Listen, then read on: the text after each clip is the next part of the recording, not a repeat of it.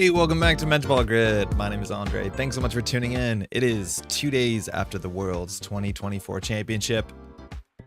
I'm back in my home country of Canada. Across the border he flies after not a lot of sleep. We got back in late afternoon. Time zones are fine. How's everyone doing? How's everyone's worlds? Apologies, we're starting a bit late today, but that's how things can go in situations like this. It was a phenomenal weekend. I hope it's obvious for those who watched. It was the World Championship. It was 3 days of Netrunner, maybe 4 days for some folks. And we had come back from San Francisco, California. This shouldn't be a surprise, maybe if you're watching this. We had a great time. And today we're going to be talking about some of that. I reckon we're going to be doing mostly storytelling. If you're looking here for gameplay and you're coming in later into the YouTube, look at the timestamp. It should be labeled. If you see gameplay at any point in there, I'd be honestly a bit surprised. But we're going to take some time to sit down and just do some talking. How's everyone's time? I recognize a bunch of names of folks who probably have come back, if not, we're at Worlds. Worlds was so damn good. Rohit, how's it going? Absolute pleasure playing some games with you. Hopefully you're feeling a bit better. You know, Rohit at the end of day one, not feeling so great. That's super easy in a space like that as well, which is a bit of a bummer, but taking care of himself is fantastic. Hey, Lucas, woo! Got to see Cold Lava play on stream. Play a really cool Freedom deck. No imps in this one, you don't need it, but getting that Central's Aggression is really quite sweet, and it's really, really fun to watch that deck. Wild matchup too. You're playing against, oh, I forget the name of the person you're playing against, but it was a Mirror Morph ID, and it was an interesting one too, as a wild game. Ice Destruction, Ice comes back for sure. Hey, Penguin, how's it going? Hey, welcome. Nice to meet you too at Worlds. Santa as well. Hopefully you're doing well. Santa top, ooh, I want to say top 8 for sure. I think maybe top 6. How you doing? It's good to see you and your brother. Game of Droids got done watching an interview with Arizon. What a seamless transition. It's the same guy in a different shirt. Not that I could have worn this shirt, but I totally forgot to pack a red Metropole Grid t-shirt for Worlds. So like at COS, and I'm not ashamed of, I'm wearing like a Torsaw Grid Netrunner shirt. You guys see a bunch of people wearing those too, which is really cute, but I forgot to rep my reds. We had merch though, so it was good. Dujen, Kevin, how's it going? Diogen, how you doing? Kevin, also great to see you. Ran into Kevin at the airport. We'll do like a more structured story time in a minute once we settle down. But I ran into Kevin, like one of the first people I ran into in San Francisco, which is an absolute treat. Hey, River, Post-Worlds Metropole, let's go. Cyborg, just yelling Metropole. How you doing? Doing a lot better now, thanks. Oh, that's good to hear. Don't watch it. Just 40 minutes of me making bad decisions. I think it's a fun replay to watch. For sure, because I think you can learn a lot about it. It's one that's like worth doing a replay analysis, because like getting the aggression right. And one of my favorite things with these sort of Ice Destruction decks, these Aquaceres crew decks, is that they are functionally, the way that they play out, I call them like criminal decks. The idea is that you have to find a server, you have to find the weakest link, you know, that window of opportunity, and you have to get in there, you have to build your virus counters, and then they have to repair it, and then you swing somewhere else, and you have to have that like systematic pressure. That game was really interesting because the pressure didn't build up. I think you drew a bit, unfortunately, and then the pressure was spread out a bit too much. It was a cool replay to watch though, and I think people like to watch the Mirror Morph. Oh, it was Quesadilla, I think it was, yeah. I did not know how to pronounce that name until Quesadilla told me how to say it. Worlds looks like, yo, Narco, how's it going? Stream was so slick. Best NR stream since Mopus for sure. So the great thing, shout out to the NSG media team, is that it was streamed on YouTube and Twitch. There's still really good viewership on both ends, so it's a bit divided. But the cool thing is if you go to like Null Signal Games now, is all the VODs are up immediately, because that's the way live streams work, right? Like if you're watching this, eventually it becomes a VOD. So they're all broken down. I wonder at some point if they're going to be broken down into individual videos. This is my first weekend I got to meet Juniper, who is, she's head of the media team now. That's a new position as of this year. But if you want to watch in, and you can dive into rounds. I haven't watched all of these because I was commentating, and I was only commentating for like maybe a quarter of them. I think that's the way the schedule works out. There was like 5 or 6 people in commentary, so it was a bit more, you saw more faces in rotation. But the stream is really good. All this stuff, the production stuff, I want to say it's not me. In fact, it's at all not me. This was all Kato and Jdang Worm. And also, I believe there's an external agency that was employed to make some of these overlays. But it's just one of the nicest looking Netrunner streams. Player cams being this prominent are fantastic. I think we realized that in AMPC Boston, when Neon Static stream, that I don't want to go back to not having player cams. Apologies for AMPC Montreal. We did not have that sort of setup. I'm working on a cell phone. But then the pop-ups with like card text at the bottom is really slick. And tags are tracked and bad publicity and core damage. It's just really nice. Shout out to both these players here. But it turned out really great. If you watch, you can tell also like how it kind of developed, because COS, I think the overlay was just a bit less nice. I think the gameplay side was a bit too small. Things needed to be juggled around. Yeah, this is what it looked like, and just a bit of feedback. Things got bigger and better. So Friday was a bit of the test run. Saturday and Sunday, it's already looking absolutely fantastic. Shout out to Ruben and Santa. This is COS. Wow, this is COS. These both players made the top cut, and I wonder if they even played on stream after that. Great players. Anyway, stream looked great. 10 out of 10. I think the stream was fantastic. Alec, Andre, how's it going? It was so amazing to meet you, Andre, and so many other wonderful people. It was so nice to meet so many fantastic people. Shout out to Ken Hodge here. Ken Hogg. This is going to be the embarrassing part where I'm going to recount stories of nice people who came up and said hi, and I'm not going to be able to shout out names. There's no way around this. It's really, really embarrassing, I'll be honest. You meet a lot of people really quickly, and whether it's their names or their handles, I probably am going to forget names. And if I tell a story and I don't get the name right, please hit me up in the comments, because I imagine if I'm saying the story specifically too, it was a really nice interaction, and it's just a bummer because you meet so many people, and I'm already really, really bad at names. So please don't take that as disrespect. But Alec, I never met Alec before. We did like a Skype call, so I recognized him, but also I know he's really, really tall, so I met him pretty quickly. I'm like, hey, how's it going? I got something for you, which is great to see. Gaylor, congrats to all the volunteers of the streaming team. That was an awesome show. Hey, glad you liked it. Again, stream team, Kato and Jason did such a fantastic job. Then all the folks doing comms was great. All the volunteers in No Single Games, again, apologies. At some point we'll slow down and do something a bit more structured and talk through the weekend, but it takes a village to make worlds happen. The amount of volunteers in blue and judges in yellow shirts running around, setting up, tearing down. The whole setup for the tournament collapsed at around like round 7, round 8. There's apparently problems in the SSS software that was being tried for the first time, for better for worse. Yeah, it was all redone by hand, put back up on Aesop's tables. Like the amount of work for so many reasons. Just making sure everyone's comfortable. The merch station. Making sure people are well fed, and it's like it takes so many people, and everyone's there just because they really care. Like they're all volunteers. It's fantastic. Honk. Yeah, like Cephalopod. Hey Andre, how's it going, Ceph? Me through Metropole stream. Welcome. Shelby, I missed the streams, but I'm excited to take a look at the games. Shelby, we're going to be doing a bit of spoilers here. Specifically, we're going to be talking about the outcomes of some matches, obviously the finals. If that's the case and you want it to be a total secret, you might want to pop out. The finals is pretty fire, especially if you don't know who wins and you haven't watched it yet. It's like an hour and a half. The games are not timed, and it's not really a drag. It's a really exciting game. It starts a bit slow, but it gets a bit faster. So we will spoil that eventually. I'll give it a bit of time, but yeah, all the stuff is up here. If you just go to the live section on No Single Games, these are the first live streams ever, so it's really easy just to hit the button on the NSG YouTube channel, and they're all up there, which is great. There's Kato! I've also cut out individual vids for the first day, and Juniper will be cutting the rest. Hey! So much work behind the scenes. Kato is running around getting stuff done. They just did a phenomenal job. This wouldn't have been anywhere near as great as it was by a mile if it wasn't for those two, so give them a shout out if you see them. Player camps make such a difference. It's such a difference. Oh my God, player camps are so great. Hey, JD, congratulations too. JD, were you top or second in startup? I saw your name and your smile after doing some good Sunday startup. A lot of people came out and played startup. For those who don't know, I think we said this on stream before. The startup prizing was really hard to get. If you wanted to get that really nice, what's her name? Hannah Wheels Pullinger for startup, you had to win 5 wins from a tournament that was 8 rounds. That is absurd. That's like top 10 players who are going 5 and 3. Luckily, before startup started, Oda Nuvo, Nick was very clear. He's like, hey, we're going to recalculate the startup prizing. And I believe what used to be a 5-win prize became a 3-win prize, which is great. A lot more people got a lot more prize support. But I think overall, the response to startup, people dropping in, mostly dropping in actually than dropping out. I think folks had a really great time. So shout out to folks who grinded startup or played startup for the first time. Thought Eric from Neon Static did the stream setup. No, Eric didn't. It was all, I'm not actually sure what the company's attached to, but you see the name Aligarta, which I think might be the company that J-Dang works on. But Kato, it was Worm, J-Dang, and then I think an external company made the overlay software. I'm not sure what's happening to that software after, whether it belongs to them or NSG. It's really good.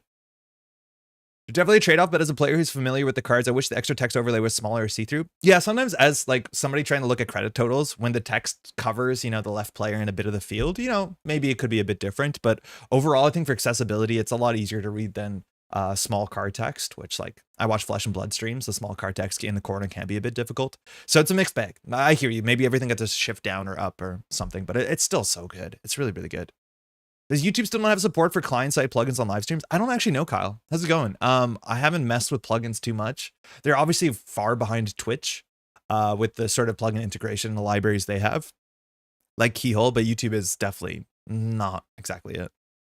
Hey, Grendel, good morning. Eric helped. It was a team effort between me, Jason, and Eric on the lead up. Oh, cool. Okay. I don't want to obviously short sell Eric. Oh, that's fantastic.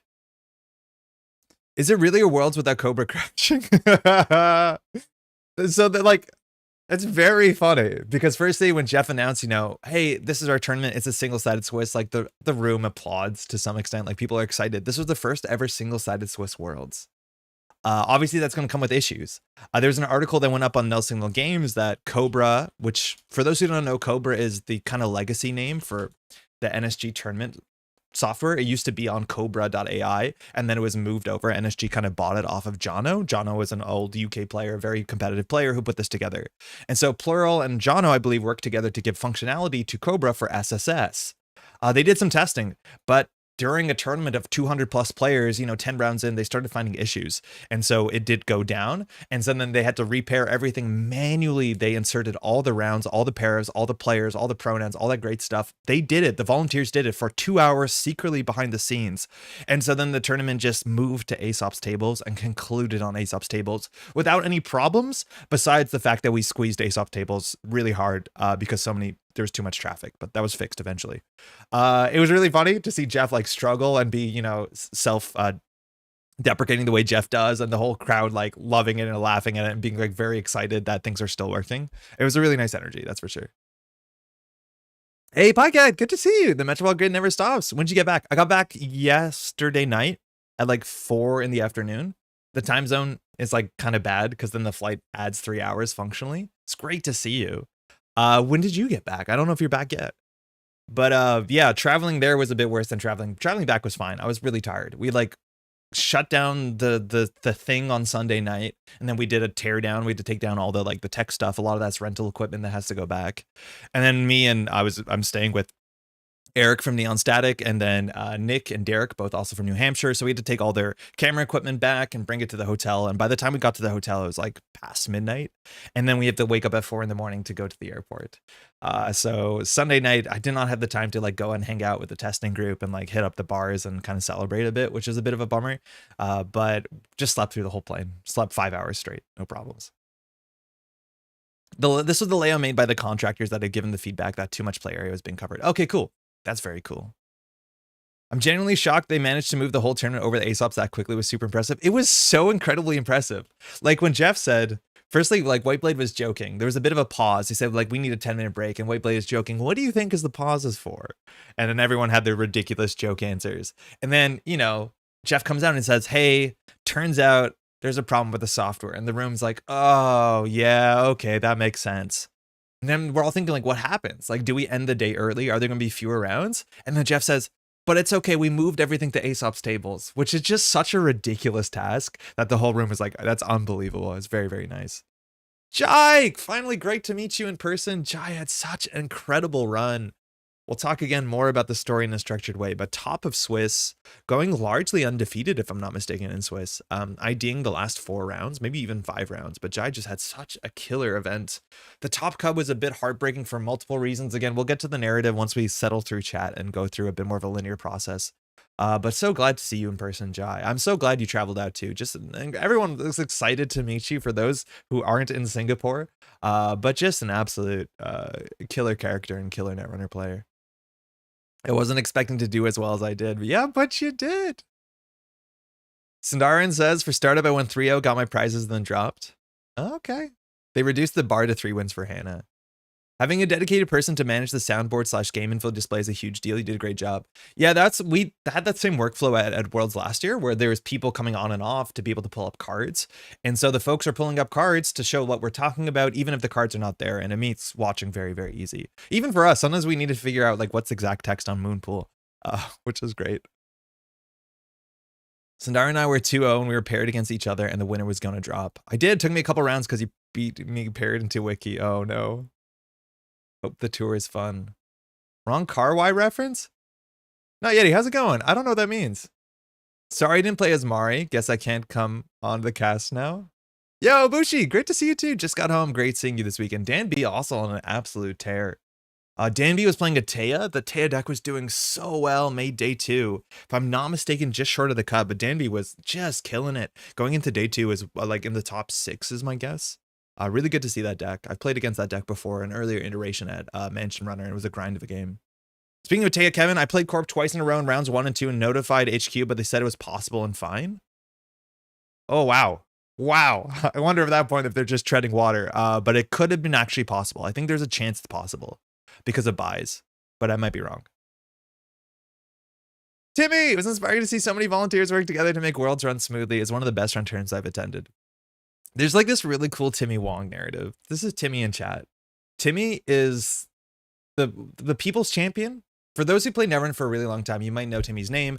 Top 16 multiple times, finalist at Worlds, if I'm not mistaken. And for someone who grew up learning how to get into Netrunner and play competitively at the time I did, 2013 to 2016, Timmy Wong, for so many people who wanted to play weird stuff, was like the aspiring Netrunner player, because Timmy would show up to events and play weird decks, right? It'd be like, oh, what's Timmy winning an event with? And be like, oh, it's a deck that has Big Brother in it. Why? I don't know. Timmy thinks it makes sense, and it obviously does, and he's winning. And by the time I was going up to World Championships and actually traveling to Netrunner stuff, I think at that point Timmy stopped playing for some reason, and he's back.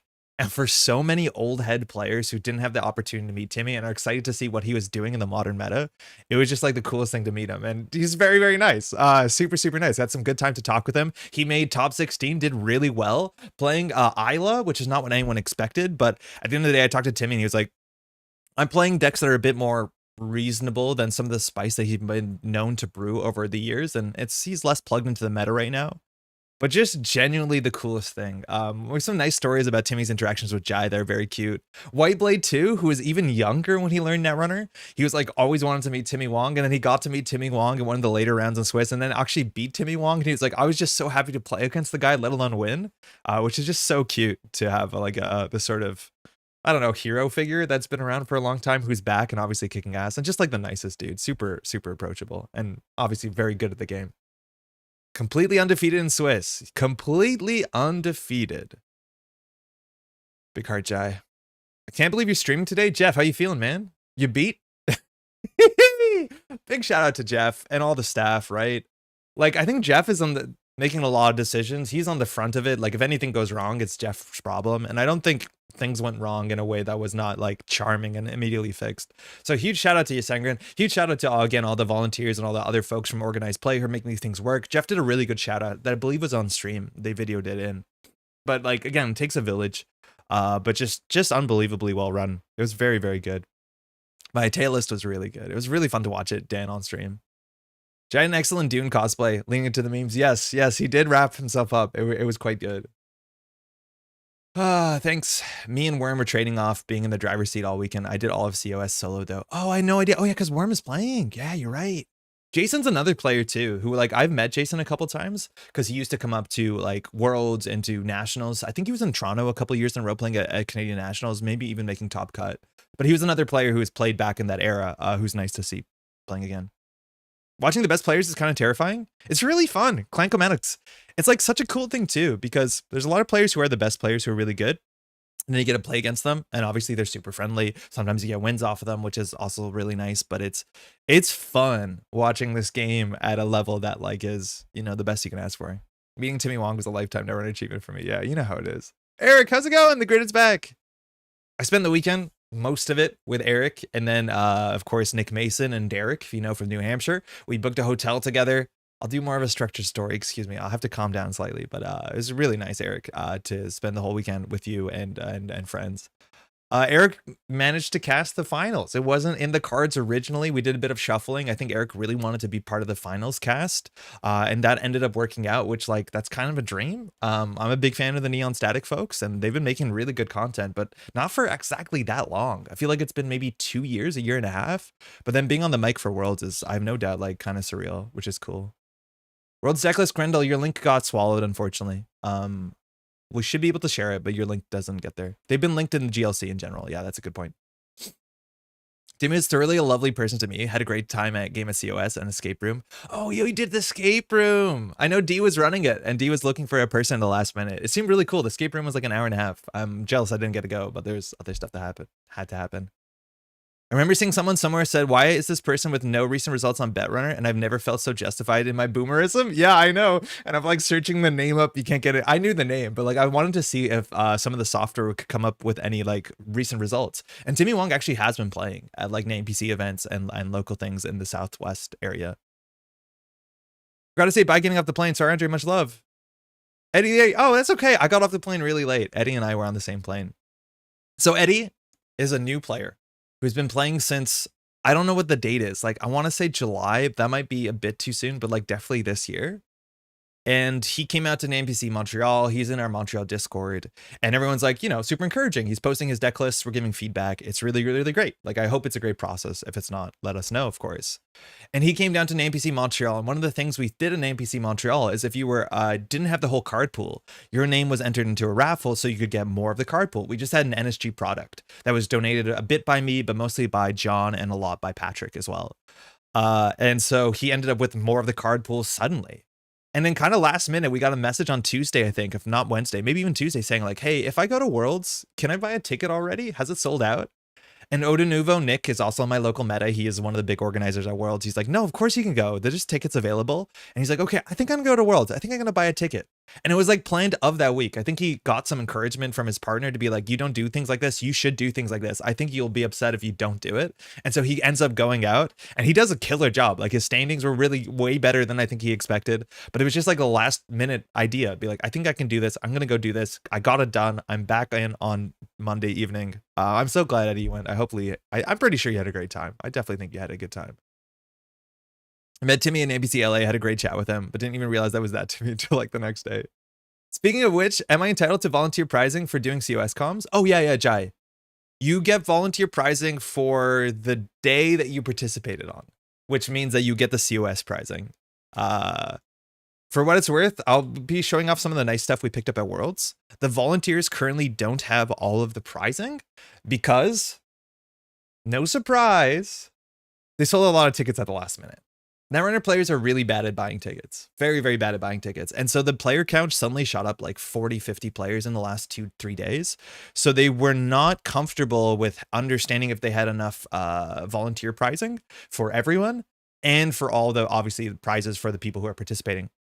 So if you're a volunteer like me, we actually didn't leave with the whole stack of prize support that you were expecting. So I can't show off some of the nice like corp IDs and stuff like that. But they will be mailed out later. So that will be coming eventually. I just don't have them now. It's like totally understandable, but we ended up with like, it was going from my understanding, like 160, 170 players suddenly shot up to past 200. I think around 230, 250 people came to Worlds over the whole weekend, whether it was COS Saturday dropping in on Sunday. There was 203, 204 players playing at the standard tournament, but they sold more tickets in a very small period of time because everyone's buying last minute tickets. So they were slightly understocked for prize support. I think everyone who played got stuff though, which is kind of more important. R+1 Worlds, so glad to see it. Is there a conversation to be had how good it is in a meta where tags have few tech against it? There's a lot of like, so Ismari didn't do anything really at Worlds that we saw, but R+ and NEH were the two things that I were betting on. I know my testing group was doing NEH kill stuff, and Tuno's R+ list that got posted a couple weeks before Worlds, I think was a pretty big jumping off point for a lot of people. I don't think that was too big of a surprise. False Lead is a hell of a card for sure. For what it's worth, we saw very little of that deck on stream. I think we saw it once or twice maybe. I know I commentated one game. I know there was a game that was like Captain Nice versus CTZ earlier on, and I know later there was a game between D, and I'm not sure their opponent because I wasn't on comms. I just know D was playing it, but we didn't see it. Like we barely got to see the deck. I was watching like Arzon play the deck through like rounds, and Arzon was like scoring out. Like the kill combo sometimes happens. People get public trailed sometimes. Some of the decks run them and just die out of nowhere. But that sort of deck where you're totally right. There's not a lot of ways to deal with tags proactively. No free lunch can be important, but it's not the most important card in the matchup because if there's a false lead, there's a false lead. But the sort of decks are quite good. I think when I played at COS, I played against almost entirely kill decks, and half of them were NEH or R+. I think mostly NEH. That was San Francisco, David. It was really good. Bummer they couldn't make it, but it was really good. Yeah, R+1 Worlds. Feels bad. Kind of want it banned. I don't like the ID, but we'll get there. Kato deserves so much damn credit for making that stream absolutely killer. Yes, for sure. We back home already? Yeah, actually, we got back home last night. When I booked my tickets a long time ago, I did not have any time. I was just like, I don't know. I had to make it short. I was like, I'm gonna get in. We're going to do the thing and then we're going to leave. And in hindsight, yeah, another day would be nice. I've been to San Francisco before, but I did literally no touristy things. Like I just did everything you expect for me to have done. The one touristy thing was the Thursday night meetup, which was pretty cool, but I didn't go see anything. It was just like get in, do the stuff, get out, which is a bit of a bummer. I met Whiteblade a couple years ago, but I think this weekend was our first game against each other. Oh yeah, that makes sense. Yeah, I think he wanted to play a game. That does make sense. I think I made first met Whiteblade at like Magnum Opus Worlds 2018. So yeah, I guess we've been playing for a while. We've been doing stuff for almost 2 years now, and casting finals with you is a little dream come true. So much fun. I'm glad you got to make it on, Eric. An absolute treat. Do you agree that the Isla deck would be better for almost any Shaper IDs as much as the same deck? Maybe not Arsana. Maybe Timmy can answer in the chat, but Timmy was saying like Isla gives a bit more consistency, but it doesn't give tempo. Like obviously that's the case. Isla allows you to take cards out of your deck or get cards that are important for the deck that you can draw them. It's not particularly flashy. It's like slow Andromeda. But it seems that he was struggling to some of the faster matchups, like the Asa group decks that are all about tempo and getting on the board state and then using that to snowball forward. Isla was not favored into that matchup. So Isla seemed okay as an option, as a consistent shaper, but it didn't seem, obviously like Timmy did really well, but Timmy can answer that. I think the tempo loss on Isla was not great for every matchup. It was good into Ag Infusion, right? Where you can afford to play slow and be consistent, but into things like Asa group, it's not great. As a super casual player, are there short meta summaries for what decks did best at Worlds? Yes, and I think we're going to get to it. If I'm not mistaken, I haven't read it yet, but the folks at Surveyor have written a recap about Worlds. I don't know if it's going to be numeric or like exactly what's going to run into. I'm looking forward to going through this. Generally what happens is people will post their deck lists and then you can just kind of find them on NetRNDB and learn a bit about them. Also, maybe Null Signal Games will do a recap article where they'll post the deck lists. Sometimes I'll talk about what they are. I do think the handfuls of archetypes you see in the top cut is like, the top cut was very varied, but there was like 5 or 6 archetypes. It's like kind of manageable to be able to play all of them to some extent and feel comfortable about it. But for now, nothing really to talk about. Like, no, meta summaries will be exactly what you're looking for. My favorite new achievement is the best $3 Betrunner player. Oh shit, is that what it comes down to? I think we were won by $1, but that's really good to be the best $3 Betrunner player. I think Arizon must have been a $1 player. I don't think Arizon was on many folks' list of folks to watch out for, but like the West Coast Crucible is like kind of incredible, and Arizon's been grinding that deck forever. Honestly, my biggest regret, I think, from Worlds was the prize under order. Jeff, it is what it is. I think I'd be happy to come home and look at my prizing, but I can wait a bit. I'll be excited to get some mail. I like mail. On that note, I don't think I got my prize support from Worlds last year. I'll hit someone up about this. I haven't got my replacements, so maybe it can come all at once. I don't know. Buy your tickets early? Yeah, I'm pretty sure that NSG is going to find out a better, more incentivizing way to get people to buy their tickets early. Like the World's Pin is great. Obviously, most people got them. But I think they need to make the pricing to the reason to buy your ticket early to be even more substantial. Because people are not doing it and it does not help organizing play. Everyone should come to the UK Nats. Yeah, Masisi. I think there's only like a handful of tickets left, like maybe 24, which again, if you're talking about buying your tickets late, don't do that. Cobra under testing a second regret, but yeah, we sold more tickets in the last week than the previous month. Yeah, that's not surprising. It was D versus Passive Malt. Okay, thank you, Rohit. Passive, I believe, is an SF player. I meant Passive. Very nice. After following Worlds almost constantly for days, am I tired of Netrunner? No, more jazz than ever. Freedom, that's like the wild thing is like, as when Worlds closed down on Sunday, and for what it's worth, I hadn't played all Sunday. Obviously, I'm doing some work stuff. I wanted to play more Netrunner. Like Saturday night, after we went out for dinner and everything, we got back to the hotel room and me and Eric were like, let's go play some more Netrunner. We had a beer in the hotel room and played like an hour-and-a-half Netrunner game. It was really fun. It's kind of, the game's infectious. We didn't really get to see Captain Nice's game show off the threat because CTZ's aura just completely overpowered it. Yeah, CTZ just stole like a degree mill really early. And at that point, with the deep dive list, you're kind of in a bad spot. Like that's really, really bad for you. With 1 ice on R&D and the deck doesn't have a lot of ice, it's very, very hard to get out of there. Hey, Abraham, about 20 to 25% of my players buy their tickets in the last 24 hours. Yeah, that's not good. That doesn't help. I know it is how it is. A lot of people, even like, I know in the testing group I'm in, I've heard multiple players who are on their flight being like, wait, I don't think I bought a ticket. Like, it is what it is. Also, sorry that you didn't make the cut. I know it was super, super, super close. All my games were tight, says the hot dog. I also don't get too much touristy things. Diceborn was playing the whole COS tournament in an entire hot dog costume, giving out glizzies to whoever they wanted. It was very funny. I did not get a hot dog. The Cobra to Aesop swap was so smooth, much from a participant perspective. And I feel like NSG Merchant Artist Colony stock was really, really good. The Cobra to Aesop swap was unbelievable. It is like the biggest magic trick I've seen ever. Like just, oh, by the way, it's up on something, give us 10 minutes. It's like, how did you do that? That's incredible. Playing versus Timmy 2x and Swiss was like history in the making. Yeah. Did you get any burgers? Like, did I eat burgers? No, but I don't eat meat. We ate a lot of wraps. I think I ate like 2 burritos a day on average and like 2 wraps a day on average. Like everything is just a food tube. Just like give me a starch, put something in it. Just constantly. That's what we've been eating. Yo, Phil, good to see you. I think it's likely most other restaurants were closed probabilistically. A burger is likely. There was a burger place across the street. I didn't go to it. We took a group fun to Sunday night. I still feel the people in the community are some of the best interactions I've had. It is incredible. Solomir had ours on for $1. Sick. The Netrunner community is like kind of incredible. Like the game turns out it's really, really good. And I honestly believe that there's aspects of the gameplay and how the game works and how losing works and winning works that does incentivize a certain type of people. Like it's strange. I think it needs to be talked about more, but parts of the game actually do contribute to parts of the player base being kind of cool. But the Netrunner community, anytime you go to any event, let alone Worlds, you have an understanding of why this is so special and why people will travel a great distance just to hang out and meet folks because the aura, the vibes, it's all really quite nice. Asa Group being the most winning corp ID is wild. Is that what the numbers come down to? Yeah, cool. Solomir was the only person who picked ours on. Shit, that's sick. That's really sick. I was really inspired by Arzon's Fast Advance Moonpool deck I saw being played where he just iced up Centrals. Was that what he played at Worlds? No, he didn't. I asked him about that and he said the deck doesn't really work. He said that deck was specifically very good when he played at an AMPC Boston because it beat Hoshiko decks. That was when we were in like the, contempt type Hoshiko meta of like Turbine Hoshiko. And that list was running like 3 copies of Piranhas and like really high strength ice that deck specifically struggled to interact with.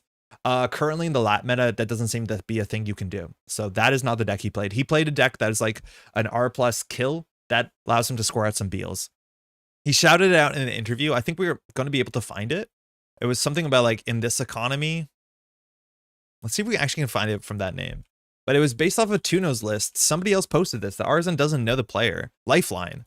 Yeah, Lifeline. So if you're Lifeline and you don't know that your deck was modified to win Worlds. And this deck, I believe, was modified off of Tuno's list. That was a write-up that had like a bit of a story attached to it. It wasn't so much talking about the deck. And it's a nice write-up for sure. But I think a lot of competitive players, including the testing group I'm part of, saw this and was like, wait, this is actually quite something. And then folks kind of iterated on this. So this was 44 cards. The version that Alex was playing was 49 cards. It was similar to this. But I think slightly different. He changed like 4 or 5 cards. We didn't get to see it on stream though. Tried the deck list out aloud briefly and it didn't seem clearly better or worse. I think you would pull the build in a different direction. I like the burners too much to cut them. Oh yeah, the burners. I'm convinced that you can just play burner and lat. I think burner is way too good to not play it, but who knows? I think Timmy was the most points per dollar for the non-$1 picks. Yep. Yeah. As a $3, Timmy did the best. He probably was the best points per dollar. What was the biggest controversy of Worlds? Or is that too controversial to ask? Sean, how's it going? I don't know. I don't think there was that much controversy. We're going to do a little story time. I think there's some stuff in the top cut that was a bit more interesting. But I don't think there's anything that was particularly wild. D versus Passive Multi is an amazing game. Highly recommend watching that one. Ba, how's it going? I saw the final turn, and the final turn was just very, very, very fun. I didn't see the whole game, but I got to rewind just to see the final turn because it was quite fun.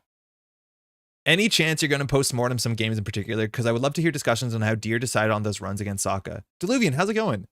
Deer versus Sokka. I definitely haven't seen that matchup yet. I think we could. I don't know how it works. I'm pretty sure I'm allowed to play a stream from somebody else and do commentary on top of it because that technically is like transformative media. I'll look into it. I think there's some games that are interesting. I don't think I would want to do it without consent of the players. It just feels weird. But when it's D and Sokka, like, if I can commentate about it, I can make an ass of myself if I say like, that was a bad job. And William will be like, what are you talking about? But William did make mistakes. I think at top player tables, mistakes happened and they were so exciting. I'm not sure if I was meant to say that, but I think I actually called out on stream that some players made mistakes and you could see what happened. Like, obviously it's very exciting, but even talking to William after certain games and games he won to be like, yo, how did that go? And he's like, yeah, that was not the right play. Like, People make mistakes still at the best tables, and it's what makes this game so exciting and fun. I want to be very clear. Soccer's very good. D's very good. Great meeting you. Just got back, and I'm unfortunately still under the weather, but worth it. Rather have it hit after than during. Yeah, that's for sure. Hopefully you're feeling better, Keith, eh? Hey, Ed, great show with Worlds. Just happened into it while work on Sunday. I'm excited to hear about the 2025 rotation. I assume there was a new system gateway to come with it. Yeah, so sort of, Ed. So when System Gateway leaves and all the FFG cards, it's being replaced by a product that's currently called Dawn. Dawn is like the secret name for development. We don't actually know what it's called, but it will basically be the functional reprint of System Update. It'll take that slot in the sort of like world of startup and as like a pseudo core set of types. That's the idea. That should be coming out in quarter 1 of next year. And we actually saw our first card from Dawn called KPIs, which has Sokka on it, and it's an interesting card. Would JC Group had a better win rate, Jais or the unnamed West Coast testing group click version? I honestly don't know. I would have to look at the numbers. I think the West Coast testing version is like really, really interesting, and we haven't seen anything like it. They called it the Jukebox deck. I think all the deck lists I got on paper were called like Jukebox something. Jai's one we've seen for a long time. I know, again, Tuno posted a list like that very early in the meta. I was playing a deck like that from Tuno's, and Jai's is a similar version. That deck is very, very good too.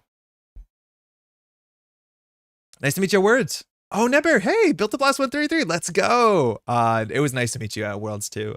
Built to Blast, I ran into a lot of people who were playing Built to Blast. I played Built to Blast at COS as well.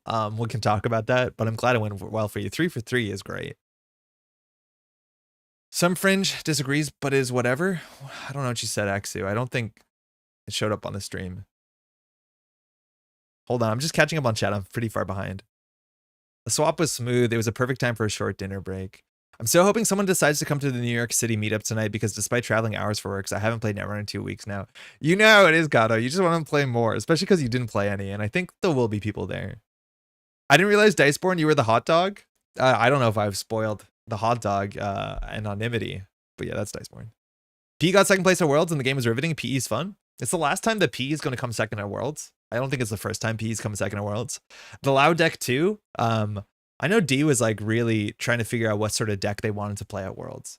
And the way that was set up, so for those who don't know, D is in 2 testing groups. D is both in QTM and is a snare bear. So when you get a look at some of the funny numbers that get posted by the surveyor, you notice that some of the players come up as like, there's 2.5 players from this group and 2.5 players from this group. The 0.5 is D. We get a split D in the middle, and D counts as 2 testing groups. And every year, or this year and last year, D will play 1 deck from one of the testing groups and 1 deck from the other testing group. And I think D was trying to figure out whether they wanted to play PE or not, and played it, I believe, in COS, and finally came down to it saying it was a fun deck no matter what happened. They made some cool deck choices too, with the trying to play upgrades from every faction, which worked out pretty well. But yeah, it's a really fun deck to play. I think D really enjoyed it. I was actually kind of worried about commentating it because I'm not an expert at the sort of Loud decks, and it started out really slow and I didn't know what was happening, and then the game continued and continued and got so much more interesting as well. It was very fun to watch. It's also the sort of PE deck that I think is like not offensive in the way that JNet Casual Personal Evolution can like rub some people the wrong way. Offensive is not a value neutral term, but you know what I mean? Like, it is a cool tempo deck that is not running like big traps. It's not running snare. It's running 1 snare. But it's more about a tempo, you know, click compression, fast events deck. It's pretty neat. I'm a bigger fan of it.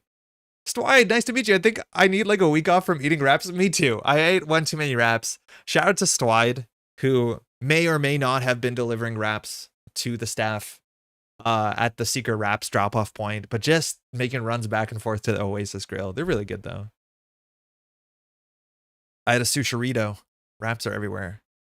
Vancouver, 3 in a row, baby. Best meta in the world. Eric, good to see you. You owe me some more fries. It was like 3 Canadians in the top cut. The top 4 was like 3. Sorry, in the top 4 was 3 Canadians.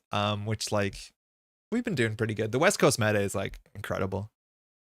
I'm definitely a 45 card purist, but that's also extremely impressed by Arzon's Ari list. Some of my favorite moments from the weekend were the extra credit games of Netrunner that I got to play with various people after breaks or events. I heard really good stories, Eric. I think that's a thing that you do. If you ask something from somebody or something nice, your response is, you don't owe me anything. You just owe me a game of Netrunner. And people are like, oh, yeah, I'll play a game of Netrunner. And then you get some nice Netrunner games in for sure. I've been playing Hey Lazy, Tuna's R Plus since it posted it. Super fun and strong list, yeah. And it has snare in it. Like, people are just going to lose to snare. Oh, this one doesn't have snare in it? Oh, the other one did. Tuna's did. Hey, Gyro. Eric, you go Worlds. Hey, Brennan, popping in to say you did a good commentary on stream. Thank you, Brennan. That's very kind. SOS and startup was the biggest controversy. Oh, yeah. I thought that someone just didn't understand SOS. Because they kind of had like a La La Land type situation where they announced the winner of startup. And then I think the person who won came up and said, but this doesn't make sense because I lost to the person who won startup. But I think the person who won startup might not have understood that you can lose to someone and still have better SOS than them. So they had like very close SOS. It was like 1.9 something to 1.9 something or 1.89. But it was like a kind of like a record scratch, you know, thing where somebody came up and be like, I don't think I won, but I'm pretty sure they actually did win. Also, Sam, good to meet you. The biggest controversy is why all my opponents were so good at Netrunner. It's curious. I meant more in terms of cards or decks. I don't think there were any player controversies or we heard. Oh, I don't think there's any decks. There was one weird deck that a particular player, and I think I'll talk about it later when we go through everything, who is like very clear. It was Ion Fox, and Ion Fox played a very strange deck. It was on stream. It actually did its thing, so you should be able to know what it does. But Ion came up and he's like, hey, I got a deck that you're going to love. And then he showed the deck list, and he almost made top cut. He just had to win his last game. He is like that with all the great players there at the top cut. But it was the weirdest deck, I think. Very straightforward, but very not what people would have expected. If Santa had won the cut in the game in the cut, there might have been some drama.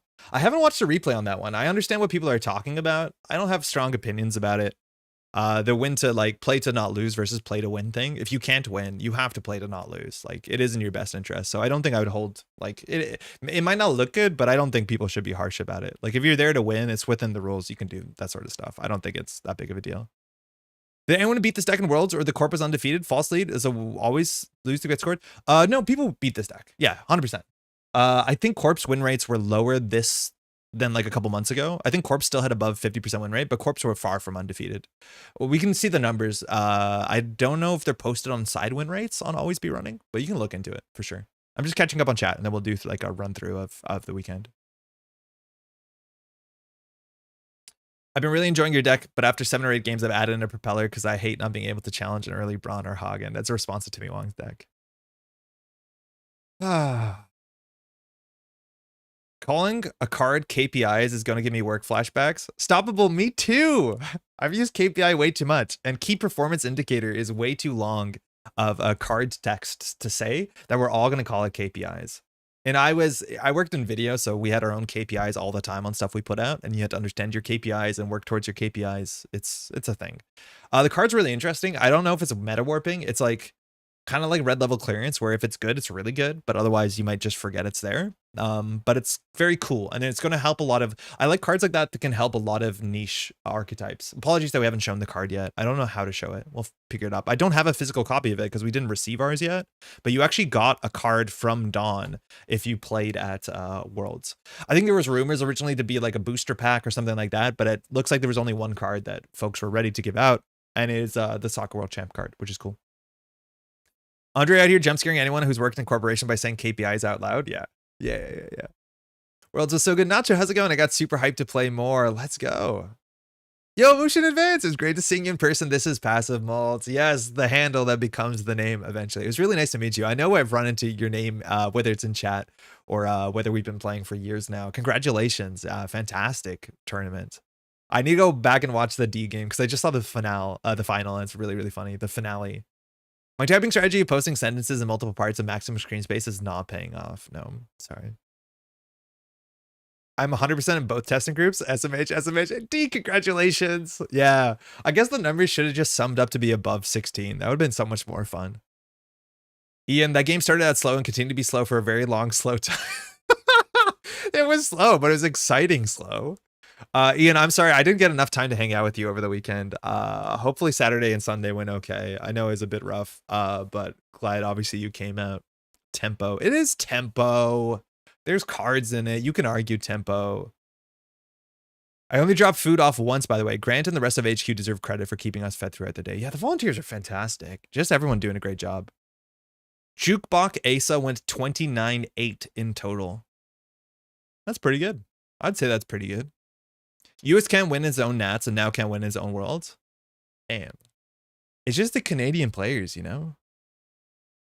What's a raccoon? Wish I could have gone this time every time I opened the local Discord, I got hit with the FOMO stake. Yeah, it is what it is. Like, obviously, FOMO is not a nice thing to feel. Worlds probably will be announced in January. We're expecting it to be across the ocean. I promise you, like, if you can make it make sense to travel to Worlds, and shout out to all the people who I talked to that used Always Be Running funds to help them make sense to get to Worlds. Like, it's there for that. So if it can make sense on any way, you got some time to plan it, and it's always like just an absolute treat. If you can book it early and have something to look forward to at the whole competitive season. I know when Worlds was announced in San Francisco, I was a bit pessimistic about it originally when it's announced because it's not my favorite city. It still wasn't my favorite city, but I'm definitely glad I went. But yeah, it's like the closer you get to it, the more hyped you are, and then like you're there and you're like, oh, this is something very special. Secret Raps drop of point. Y'all were serious about the food. Oh, it was really good. The food politics in the Hyatt were kind of interesting. We'll get to that. It was a split of 0.02 from startup between first and third. Whoa. My goat, Ion Fox. Really nice guy. For someone who's been an absolute bully, Ion Fox is really, really nice. There's a radically different R plus list that went 6-1 and just missed the cut. London. I think I saw a couple. So I know Cat just missed the cut. Cat was playing R plus. Or was Cat, were they on NEH? But Cat was playing a different non-kill shell. There was a couple NEBN decks that looked like they were killed that weren't, that were doing quite well on day 2. I'm not sure if that many made the top cut though, but it was very close. We'll talk about the Cat Chris situation. It's very heartbreaking. I want to say out of all the games I've been a part of, you've been my favorite commentator to listen to. Thank you, Shelby. That's very kind. There's a lot of really great commentators who come out. And mind you, all the commentators, they don't play. Like, they come out to this tournament, they play on COS. In fact, the commentators played each other, which was really cute. But they're just here just to talk and just to make the game as accessible as possible.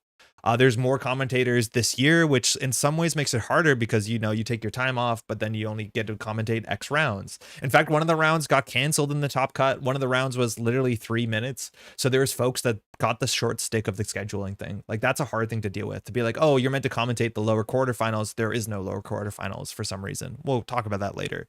So I hope everyone was okay with how things ended up. But yeah, there's some really nice voices on the microphone. I was very happy to share with. I'm bummed that I didn't get to do a round at all. I don't think it was in the what's called in the Rota that I ever did a round with Cranked. It's been a while since I commentated with Cranked. He's really good. Careful, lap players almost can't lose. Arzon's version has a legit scoring threat that makes the strongest R plus in the cut. Yeah, I saw him just like putting Beals behind ice and be like, I'm going to score this out. And then once he's on game point, you have to run a bit more aggressively. The idea is that you can't be careful when you're pushing out. Yeah. Getting keyed up about the new card, though, can do some cool stuff. Timmy's responding to bot. I caught Propeller for the daily casts, but it could be wrong choice. Using tools on getting Propeller failed meh, but without it, I would have to click through Braun to get to Kobe going. Huh. We expect Dublin Worlds, right? I think Anarcho's been like campaigning for Dublin Worlds. If you ask me, I would assume that it could either be in Italy or it could either be somewhere off the mainland in UK or Ireland. Is Ireland part of the UK? Sorry, my Canadian ignorance is showing, but I wouldn't be surprised. The UK has had an incredible competitive scene of organized play. People are coming out in droves. Like, I think it makes sense. A UK Worlds has always been a Netrunner dream since like obviously 2012, 2013. Part of Ireland. Oh, thank you, Ian. I offended some UK folks for sure, but I think it'd be really, really cool. Otherwise, if you just want to put it somewhere that I want to go as a tourist, we put it in Aksu's backyard. That'd be nice. We can go hang out and have a monster. But I think those would be really nice. I'm assuming we'll find out something in January, but I'd be stoked to travel. If you turn Worlds into a trip, I'd suggest starting with Worlds and doing the trip after. I did it the other way this year, and I was thinking about Worlds all trip. I would highly recommend the same thing. Kolava, I did that with my partner. That we actually had the conversation. Would you rather go on vacation and then Worlds, or Worlds and then vacation? It's almost always right to do the latter, because then you're not thinking about Worlds. You don't want to do testing. You're not on your Discord checking what your group is up to. So we went and did Worlds, and then we went to Scotland for a week. It was really quite nice last year. I already booked my flight to Ireland. The Dublin Worlds movement picking up steam. It is. My uncle's cousin's brother-in-law's babysitter hairdresser works at NSG. Yeah, said it's going to be where Worlds is. Great commentary. Thank you, Diluvian. Really appreciated hearing different folks, and they're all great. Yes, they were all great. Hey, man out of the backrooms. Tati, how's it going? Welcome back. Thank you, Patrick. The new card is very interesting to me, but I'm very looking forward to Dawn. I think Dawn is going to be one of the most important sets of all time. There's two most important sets of all time. System Gateway, they killed it. System Gateway is the best set of Netrunner has ever had. It, in hindsight, obviously there's things you could change about it, but is one of the best sets and one of the most important sets of all time. Dawn will be the second one. And it's a really hard shoe to fill. It's the hardest set to get out there and nail on the basis that we're losing more cards than we're gaining and corporations are going to fall apart. It's probably fascinating. But for folks, to be the starting point to join into an all NSG, all super accessible Netrunner seems important. You offended the Irish? Definitely not part of the UK. +1 for Axu's Yard. No PE players invited. Next year, you won't have to worry about the PE players, Axu. Is Ireland part of the UK? Started a war? Shit. I've made a mistake. Northern Ireland is still in the UK. Scotland's in the UK. Ireland is not in the UK. Northern Ireland is. Okay, I know that. I knew that. All right, I caught up on chat. I just had to do like a divisive geography thing. If it's in Dublin, that's not the UK. Yeah, that's fair. That's fair. That's fair. I just want to know what Don's real name is. Patrick has told me he's really happy with Don's real name. He hasn't told me what it is, but he's been like, we got the name. It's nice. That's all I know, honestly. I think I'm not making that up. Either that or Patrick said, I have a really good name for Don and they didn't use it. It's one of those two. Patrick had a good idea at some point. Don's real name is not Don? I don't think so. That's a testing name. Just like, I don't think they'd like Bell Tower or all that sort of stuff, right? Canada wishes it was part of the UK. Now we're part of Australia. Don feels like a really good name. I'd honestly be happy if it was Don. Like, I think Don is like, it makes sense. But from my understanding, it's not necessarily Don. It's like learning Jai's name is not Jai all over again. The fuck is Jai's name? Wait, it's not Jai? Dusk. Worlds and Wales could be a possibility. I guess it could be. Worlds going to Vancouver is the only way to stop the streak. Ultra Super Gamer, it definitely isn't going to help. It's not Jai? But are you yelling or are you finding out? I'd never asked Jai for his name. There's a bunch of Netrunner players that I just don't know their names. And like, I don't need to know their names because I know them as other things. I can confirm Don will not be called Don. Okay, cool. Vancouver Worlds 2026 would be pretty sick. But I'm assuming if it comes back to North America, it'd be on the East Coast. Just because you got to kind of spread it out. I think for Europeans, the West Coast was kind of hard. It was pretty difficult. Campaigning for Worlds in, and now there's a name that I'm not going to be able to say. Lowest stuff. Cheers. All right. Do you want to do a story time? Do you want to just talk through the Worlds experience? It's not going to be a gameplay. It's just going to be a bit of a story time to talk to you about my experience, to show you some stuff. Funny if you have a visual aid. It's like Lord of the Rings, where to stop Canadians from winning every time you have to take Worlds back to Canada. Very good. All right, let's do a bit of a story time to talk about Worlds. How structured is this? This is not very structured. Maybe I can edit this together in post, but I'll be reading chat and I'll just be talking a bit about my experience. We're going to go to the wide camera because I think that's the most fitting. He wouldn't tell us. This led to me and Brandon on the hotel trying to find their room, telling the hotel staff it's Jai, XTG, and Ion Fox's rooms while they looked at us very confused. I think I got Ion's name. I know XTG's name. But yeah, that's cool. If he wants to keep his secrets, he can keep his secrets. That's fine. Okay, so Worlds was this weekend. We've been doing Worlds prep for a bit, whether it's preparing to commentate and learn stuff, but also like I'm part of a testing group this year. I joined a testing group this year and they take it seriously. They're very good players. It's a bit of a thing. Snare Bears do really good at Worlds. They've won Worlds, I believe at least once, but they've come second at Worlds like 5 years in a row or something. They are the most consistent testing group to not win Worlds. They get very, very close. So it's kind of a joke. But obviously everyone cares and the group is all there just to make everyone, you know, push everyone to their limits. Everyone believes in everyone and trying to find out what's good. It's what testing groups do. It's really, really cute. Really nice. So I unfortunately don't have that much time to test because I'm trying to edit together an NPC stuff and I have like lessons I do on the side. Shout out to that. We'll come back to that. The lessons worked out. But I wish I could do a bit more testing. What I have to prepare for Worlds is I have to get all my merch done. We sold a bunch of merch. We didn't sell out all of it. The stickers sold really well. The badges, we still have a lot left, but we made way too many. I think we knew that. I'm not sure how many we sold. We'll find out soon enough. But I was working on that to the last minute. Like last weekend before, Maddie and I are making merch stuff, and I was really stressed out. I'll be honest, 2 days before Worlds, I was really anxious about the whole thing. Like I was just stressed out and like I shouldn't be stressed out. I don't have that much to do. Now the only thing I have to do is I'm competing in COS this year, and every year for the last couple of years as someone who as a volunteer who does commentary, Crown of Servers is the only tournament I get to play in. That is the tournament that's on Friday, and it's a team tournament. So you and 2 other friends come together to create a team, and the 3 of you play against another team of 3 players. It's 5 rounds of double-sided Swiss, and each year has different rules. Last year had very specific rules where the teams that you had to play different formats. It was standard, eternal, startup. This year was the old classic COS rules where it was every player had to play a different faction. So you're going to see 6 of the 7 factions, and that's all you have to worry about. And you sit across your opponents. Generally, how it works is that if you're the player on your team who's doing the best, you'll sit against your opponent's player on their team that's doing the best, and then you rank down from there. I'm stressed because every time I've done this COS, there's some good prize support for making the top half, but I want to get the prize support. But specifically, I want to do well enough on the basis that this year my team was meant to be Snare Bears, and Snare Bears are more competitive players than I've pushed myself to competitively get results in a while. Do you prefer all standard, startup, eternal, etc. mix? I kind of prefer, I preferred standard because it was easy, but I was kind of sad to not have to play eternal this year. Like, I enjoyed eternal more than I thought I would. Shout out also for hanging out with Rowan. Rowan's really nice. How many players play Ampera and Nova? Oh, I don't know, droids, because it doesn't actually show up. The way that they do reporting for teams, you don't register your teams themselves. So it's really hard to get actual data about COS. Because you just sign up as one entity on ASOPs or on tournaments on Null Signal. So it's hard. Standard plus Eternal is a perfect mix. Anyways, so I didn't know what to play.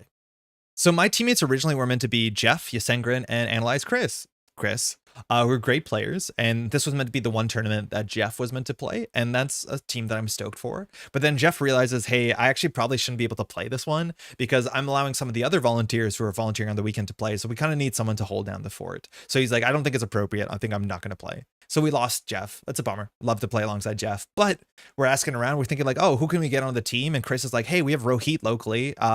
Great player. I know Rohit. Rohit's a fantastic player. We ask Rohit. Rohit signs up. Fantastic. We're back to a 3-person team. That's stoked. Now, the question is, which faction do you want to play? And I'm very clear. I say I can play just about anything. I think I'd prefer not to play Shaper because I don't have the Shaper reps that other people do. And I think Shaper's really good right now, that in the hands of a better player, it's a bit more accelerating than some other identities. I'm usually better at some of the weirder underplayed identities because as a content creator, I spend more time playing weird stuff and less time focusing on the good stuff.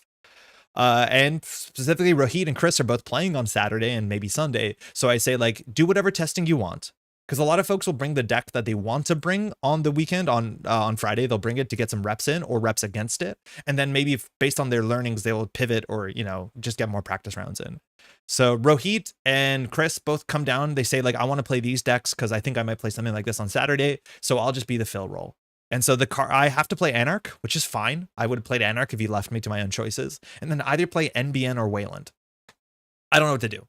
I think on Anarch, I was deciding whether to play the Seb deck list of the week that you saw the Council posted last week, which is a 59 card Seb deck that is frustrating because it's a bit less consistent than I want it to be, but it's really fun because it's Seb and it has just fundamentally fun cards in it. I didn't want to play it because it was the deck list of the week. I don't like playing the deck list of the week because people know all the cards in it, and I thought 59 cards would be a bit inconsistent. I know the deck is a bit trickier to play. I've had some success with it so far, and I've been playing Seb decks like that for a while. So I decided that last minute I won't play it, and instead I'll play Crew Hosh. So you probably know this deck. I played it before. Jeff played this at NPC Montreal. There's gameplay footage of it online. When Jeff joined in person for a stream 2 months ago, we played the same deck. And I think I played it unchanged because I like that deck. Crew Host is just a lot of fun. It plays a bit like a criminal deck where it's about like capitalizing, finding that weak server, building up your counters, trashing some ice, getting some pressure on. Hey, Gat, great to see you. You back in town? And I decided that's going to be a fun thing to do. And then on the Wayland side, I don't know what to do. I don't want to play NBM. Because I'm not very good at playing horizontal asset kill decks. And so I'm probably going to play Wayland. I'm not a big outfit enjoyer. I don't think I have reps into op for a while. So I want to play Built to Last. So I decided to play Built to Blast, which is the Wayland identity that I've been putting up on this channel for a while now that people did quite well. A deck came first in Swiss in one of the UK regionals and then gave me a bit of confidence that this is not only a good learn to play deck, but I think it can do well. For what it's worth, I don't think the deck is great in the meta right now because not dying and having ways to deny dying to like the Scorched Earth, to the end of the line, is pretty common with Stone Chip chart rooms and Anacoms and stuff like that. Also, like, the one surprising thing is people might not know that you're not playing BTL Glacier and they might play a bit too aggressive or more accurately not respect the kill combo, and then you can kill them out of nowhere. But I'm kind of known to play this deck. So people, if I'm playing Built to Last, I think it's actually doing me a disservice that people are assuming it's more likely that I'm on some sort of kill combo. And I play the deck card for card. The deck I put a replay up a couple months ago to say, like, this is a really good deck to learn standard. I play that deck card for card to show you how it went. So that's what I'm locking in for. It's a couple days before. I'm less stressed now. I sleep on my deck the day before traveling. I have to wake up at like 4 in the morning to get to the airport. My flight leaving Montreal is at like 8:30. It's about a 6.5 hour flight, which is pretty wild. Now you get 3 of those hours back because of the time zone. But even the night before, I check on my phone and it says the 8:30 flight is delayed to 11. That's good. You can sleep in. But they say specifically, we know it's delayed to 11, but please still show up for 8:30. As if suddenly it's not going to be delayed. So we still have to wake up at 4 in the morning. Shout out to Maddie. She's lovely. She drives me to the airport. I'm very, very tired because I can't sleep the night before because I'm getting ready and everything. So I'm exhausted at the airport and I have to wait there for like 2-3 hours. Customs was a nightmare. Oda Nuvo gave this tip. If you're a Canadian traveling into America, I think it might work the other way as well. There's this app called NPC.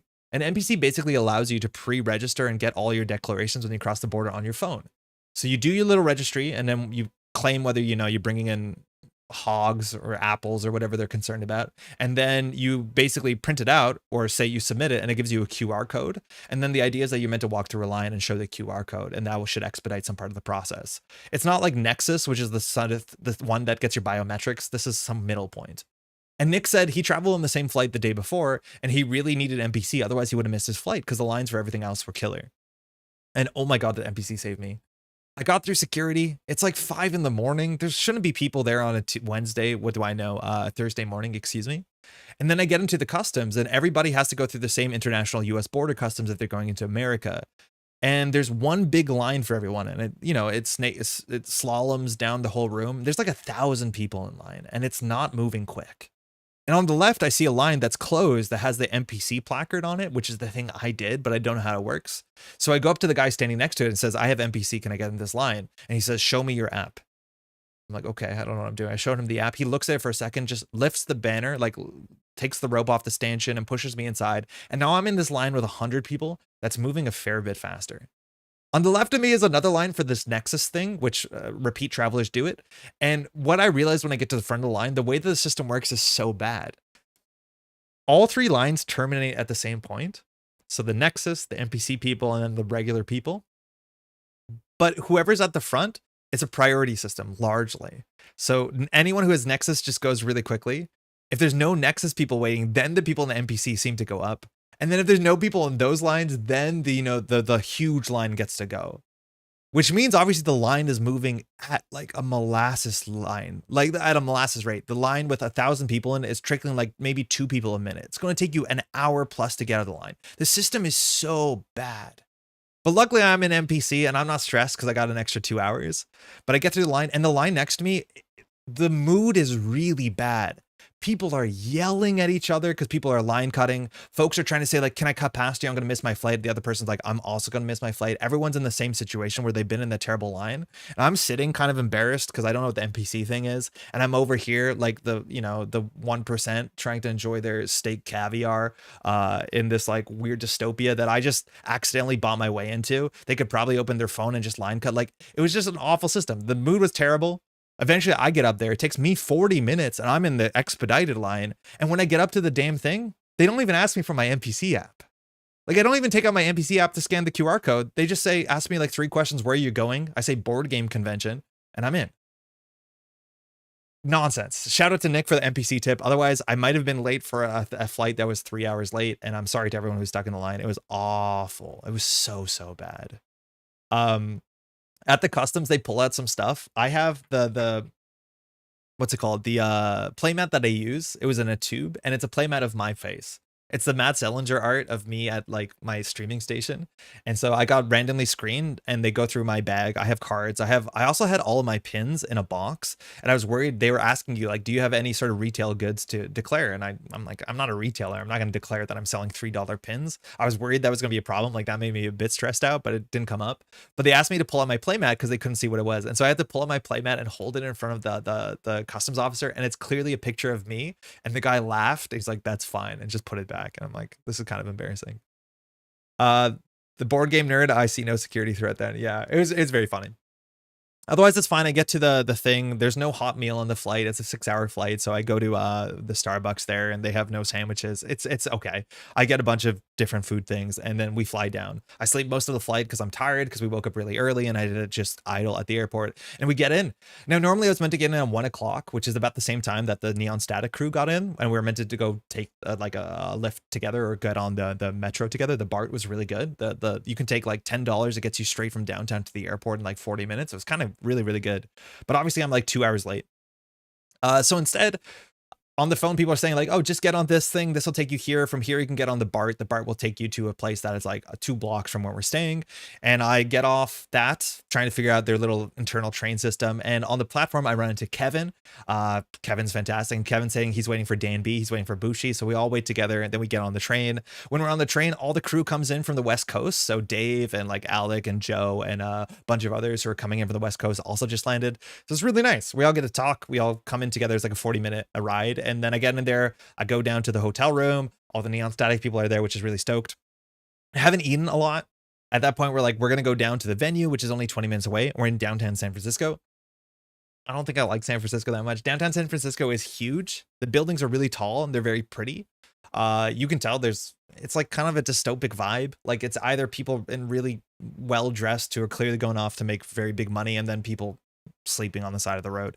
It is what it is. It's kind of what you expect if you've ever been to a major city, but there the streets are like so empty. It's not like a lot of traffic. It's not like New York City where like you're elbowing people. It's just kind of weird and quiet, and it doesn't feel great.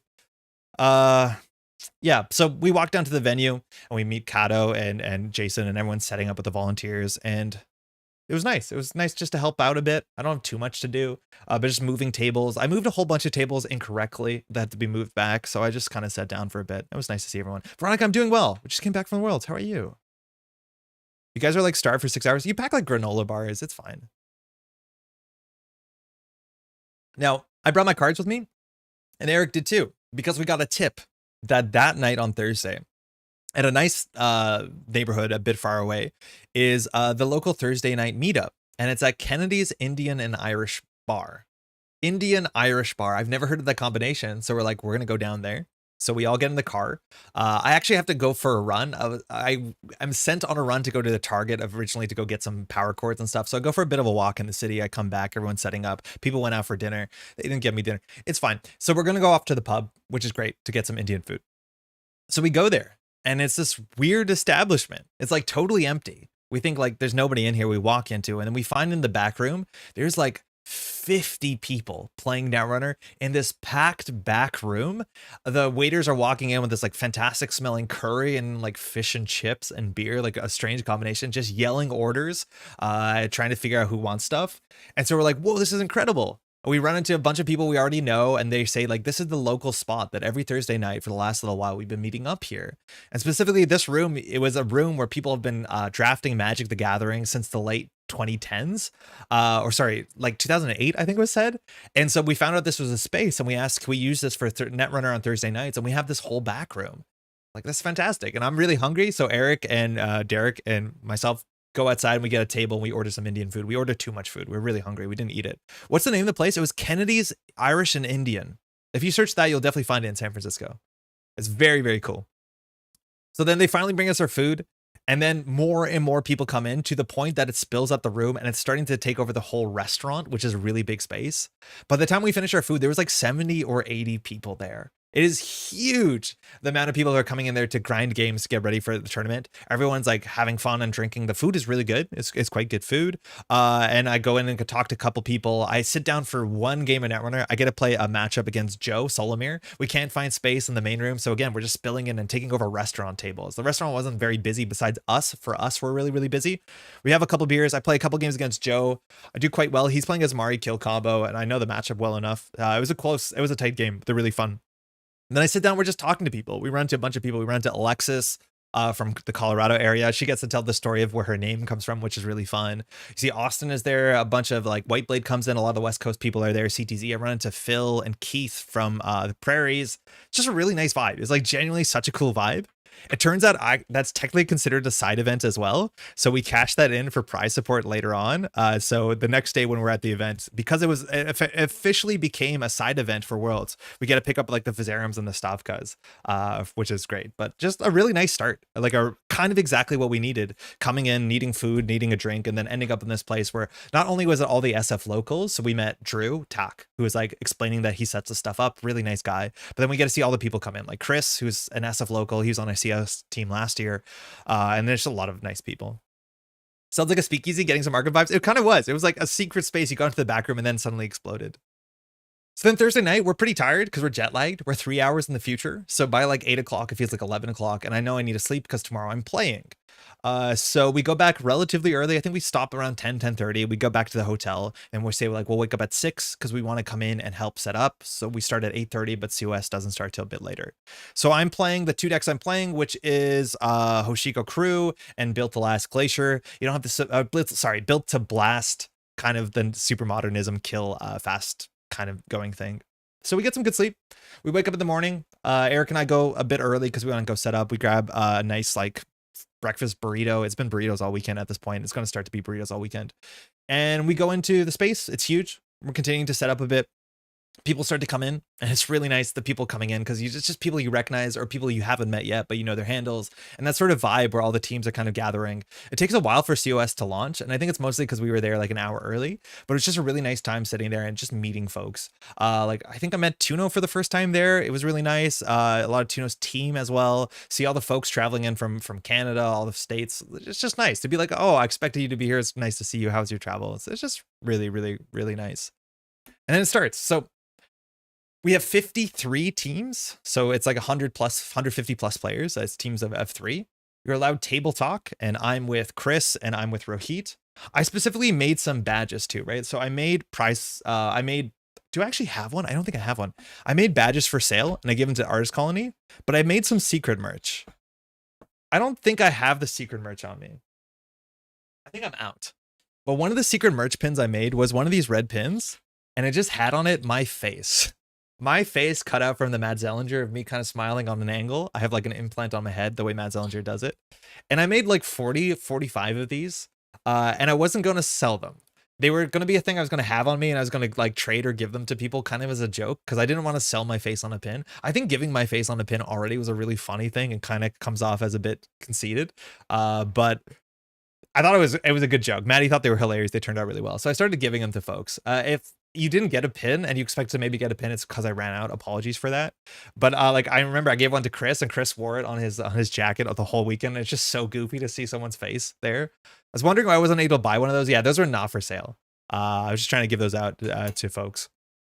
I'm a bit nervous. I want to do well because the team wants to do well. I think we didn't really talk about our expectations. Our expectations were like, we should probably try and do okay here. I think we're all great players. COS is really interesting because different people have different expectations. Some folks come in with kind of meme decks, right? Like you can run into a team that's all playing Jay Chinyo and they're all playing, what's it called? Super Deep Borehole, for instance. That's really hard. Those cards are a lot of influence, but like teams classically will go out their way to do weird stuff, but also the top tables, some teams will just play good stuff and be like, we're here to win. So we were more in the latter category where we didn't have like a gimmick. We're just there to like get some reps and get some practice against a great field and a varied field specifically.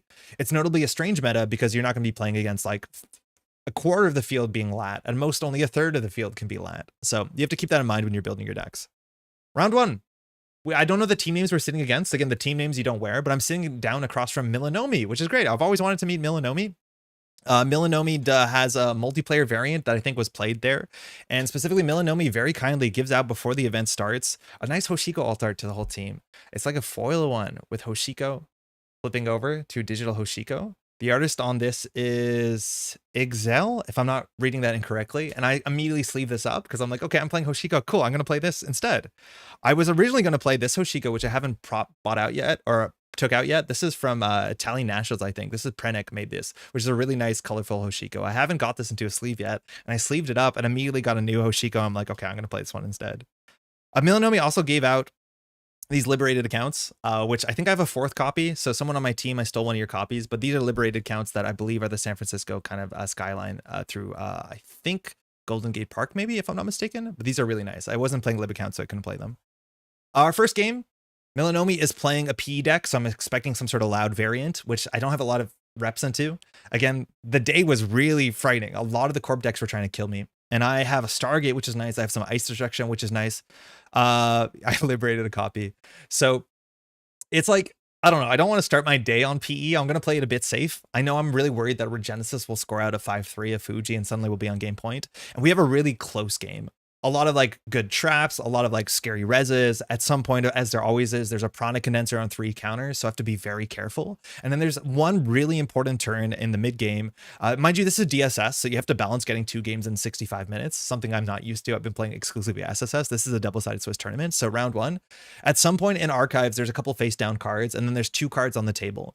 I'm pretty sure one of them is a cohort. I'm pretty sure one of them could easily be a Regenesis, and I think in archives is a Fuji. In archives, I think there's also another 1-pointer that a Stargate has got into there. Because I have a Stargate down, I've been destroying ice on R&D, but I can't find anything super big. I think I'm up on 3 or 4 points, Melanomi's on 3 or 4 points, so it's a really close game. And I'm worried if I run archives, I'm not sure what Melanomi's going to do in terms of getting counters on Prana, and I might just explode next turn. So very, very tense situation, and I think we take a while getting into the tank, trying to figure out what to do here. And I think I don't run it. No, I think I do run it. I think I end up running it. Archives was iced. Melanomi reses makes it much more difficult. Melanomi reses Anemone and discards a card from hand. And so now my math of running archives is way more difficult. Because firstly, I have 2 fewer cards in hand because Melanomi did not hit a steel skin. I think I have on table installed a stone chip chart room to draw 2. But now I'm running archives that I thought was going to have 1 or 2 face downs in it. And now it has 2 or 3 face downs in it. And while you could win if you steal 7 points, that's a bit trickier now because Melanomi could have set up the Fuji or could have put in another sting in there, which could be an extra 2 to 3 damage depending on board state. So I don't know what to do. So I spent a while thinking about this. I think Melanomi's on very few credits at this point. I end up cracking the stone chip and decide to access. And I think there's nothing in there. It's entirely clean if I'm not mistaken. But I have to decide with 3 cards in hand. What do I want to do last click? Do I want to draw up? Do I want to do a Stargate? I decided at the last minute, I'll just draw up. Melanomi doesn't have a lot of credits, but the Prana is at a lot of counters, and I think something bad could happen. I think Prana into like a Blend the Water could be a problem, could lose me the game, so I have to be a bit careful. We have a really unfortunate judge call situation here that I don't know how to deal with this. So Melanomi, one of the cards res is a cohort guidance program. So a card gets thrown into archives and a card is drawn. And then after that, Melanomi realizes that there's a Rashida in their remote server, and it was forgot to res it, right? So Melanomi shows it's a Rashida and asking like, can I res this? And I say, I don't know, but we can call a judge over and the judge can say whether you can res it. It's a casual tournament for what it's worth. And the judge comes over and the judge says, sorry, you can't res the Rashida because you drew a card. I was a bit surprised by that ruling. I thought you'd be able to because it seems like you'd always res the Rashida there, I'm assuming. I don't think there's any reason you wouldn't res the Rashida after seeing another card, but you could argue that for sure. But the judge said, no, that's fine. So Melanomi has shown me there's a Rashida uniced on the table, but doesn't get to res it. So the next turn I don't die. The Prana gets fired just to do tempo damage from my hand to force me on the following turn just to draw up cards. So I can't just do Stargate, or Stargate run archive. So it kind of controls the next turn. So something goes into the Prana server. I lose most of my hand. And then next turn I feel really bad, but I have to run the Rashida, right? Like, I don't know what to do. I think you have to run the Rashida after you know it's a Rashida. But it just feels awful. Melanomi at the end, I get a Stargate off that is really good and steal to 7 points, but it was very close. I think it was possible to get me to no cards in hand, but not none -1 cards in hand. I don't think the judge can allow the trigger to fire even in casual tournament. Okay, that tracks. I was a bit surprised. I asked the judge, I wanted to be very clear, like, is this a casual or competitive tournament? The judge said it was a casual tournament, but at the end of the day, learning it's a Rashida and then having to trash it on the following turn is kind of a bummer. But I get the PE game off round 1. The judge call things a bit ugly, but it happens. It is what it is. But a very close game, and I flew pretty close to the sun with PE. I think it's not the worst matchup because I have steel skins and I have buffer drives working. I think I actually cracked a buffer drive to put a steel skin on top of my deck, which worked out really well, but a fun matchup. The other side is a cursed matchup. Melanomi is playing the Seb deck. Wants to go tag me, wants to play Amanuensis, and I'm playing Build to Last End of Line. 3 End of Line, 3 Public Trail. And we have to play relatively quickly because we have like 20 minutes left in the round to finish the game out. And in the first couple turns, Melanomi finds a Public Trail. So there's an understanding that I want to kill. Melanomi's being very aggressive. An Imp comes down, runs HQ. I have to res a Spin Doctor into an open HQ because I have my combo pieces in there.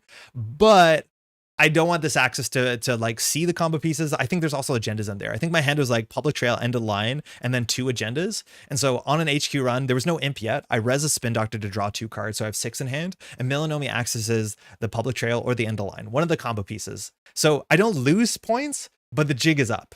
Like in that deck, if the runner doesn't know that you're on kill, it totally changes the game because you're assuming they might be on BTL Glacier or some sort of BTL Rush. But as soon as your opponent finds the kill piece, the game entirely changes because all they have to do is make sure they have at least 8 credits or they have enough cards in hand not to die.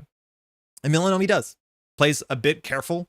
Still, I'm getting kind of hammered down with raindrops and banhars, and imps are doing some damage. I'm putting cards in remote server, pushing out. It's kind of interesting. Banhar into that matchup is cool because you lose cards, and then that's easier to kill. And then the final play on the last turn, which was a surprise that Milanomi didn't see it coming. Keeping more than 8 credits, I do public trail.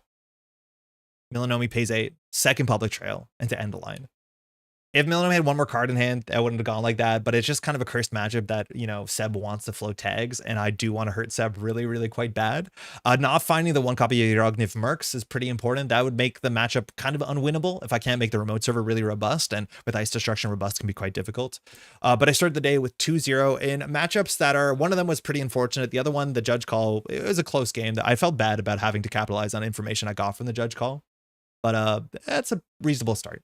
I think my teammates also do well. Chris played against, I think, Harper on camera round 1, but the stream did not actually stream round 1. There was a die roll for who is going to be on camera. There was a chance that I could have been on the stream table for the first round of Worlds this year at COS, but the stream had technical difficulties, so the first round wasn't streamed. It was Chris versus Harper. I think they were good games. So round 2. We're doing okay. I think we might have been like 4-2, maybe we're 3-3. And so we're on a lower table. We're actually on table 1. Like we just got randomly rolled on table 1. We end up on a lower table, of course, and we're playing against some of the casters. This is Pants, Orbs, and Cranked. This is actually a team that I was on largely at Worlds 2022, where the casters came together to make a COS team. I played alongside Pants and Cranked. And Cranked jokes about it. He's like, oh, hey, we meet again. He says, thank you, because last time we played at COS, I think, according to Cranked, I carried that team, and Cranked didn't do so well. So he wants to return the favor now and get some wins in while he can. And we open up, he plays Sable, and I'm playing Built the Last. He says, oh, this is a terrible matchup, assuming I'm on some sort of Hyper Glacier, and I draw terribly. I think I have a good hand, and then I just flood up. I draw 4 or 5 agendas. Luckily, I draw 2 or 3 spin doctors as well. But every spin doctor that I draws into more agendas, so the spin doctors are being taxed out in really weird ways. And then he drops down a Sneak Door Beta. And that's when I realized, oh crap, that's really bad. I've iced HQ, click 1 against Sable. But not only is a Sneak Door Beta means he's going to steal points from HQ, but it also means that he's on Knife. He's probably on Jachinyo. And it turns out he is on Jachinyo. He gets the first knife in on like turn 2, turn 3. He also pops one of those, what are they called? The box that allows you to get another knives. And he sends it. Gets the second knife in, and I cannot ice up everything. I'm drawing a bunch of my kill combo, but not enough. I don't have enough money to res ice and pay the 7 creds for the kill combo. He has good cards in hand because he has Nuka going and he's drawing through his deck, and things are really bad. He's on second knife by like turn 5, turn 6. Yeah, the Wizard's box, right? So I have to push in a remote server, and I have to make it difficult where I have to ice up centrals enough. On the final turn that he throws the knife in, I like crack a border control. He still has enough clicks, and I die to 3 knives in like 6 or 7 turns. I drew terribly. He played it really, really well. He flashes. He has a tattoo on his arm of a knife. I think it was there before the Jaichino, but he got the assassination, which is pretty hype. And at least that game was done pretty quickly. I drew absolutely terribly, and he just got smoked. I was not realizing that like dying to Jaichino was something you have to watch out for a COS, but absolutely bodied me. Not a great start. How are you doing after all the traffic? Joe, I'm doing well. How are you doing? Thank you for all your judging stuff. It was really nice to be able to hang out with you. Sorcerer is great. Now, the flip side, Cranked is playing NEH. When I see NEH, I'm assuming it's the sort of NEH combo kill deck. The sort of decks that like Rangi Doge brought to, what's it called, Cascadia last year. Snare Bears are known to play this sort of deck. The Mindscaping end of line thing. The idea is you put a lot of assets on the table, you score either false leads or fly on the walls, and then you build board states where a tag connects, and then you can do Mindscaping end of line to do lethal damage. It's a matchup that I know that the Snare Bears have a better version of Crew Hosh for that matchup. It trades some cards around to get an Hannah, which is really good into that matchup. But I'm not playing that version because that version I did not get enough testing in. So I just played the version I'm familiar with, which has 2 Miss Bones, which is already really good into assets. It doesn't have any Baya bands or anything that says the word tags on it. It has a single stone chip chart room and then 2 Miss Bones. And I think it's not a bad matchup. I mulligan, I show my teammates my hand. I think I can do better. I mulligan to a better hand. And me and Cranked go on to have what's like a 40-minute game. Such a fun game. I'm keeping the board down. I haven't played a lot against Cranked, so it's hard for me to read how he deals with board state. But it's a really, really close game. He sneaks out a false lead on a turn after I put a Miss Bones down, where I assumed with a Miss Bones down, he would not install good stuff on the table, but he does just put down something on the table. I think I get a Steve out maybe, but I'm putting some pressure on HQ, which is quite nice, and hitting the table down, but he eventually scores a false lead. And he hits me with 2 tags with an oppo eventually, it just happens, and then takes half my turn away, so I have to float 2 tags.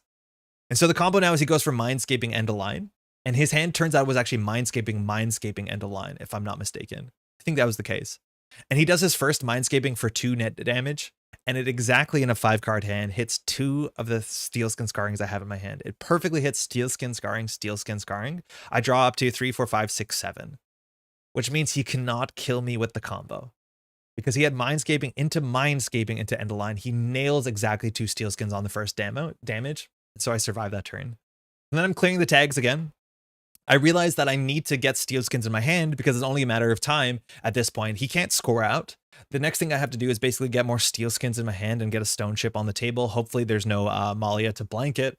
And then basically try and do that again. Or if he scores another false lead, the best thing he can do is forfeit the second false lead after a big oppo and then try and kill me the second time. And he does get another false lead. I think he gets it behind ice. I'm struggling the whole game to get an Amakua down. I just don't financially have the time or money, which is a bit of a bummer. I think I misplay. I should get the Amakua down a bit sooner because the ice in the deck, it's like the highest is 1 or 2 strength.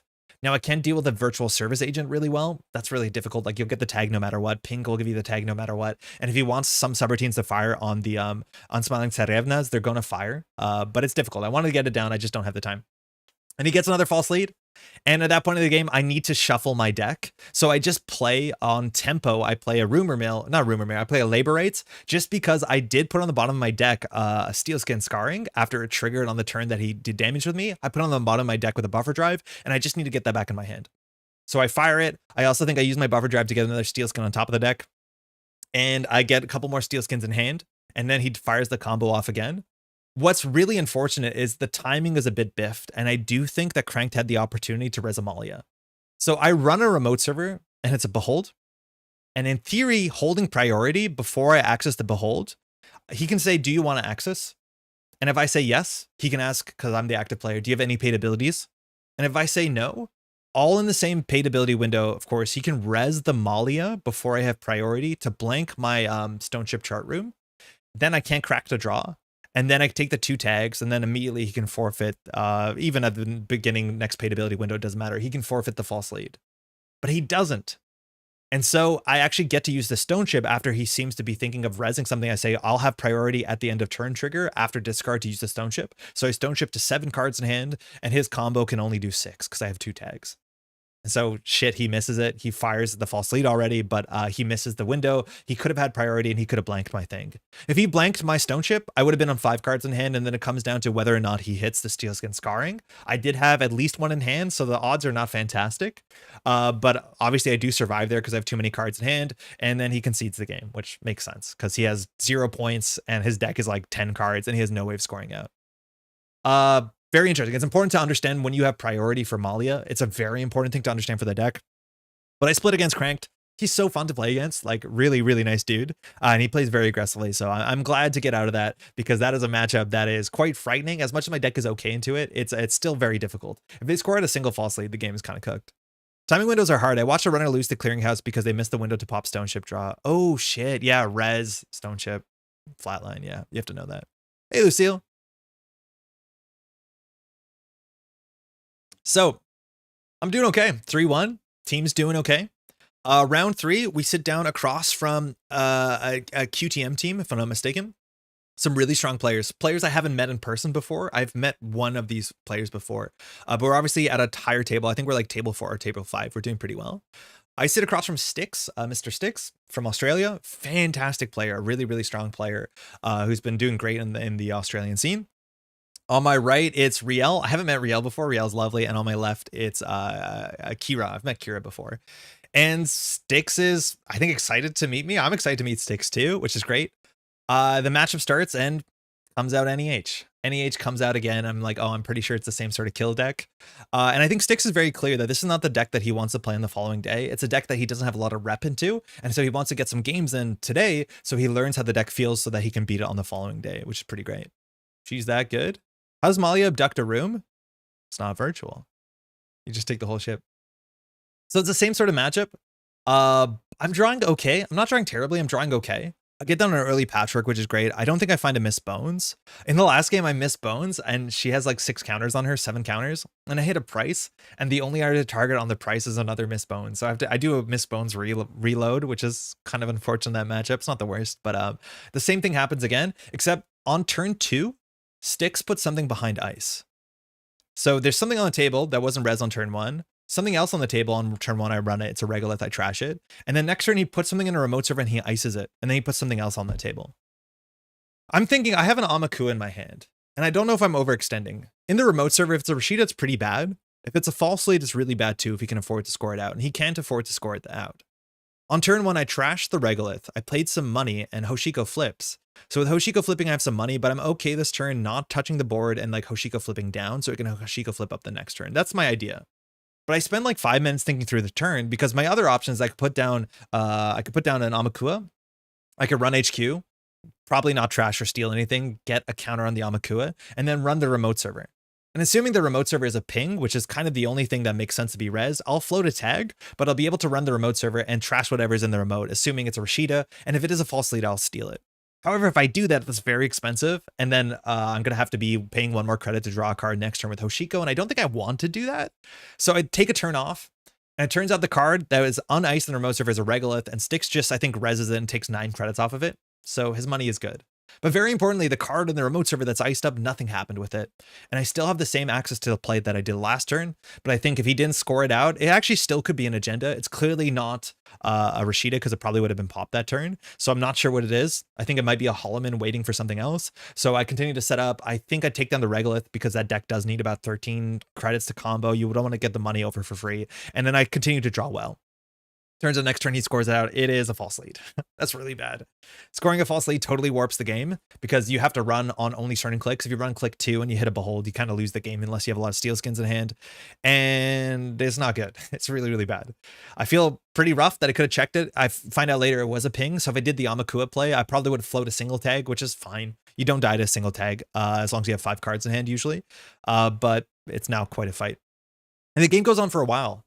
And at some point, he does the same sort of play where he puts something in the remote server behind that ice that I haven't rezzed yet. And I put down my crew and I run it and he rezzes it. It's a ping. It's 1 strength. I have to take another tag off of the crew, which is really ugly because I struggle to get my Amakua down. And so I have to take a second tag and then I access what's in the remote server and it's a behold. So I ended up 4 tags in. I look at my teammates on the other side and be like, hey, I'm 4 tags in. I don't think I have time to clear this. Can I win the game on 4 tags? And the consensus is no, probably not. And that's only because I have 0 points to my name and Styx is up on at least, I think, 1. Yeah, table behold behind ice that I trashed by taking 2 tags. Pretty bad. I'm like so surprised that he made the play because I wasn't showing ways to deal with ice on that table, but he did it and I bought it and it was really, really, really bad for me. I think at that point he might have guessed that I was going to get a Aquaceres crew down, but yeah, it's pretty rough. Let me know if it makes sense to get out a full cam and pull up some card text. If you don't know the names of the cards, maybe watching the story or listening to the story makes less sense. So let me know if it would be okay if we got Netrunner DB up. Anyways, I ended up taking 5 tags. I think I run something else on that turn to check a Scion. He's like, whatever, have a tag. I don't think it's optional, it turns out. And so I'm 5 tags in, but I'm holding 2 copies of Steelskin Scarring in my hand. So I'm like, I'm okay. At this point in the game entirely shifts where I just have to hit the table and make sure no gaslights survive. If he draws into his 2 Mindscapings or end the line, I can't trash them. And what's really kind of funny is that it's actually better to be on 3 tags than 1 tag when it comes to Steelskin Scarring. Because generally the combo is Mindscaping into end of line. And when you play the Mindscaping, if you're on 3+ tags, it does 3 net damage. So the chance of it hitting Steelskin Scarring is actually higher. So I'm like, I'm just going to play Tag Me and try and close the game out. The cool thing is not all the ice does something anymore. The VSAs are mostly blank. The Serevnas can still be impactful because 2 net damage and drawing 2 is important for the corporation, but it doesn't seem like Styx has it. I pass the turn to my teammates and be like, okay, this is going to be a fast enough game, but I don't die. His draw doesn't seem to be that good. I don't think a federal fundraising stick for more than 1 turn. There's no daily business shows in this list, and the card draw hasn't been fantastic. I don't think we've seen that many spin doctors. So I just say F it. I don't think I'm going to be able to clear the tags, and he realizes that every turn he keeps putting things on the table, and I have to keep checking them because if one of them is a gaslight, I probably lose the game.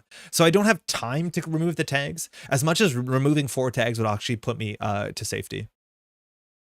If it's not too much effort, would you mind pulling up the cards? No, that's why I asked. That's perfect. New player here. So I'm floating 5 tags. I'm hitting more things like checkists and stuff. I'm on 6 tags. I'm on 7 tags. It's like not great, but I'm still alive. And I realize I have to do a lot of work. I have a DJ Fenris down. HQ has gotten iced up, and I'm just hitting the table. On 1 turn, he goes for a Mindscaping. He hits a Steel Skin Scarring. I draw up. I survive. He doesn't go for the rest of the combo. So I know that he has an end of line in hand and might be looking for the 3rd Mindscaping. He might have wanted to set up a turn that's Mindscaping to end of line. Spin Doctors come down and they get popped. I'm trashing Spin Doctors. I have to trash Spin Doctors just to keep them in rotation, to keep the recycling out. And we're 2 Spin Doctors in. I'm still 6 tags up. I'm getting a pressure on. I run the remote server. I find a Malia Zaloka.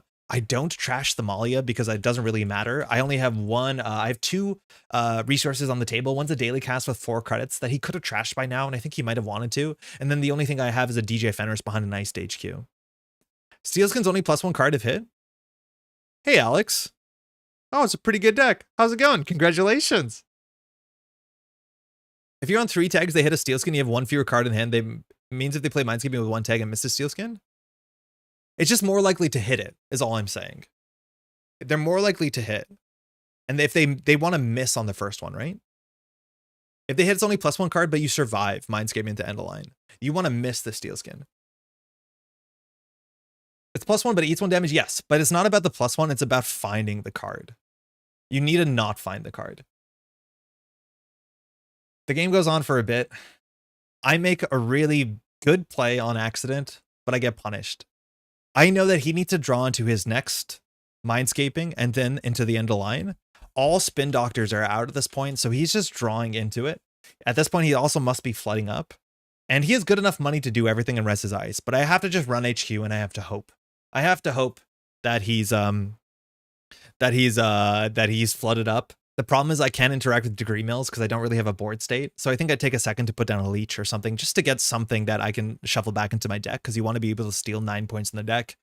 And I run HQ and he doesn't res, which makes me think it has to be a VSA that's not exactly worth resing here because he wants to keep his money, but it's not a ping that's going to keep me out. And then I reach for DJ Fenner for Steve Cambridge and he says, oh, hold on a second. I'm going to res the Malia that's on the table. And he blanks the DJ Steve. That cost me the game.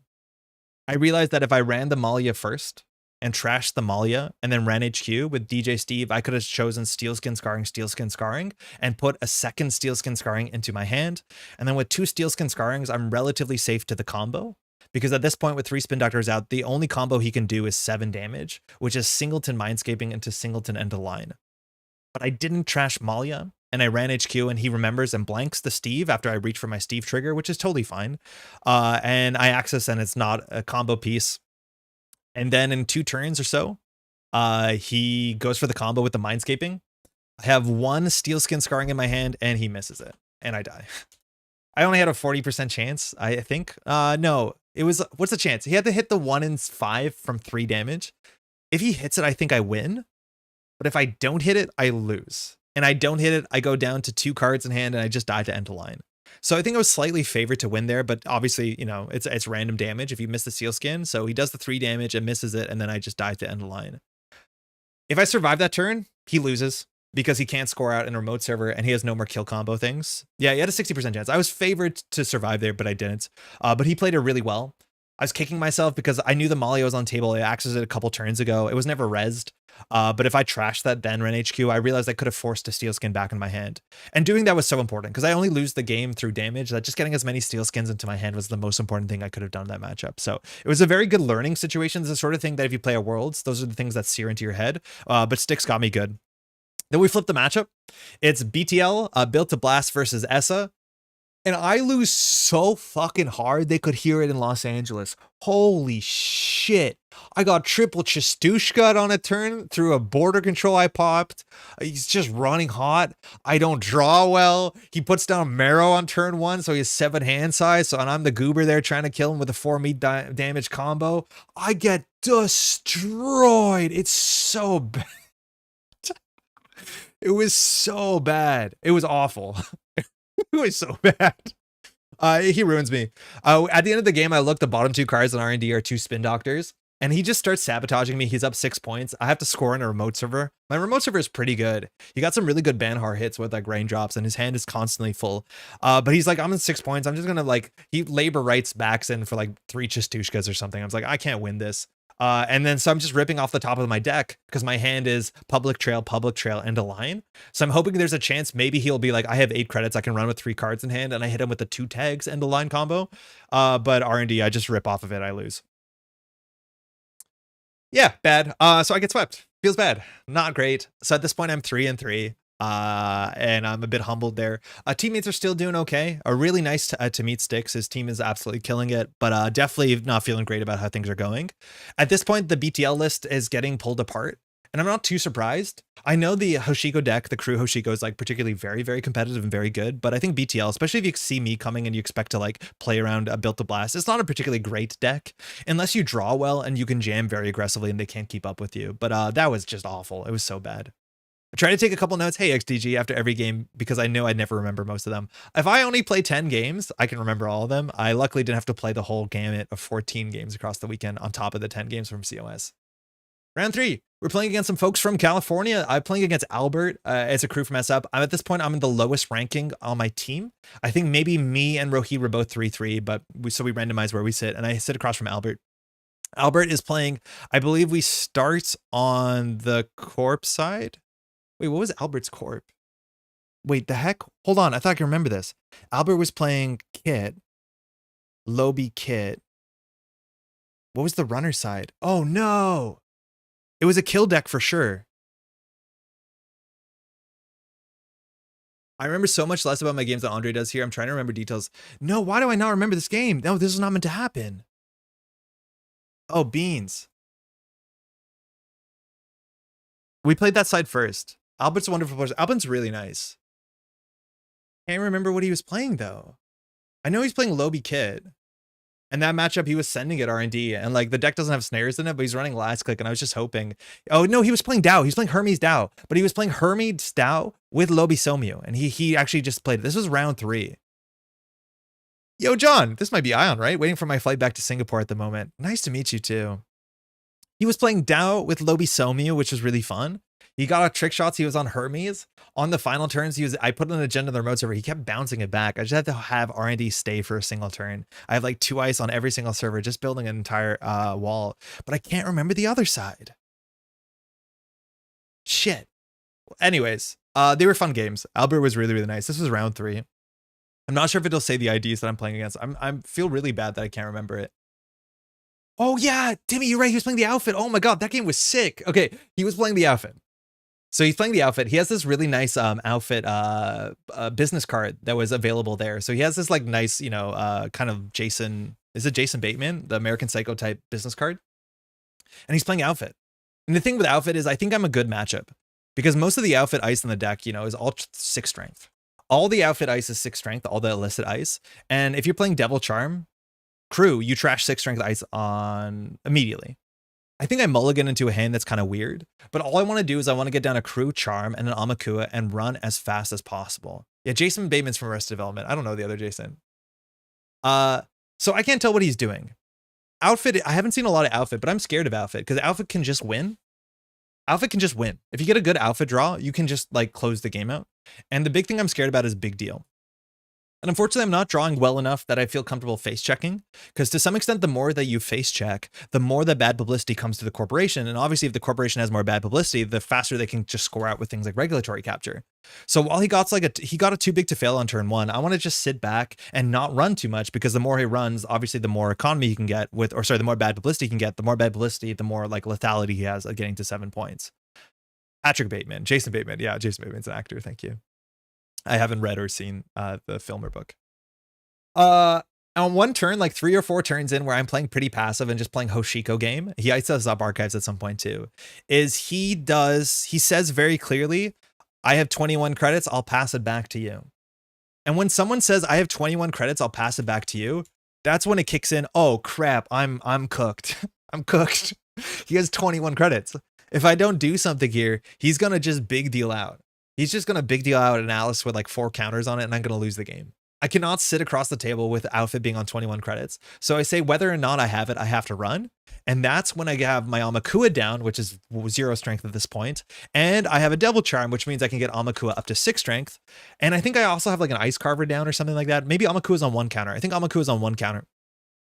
But this is the reason that I can face check and not lose my Amakua, but it doesn't mean I will be able to destroy the ice.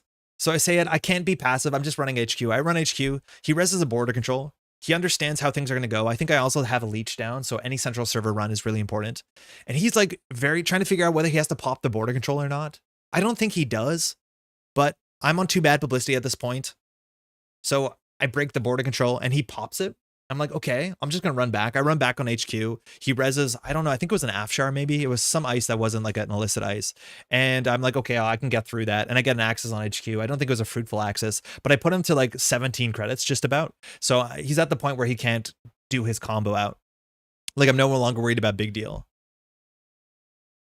And then he biotic labors out an Atlas and it costs 7. And it's just an Atlas. And I'm like, wait.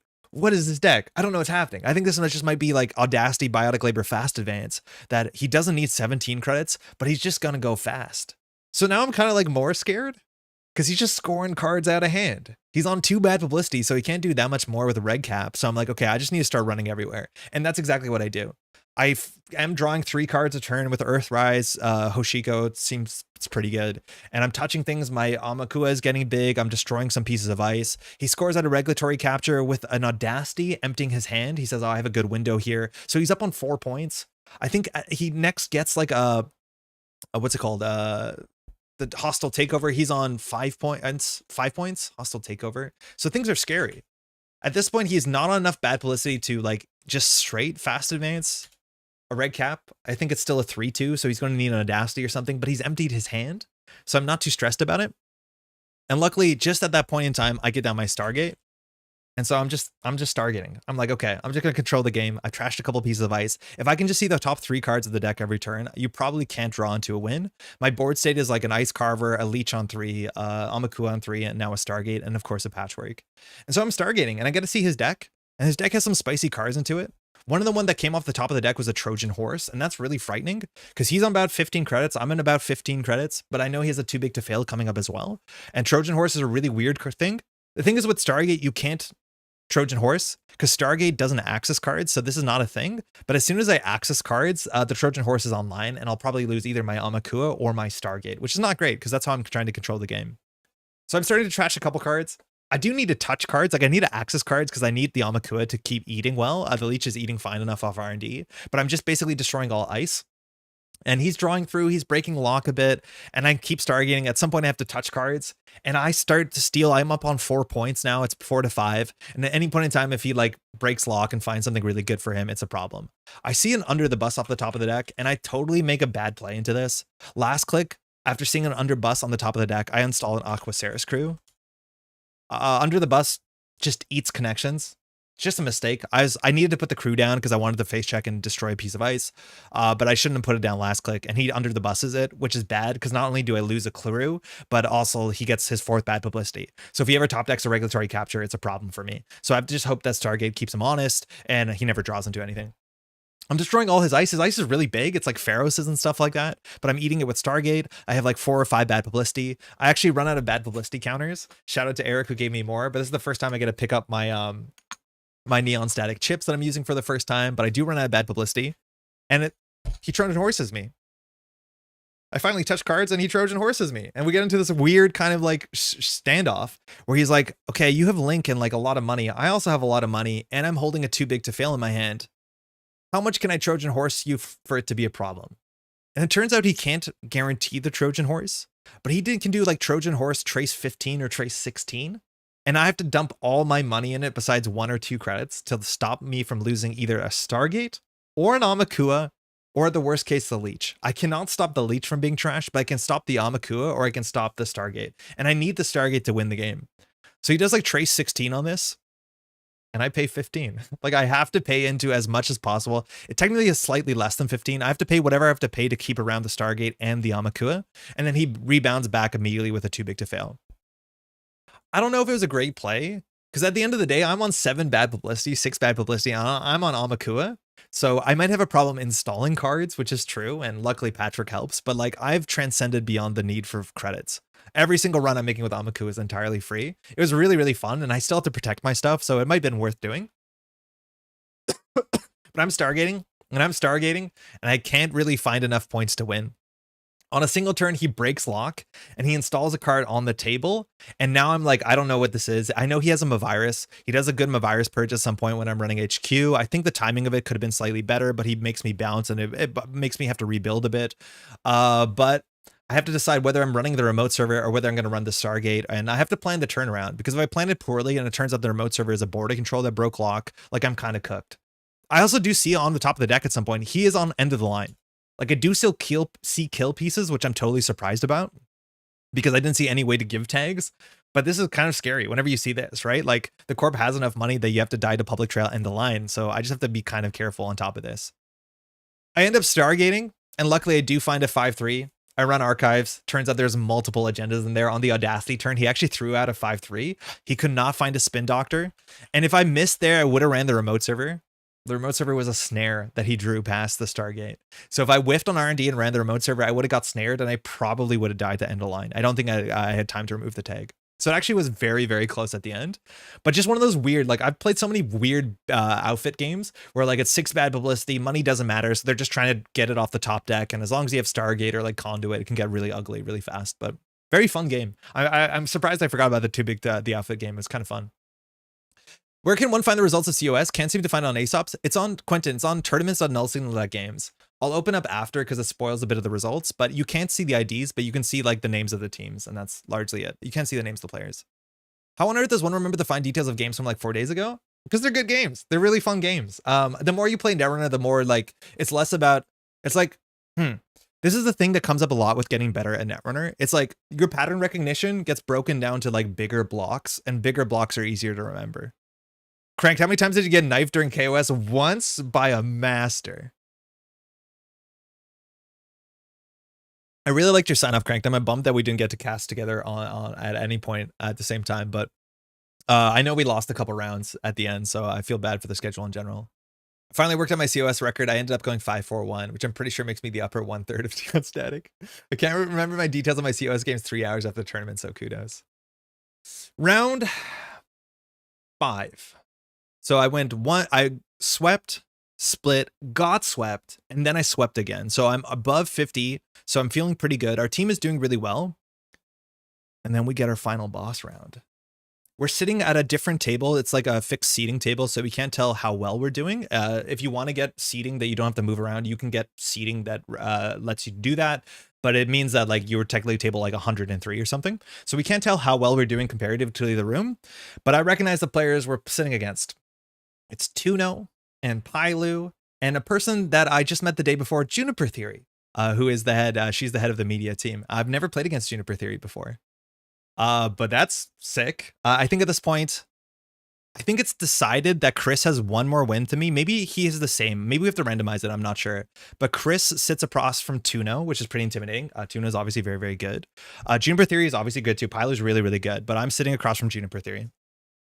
This is the final round. This is like a very important round. I'm the very good players we're playing against. And so we randomize flipping a coin, what side of the table we get to open with runner. And Juniper, she's playing Nuveng. She's playing Nuvem. And I don't know what Nuveng does, so I'm kind of scared. So far, everyone's tried to, literally every single corp deck that I've seen today, including mine, has been trying to kill me. So I don't know if Nuveng is any different. Hey, there's Juniper. How's it going? To start, Juniper gives me this alt art, and I'm already playing with this Hoshiko alt art that I got in round 1 for Milanomi. I swapped it out. I dropped something. I swapped it out for the Italian Hoshiko that I didn't get to play yet. And Juniper gives me this Hoshiko, which has Juniper's face on it. This is drawn by a friend. We're going to go to the wide cam. This is Juniper on it. It says, Perfect Angel. Juniper is wearing the angel, the halo all weekend, and then when you flip it around, it becomes Bug Goddess. You can't really tell too well the shine on the camera. I guess I should take this out of the sleeve, but I immediately swapped this and I'm like, okay, I'm playing as this one. Specifically too, the subtypes are a bit different than the standard legal version. This side says Perfect Angel, and then this side says Bug Goddess. Throughout the whole event, and even after, anytime I play Hoshiko, anytime I flip Hoshiko over, I now say Bug Goddess, which is going to make no sense to anybody else. But the backside has just been Bug Goddess, which is makes it very easy for me to remember the Hoshiko flips. But I immediately sleeved this up. So I played 3 different Hoshiko IDs throughout the weekend already, which is kind of sick. You got the QTM Hosh, the Juniper one. Yeah, that one is sick. It's really nice. I didn't realize the 2 of you got to play COS. Yeah, it was the final round. It was the final round. Every corp deck and at least one of the runners as well. Feel so bad for those games. I was dead tired and playing very bad. No, I went okay. It was okay. It was a really close game. So the Nuving game, it was hard to read what was going on because I don't know what Nuving is doing. Juniper, she gets ice on, the central servers. I'm contesting some stuff. I think I pinhole a good Rashida early. I have 1 pinhole in my deck. I'm asking Chris, I'm like, yo, what do you do to Nuving? And he's like, I don't know. Pinhole might be important. And then she starts to get pretty big ice on the table. I'm an ice destruction deck, and it is not before long that she gets Pharos at 10 strength. Holy shit, Pharos and 10 strength is very hard to deal with when you're playing crew Hosh, because you can trash 8 strength ice, but 10 strength ice requires like a 3-card combo. Wow. It's very, very difficult. Because again, Devil Charm gets you to 6, crew gets you to 8, so you need 2 crews, a devil and a Devil Charm, or you need your leeches to do well. I'm face checking. I'm a bit tentative because I'm going to get blown out by a hammer sooner than later. But I'm running archives. A virus shows up sooner than later. And Juniper on the early scores out from hand with a moon pool. Scores out an eminent domain. Shuffling some big agendas back into the deck. An eminent domain gets scored, and she needs to decide where to put the archer. I think the archer ends up on HQ, if I'm not mistaken. It was on the central server, and I don't mind archer so much. Like, obviously a free archer is kind of sick for the corporation, but archer is exactly at 6 strength, and that's how you can destroy it. So I don't mind that one so much, but I kind of know what the deck is doing. I saw Basalt Spires, no surprise. I saw Eminence, but the ice is getting pretty big. Ice goes up on archives, and she's buttoning down her central servers, and I'm still ripping through my deck, and I'm accessing centrals. I get a Stargate down. I get 1 or 2 Stargate hits. Nothing comes good. I do think we also see some slash and burns. At some point in the middle of the match, Chris leans over to me, and Tuna's playing Asa. No, Tuna's playing sports. And Chris is asking, like, hey, what do you think this board state is? Like, there's something ice behind something. What do you think it is? And my read is like, it's probably a powers that be. It turns out it was a powers that be. And then it clicks to my head. I'm like, have you seen a moon pool yet? And Chris is like, yeah, I think I saw a moon pool. I've trashed a moon pool. And so I'm immediately like, Rohit, they're all on moon pool. We're playing against a moon pool team. And I think it starts clicking that every single corp deck has moon pools in it. So I'm assuming we're on a 3 moon pool Nuvang, which is terrifying. Because if you don't do anything, the corporation can fast advance. So suddenly we have to be a bit more aggressive. We have to start running a fair bit more. And that's really difficult when there's now a 10 strength Pharos on R&D, a 10 strength Pharos on HQ, and I just can't get through there. I end up getting to the bottom of my deck.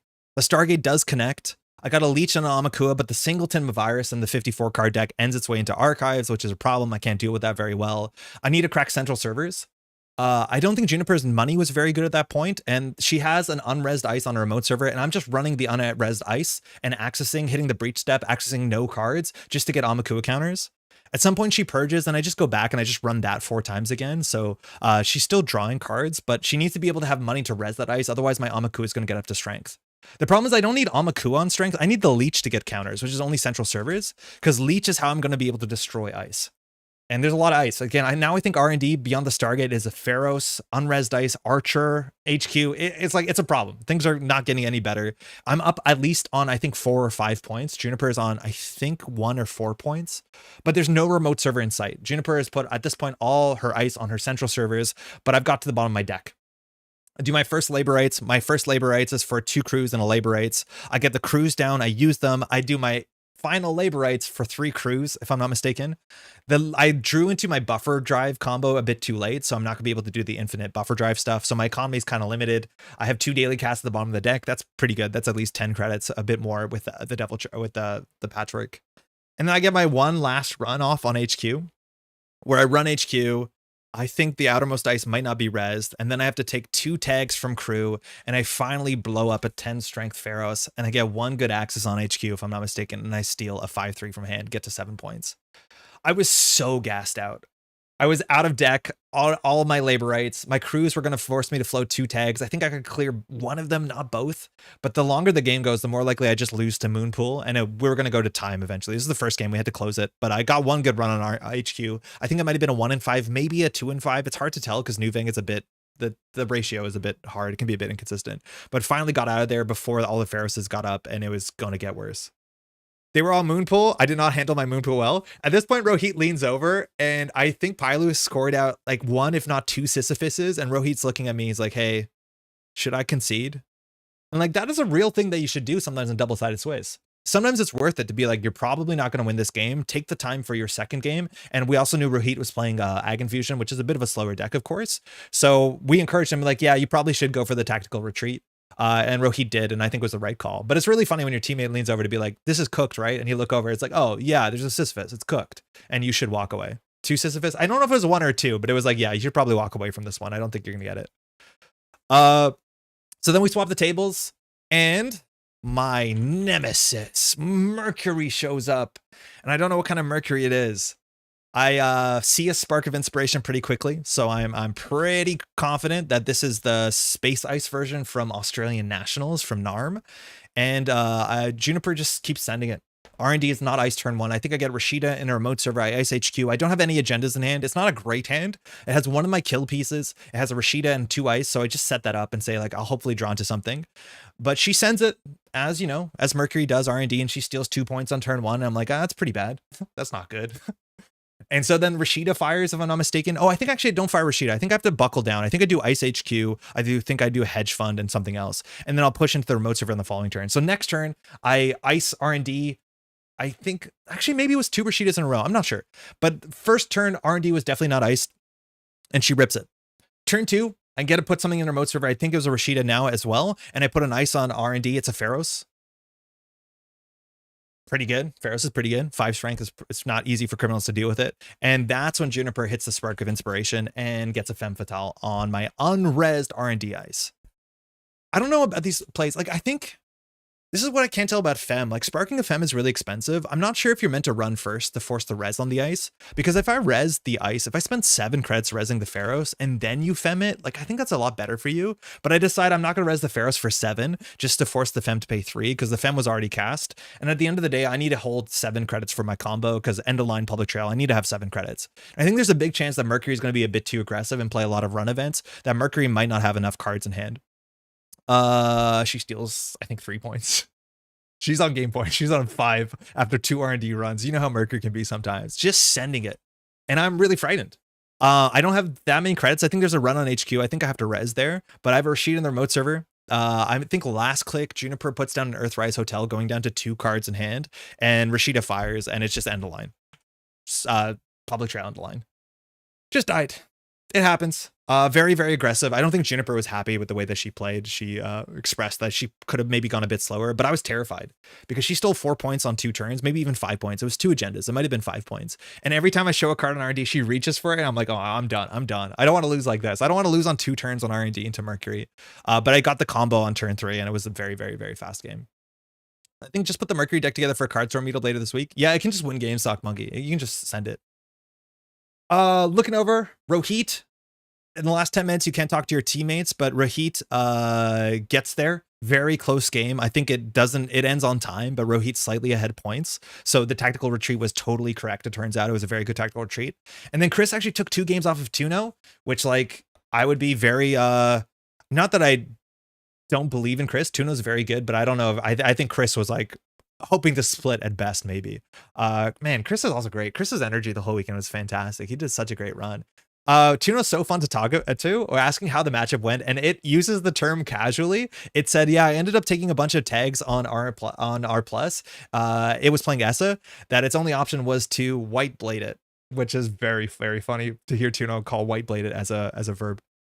But yeah, Chris won 2, I won 2, and then Rohit split at the end. So we went 5-1 against our final boss, which was incredible. I did not think we were going to do that well. That was a very, very, very good team. Mine was playing 2 rejigs, but the deck often does play 3 rejigs. Oh, rejigs is really cool, yeah. So we ended up going 5-1 in the final round, which was fantastic. And so the final standings, we came in 3rd. We kind of killed it. We got 60 points, tying with these 3 teams. So the winning team was actually the team that we played in round 2. This was Mr. Styx, Kira, and Riel. They went nearly undefeated. I think Styx either went 10-0 or 9-1. But just they absolutely crushed it. They were joking 5-point team, but the QTM takes it. This name, which I'm so surprised Jeff read while standing on stage, this is another mostly Snare Bears team. This was Whiteblade and CTZ and Rongi Doge, and we're just behind slightly by strength of schedule, also on 60 points. I'm not sure who the Fox and the Hounds in were. We were standing in line. I probably should have turned around and said congratulations. I was a bit like kind of out of it because I do not think we did well, but we did killer. We came in 3rd at COS. I think that's way better than our expectations even imagined. Like we were just trying to get the top half prizing, but somehow we just nailed it. And that last round was obviously integral to it. But shout out to the worst ESSA cosplay ever. We win. That's really funny. But just like great event, really good games. Everyone was trying to kill me besides Juniper. Juniper's trying to lock me out. But fun games. I think I learned a fair bit. I made a couple misplays. I'd do it again. Is this Scrapegate reference? Yeah, 100%. To put into perspective how cracked my teammates were, I went 5-5 and got 3rd. Yeah, I think Chris ended up 8-2. I went 7-3, which I think is the best I've done at COS, but we had a great time. Yeah, CTZ was on the scraping team, if I'm not mistaken, back in the day. It's good that he jokes about it. Whiteblade is a verb in Italy. Yeah, it's an Italian verb to whiteblade it. Yeah, so we ended up with the prize support, which is fantastic. I was honest. So the I don't have a picture of it. I took very few to no pictures, which is a bummer. But they made 3 gold thumbs up statues, the hand from the Hearts and Minds, and they were on the stage. I thought there was a chance it would be for 1st, 2nd, and 3rd, but obviously it's because you can divide it 3 ways amongst the first team. I thought we were gonna get a trophy. We didn't. It's fine. Of course we didn't. But we did fantastic. Shout out to my team for getting in there and fighting the good fight. We had good table talk too, some good mulligan stuff. Great. Who is the world's worst thruple? Because they had the best name. The world's worst thruple was another Snare Bears team. That was D, Rodum, and Kizra. A very funny team. I'm watching backlog, but if the BTL comes up again, I can chime in if anyone pings me. What's Scrapegate? This is a really cool thing that I probably should do a video about at some point, but it's a tricky topic. Many moons ago, there was a controversy going into the 2018 Worlds where some folks came up with a way to scrape Netrunner DB to access what decklist people thought were private. This was a really interesting thing back in 2018. There's not a lot of content on the internet about it because it was a bit of a touchy subject, and a lot of the places where this was recounted, like Slack, have since wiped it. But Scrapegate was a thing going into 2018 Worlds where certain decklists were publicly that were assumed to be private weren't, and people could use scraping bots to grab people's decklists unawares. Since then, the way that Netrunner DB works has changed. A bunch of players who were involved in it chose not to play at 2018 Worlds because they were apologetic for it, and they were like, yeah, that was shitty, sorry about that. But it's changed fundamentally the structure of Netrunner DB. They used to work the same way that Arkham DB does now, but now you see when you do Netrunner DB decklist, if you look at old Netrunner DB decklists, this URL is a scramble of symbols. It used to just be like linearly increasing in numbers. There's a really interesting thing that happened back in 2018. Scrapegate is the reason NRDB has a public-private check for the save decks. No, they had it back in the day too, droids. They still had that button back in the day. It just didn't work the way that you thought it would, if I'm not mistaken. Anyways, COS was sick. It was really nice. After that, we went out for dinner. We went to a chicken place, had a salad. We got to hang out with some couple people. Charlie and Santa left a backpack. We got it back to them. After that point, I hung out with some of the Neon Static crew. We ended up getting beers and just like grinding a game in the hotel room is quite nice. Really, very day. Oh, before that, I ended up going down to, no, that's the wrong day, I think. That night, after going out for dinner, so the Snare Bears had a house in Oakland across the water. So we took the BART down there. We hung out at the place and worked on some decklists and did some last minute grinding, which was really nice. When we left, everyone was still tense and they couldn't lock down the last finally 45, 49 cards. But we caught the last BART back and got to bed, I would say slightly too late. The old decks was just number IDs, and you could just enter random numbers and view any deck list. Yeah, in hindsight, it's pretty rough. My heroic COS story is that Odoroshi'd Eli into a 5 advancement Urtica. Yo, let's go. What ID was that? The Odoroshi ID. I know there's a deck that was recently playing Odoroshi. Maybe it is a Providivos. It sounds like a Providivos, doesn't it? Day 2 starts. I'm feeling good. The thing that I was worried about, which was like competing and doing well in the one tournament that I had teammates in, that was fine. So we've crossed that bridge. So the way that it worked for volunteers is we have a schedule, and I'm on for certain rounds, off for certain rounds. The schedule was a bit flexible, but I was on for, I think, 4 rounds. I don't think I was on for the first couple rounds doing commentary, so I'm walking around and seeing how things are. There's 11 rounds of single-sided Swiss. Everyone shows up. Everyone's really excited. There's more people than the day before because not everyone can make it out to COS because it's on a Friday. But everyone comes out. Jeff is talking about the whole event. You know, it's single-sided Swiss, so it's 11 rounds on day 1 and 3 rounds on day 2 if you are making it to day 2, which 51 players made it to day 2. A lot of people have different like ideas of what they want. Top half prizing is already pretty ambitious. Making it to day 2 even more ambitious. From that point, making it to the top 16 is incredibly difficult.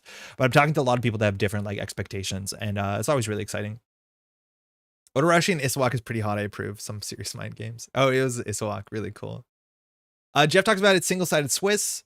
We find out at the venue, this is unfortunate, but you're not allowed outside food or drink into the venue space. This comes down to the fact that the venue space it's attached to, what's the word for it? Shit. There's a word for it. But basically the folks that run it, they have like their rules and regulations. And I think if you don't use their catering, you can't use outside food sources. So people learn that if you want to get food or drink, you have to go outside, which is a bit tricky, but that's okay. I think that's the one hiccup that is maybe a bit awkward for folks who didn't know about it. Labor union restrictions. That's it. Yeah, they're unionized, which power to them. But yeah, so that's the one thing we learned the last minute. So if you had your lunch plans to bring snacks and you have to step outside, it's whatever. It's not that big of a deal. We have a staff room at the side, and we're in the back room that is set up for streaming. They stream COS. They had slight technical issues, and they've changed. They made, I think, the overlay even nicer for day 1, which is exciting. I think the first round is Eric and Juniper. They're on stream together, which is great, and we get a couple rounds in. At this point, I'm just walking around. I'm just watching games. Pants has his iPad or his tablet in the back, so we can watch games with a 10-second delay, which is great. Some other hotel workers were striking. Yeah, we heard them in the morning. We're waking up really early in the morning. We're still jet lagged. We wake up at like 6, no problem. I normally don't wake up that early. And you can hear people striking outside on a different hotel. Labor rates hasn't rotated yet. Next year, it won't be a problem. I don't know what rounds I'm on. You can watch all this sort of stuff. Sorry, this is the part that's going to be more of a blur, less so than the games I played. But again, all the NSG stream stuff is up here. I think the first round I'm in on is single-sided Swiss rounds, which I think we see CTZ versus Captain Nice is the first round I'm on. I'm on for a couple rounds until lunch, and then a couple rounds after, and the game's pretty great. It comes to, the end of the day, people are realizing like to make day 2, you need to can only take 4 losses. And like the quality of the field is really, really high. So there's a lot of players who are like X and 4, like they've taken their 4th losses and they're going into the last 2 rounds. Understanding if you lose one of these games, you or your opponent has no chance of making day 2. And the list of names of people who are not potentially making day 2 are like surprising lists. Like Tuno, I think, is X and 4. Like Sokka is X and 4. Like there's a lot of players who are holding on. And obviously they're still grinding it. There's a couple players who can ID safely in. There's like 2 to 6 players who are incredibly safe very early on. A shout out to Jai, who went undefeated largely in Swiss, just ID'd a couple last rounds. Changeling also did fantastically. Arazon is in the really great position. There's a couple other players, but a lot of players are still like competing to make tomorrow. On top of that, it's not only just making tomorrow, you want to make tomorrow at a high standing, because the better that you are as the top 16 player, the chance that you're the higher seed if it comes to a tie, but also you have a choice against your opponent, what side you want to start on. And that's a very valuable thing. I want to shout out the whole time too. So the Surveyor, they have a recap article. We'll read through that. But they also did this like live Mastodon thing. I'm not familiar with Mastodon, but I was on my phone and they were doing some recaps following like, you know, giving some numbers on it. It was a really good read. Shout out to the 0.5 testing team thing too, which came up. But yeah, I want to say Andre's on rounds 3 to 7. I think it was like a 3 to 6, maybe 3 to 7. Maybe there's another last round too. But this was like really fun to follow about numbers of how people are doing and then seeing, you know, who's going to make it on to tomorrow. End of round 13. Seb K, Sokka, Timmy Wong, King, Whiteblade, Jen, Tuno, Analyze, Chris, Man of the Moon, Riella, all fighting for the place in the top cut. Like that's a list of people that need to win their last round to make it in. This is on Sunday morning, but like, yeah, D, Changeling, Night, Lyreite, Night Ride, and Santa make it through. The end of day 2, I think there were some upsets, obviously. There's a bunch of players who are still X4 who need to like clean sweep, or X3 that need to like maybe lose only 1 game the following day. The assumption is that you can lose 4 games and there's a chance you still won't make top cut. If you lose 4 games out of, 13 rounds or 14 rounds, 4 out of 14 rounds, it comes down to strength of schedule. So it's really hard. There's a lot of players who are like just trying to make it day 2. And you get some like really heartbreaking stories. Can we pull up like the round pairings? I don't know if we can. Maybe we can. They would have to be on ASOPs. Late on day 1, Cobra collapses. So originally Cobra was set up to do single-sided Swiss. For the first time ever, getting tested at Worlds, which obviously it's pretty difficult. And at some point during this, it collapses. People start noticing weird artifacts where you have side bias +2, which you definitely shouldn't have usually in a single-sided Swiss tournament. So the organizers, including Jeff, realized that there's something wrong here. And between rounds like 4 to 7, they are secretly re-entering all of the data, all of the matchups, all of the names, double-checking, triple-checking it, and entering it the exact same tournament, making a body double in ASOP's tables. So Jeff announces it halfway through, by the way, we have to move to ASOPs. It's collapsed. And I don't know. I think this is just such a ridiculous Herculean task that it worked. ASOP's tables got a bit squeezed down, but the fact that the tournament software collapsed underneath us, unfortunately, but was able to be rebuilt at the same time is incredible. So here you can actually see some of the matchups and standings. It goes all the way back, so you can start to see the rounds. I don't think we can do standings at a certain round, but you see these sort of like, this is the round 12 is the first round in the following day. So you see one player is IDing one matchup, D versus Jai, but then all these folks are playing. Like Sokka, I think started day 2 and lost, I think 2 or 3 games in a row. Like Sokka did not have a good day 2. Like starting day 2, Sokka, who's going for the 3-peat, loses to Night Ride, loses to Arizon 2 in a row. If Sokka doesn't win his last game, there's no way he's making it to the top cut. It's kind of incredible. So some of these narratives are pretty wild. At this point, Jai is the only person IDing. Going into the final round, there's a couple more tables that can ID because they know that they're going to make the top cut. But till the last minute, people are playing it out. It's wild. Someone should make a pull request to ASOPs or Snake for visualizing cut predictions. I don't think it collapses as much as I had a bug. I did play 3 runner games in my first 4 games. Yeah, that was a problem. The side system wasn't working. Heroic efforts from Kikai to be putting out the stats in some very early hours. Yes. And then I also think moving the tournament from ASOPs to Cobra or the other way around did halt some of the stats getting. Jai had a comfy Sunday morning. He just showed up and ID'd all his games. He did. And then I think it came back to bite him because his first game on stream, he made like a very rough mechanical issue. And some of that I think was just warming up, that he hadn't played a game all day across from Tuna, who's been playing more games. You can see it on stream. It's like really, really interesting. We'll talk about it in a second. Maybe I'm out of breath here or I'm tired, but I'm not sure exactly what narratives I want to say going into these 2 days. I think I want to shout out a couple things. Firstly, I had a couple players. I do these lessons. I do degree mill sessions in which I coach players who want to get some coaching sessions. We can meet once a month, more than that, sometimes twice a week. And I have players who want to get better at the game. And I have a system that hopefully can help people get better and get more out of competitively playing this game. 3 of the students that I have, if we want to call them students, showed up at Worlds, and they all had really great expectations. They all did great. They all did really great. I don't talk about this a lot because it feels really weird because it's as if I did all this work. I didn't. So I want to take no claim for this, but they were like people I'm checking in on to see what the narratives. And one of them was XDG. XDG's been playing for a while now, and he actually took some time off work. He's on sabbatical. He's been working at the same company for a long time. And so he took about like 2 months, a month and a half going into Worlds to be able to grind and to be able to practice. XDG killed it. XDG, I don't think has won a tournament so far. He's been playing out in New York City, and we've been meeting this last couple months, like twice a week. He's been grinding. He's at Tiebreakers. He's been grinding with his team. But he's like, his expectations were just to make top half. He's like, I want to take some time and I want to get better at Netrunner. And I want to like make top half. And he was talking about it. He was like, he kept getting these sort of like stretch goals. He said it was a Kickstarter. Like as soon as he made top half, he was like, okay, I'll try and make day 2. And then he realized I can make day 2. I'm going to try to make top 32. Then he realized, wait, I think I can make top 32. I think I'm going to make top 16. And so he kept like pushing the finishing line. But like his expectations, I think he like did phenomenally. He did really, really well. He was just absolutely killing it. His time paid off. His grinding paid off. This round, in round 13, he's pairing against Whiteblade. Funny enough, XDG actually took like Netrunner lessons from Whiteblade before XDG started taking lessons here at the Metropole Grid. So he knows Eric really well. One of the things that I recommended, we worked on deck lists. I told XTG you probably should put a single public trail in this list because you're going to get some cheesy wins with your NEH combo deck. And it did. I think Whiteblade died to public trail end of line on like turn 2 or turn 3, which is really funny as, you know, the student versus the master. I think Whiteblade took it relatively well, probably. He's a nice dude. But XTG is just like sitting amongst folks who used to teach him the game and people that he grew up like within the game, like looking at their replays and being like, oh, these are great players sitting there, which is kind of fantastic. And XTG is making it. And then round 14, the final round, XTG, I believe, is X4. He just won against Whiteblade. And to be able to make the top 16 at the first Worlds he's ever been to, he's paired against Sokka. He has to beat Sokka to be able to make top cut. And Sokka, of course, has to beat XTG to make the top cut. That's wild.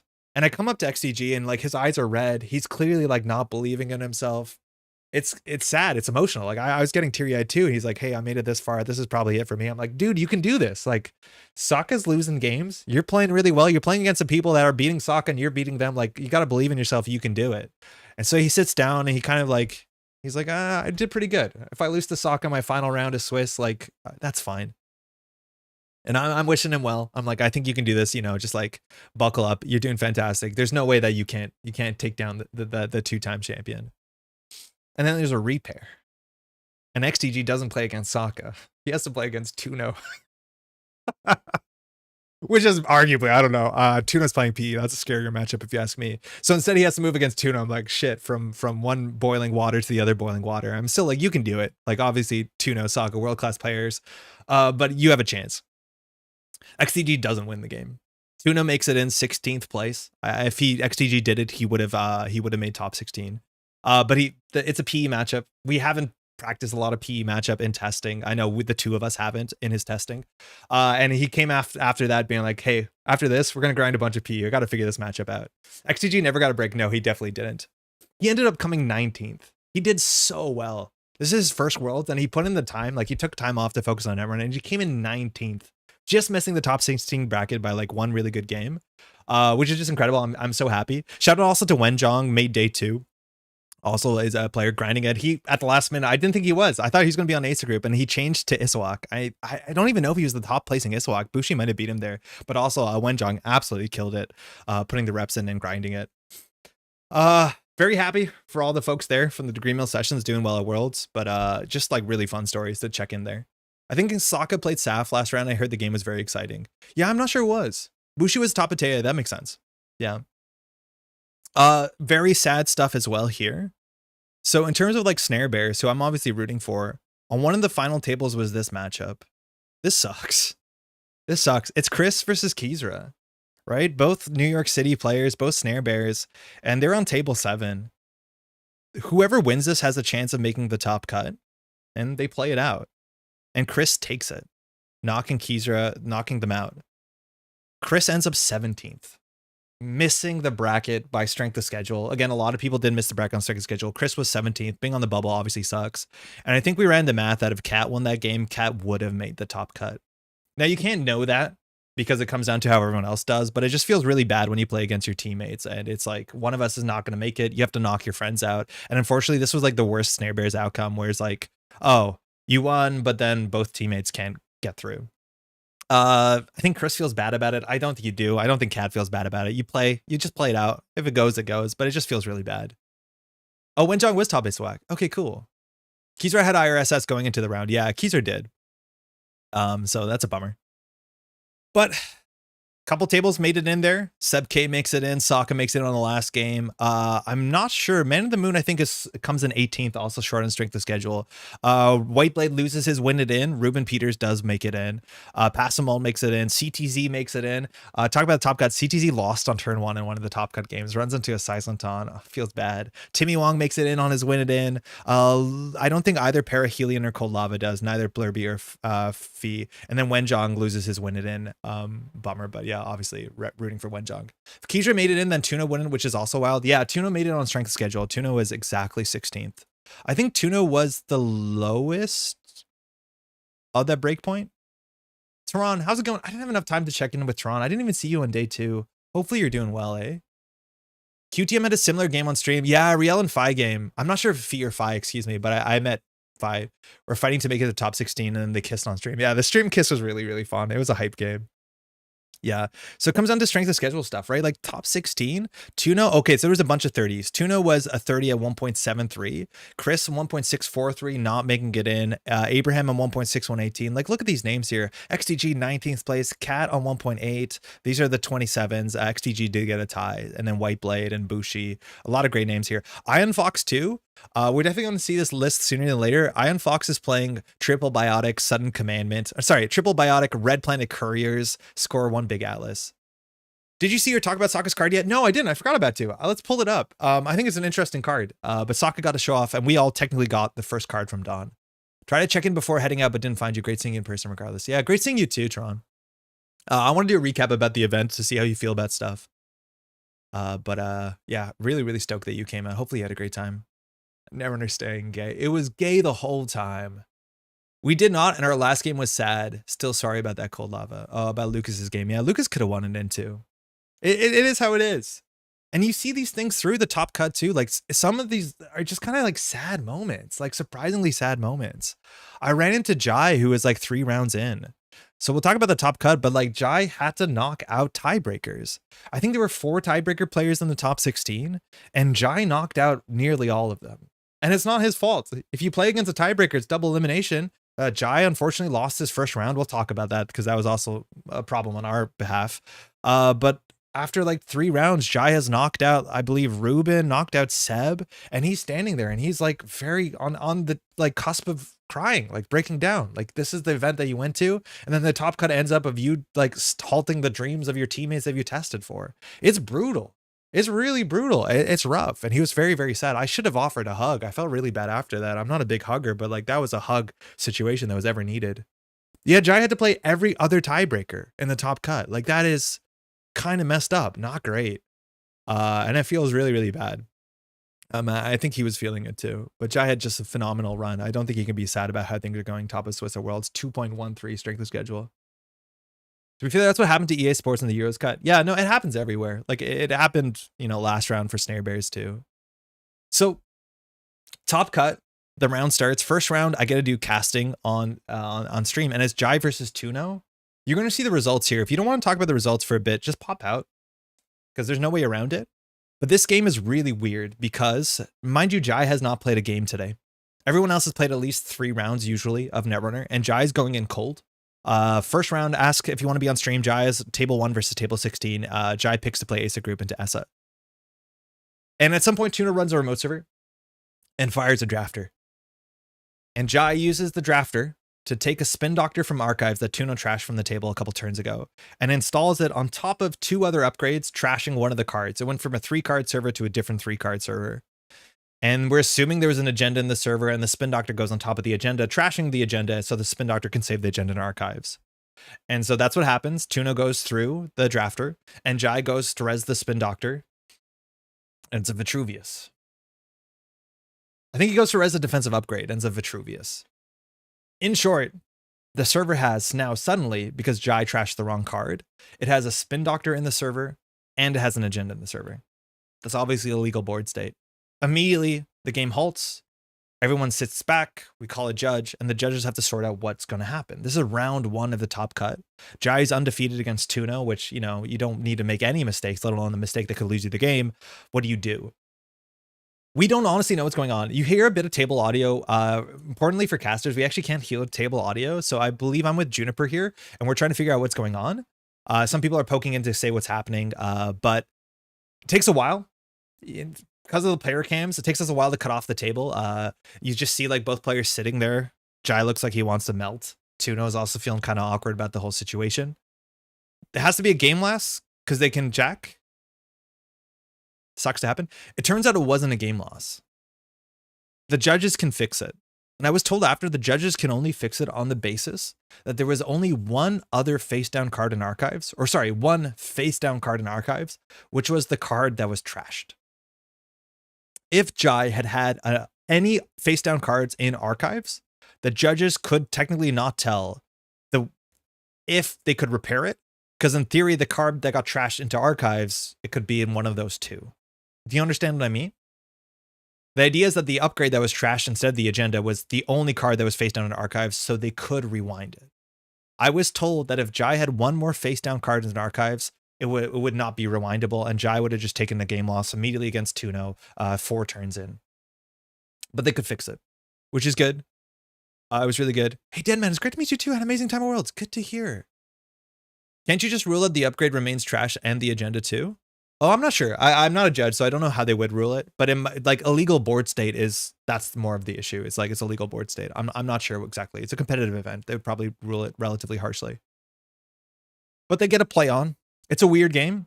I think I say on comms, like at this point in the matchup, there's a chance that Jai is shook. Like there's a chance that because of what has happened, Jai is not going to be playing 110%, which you need to at Worlds, let alone against Tuno. And the game goes on, and we can't tell what's happening. We obviously, because of the judge call, there should be a time extension, and I think there was a time extension, and the time extension was relayed to the production team, but we weren't sure if the time displayed on the screen was accurate or not. And it turns out we can't hear that time was called. And when time was called, it was Tuno was up, I think 5-4, and it was not a great board state. Tuno could not find the Begamut, finally got the Begamut down. And so now it can run any server relatively free with Plongi and all the sort of stuff that Tuno has in the list. It's hard to make a remote server that's taxing. So the only way that Jai could maybe win is some sort of fast advance combo, which is possible.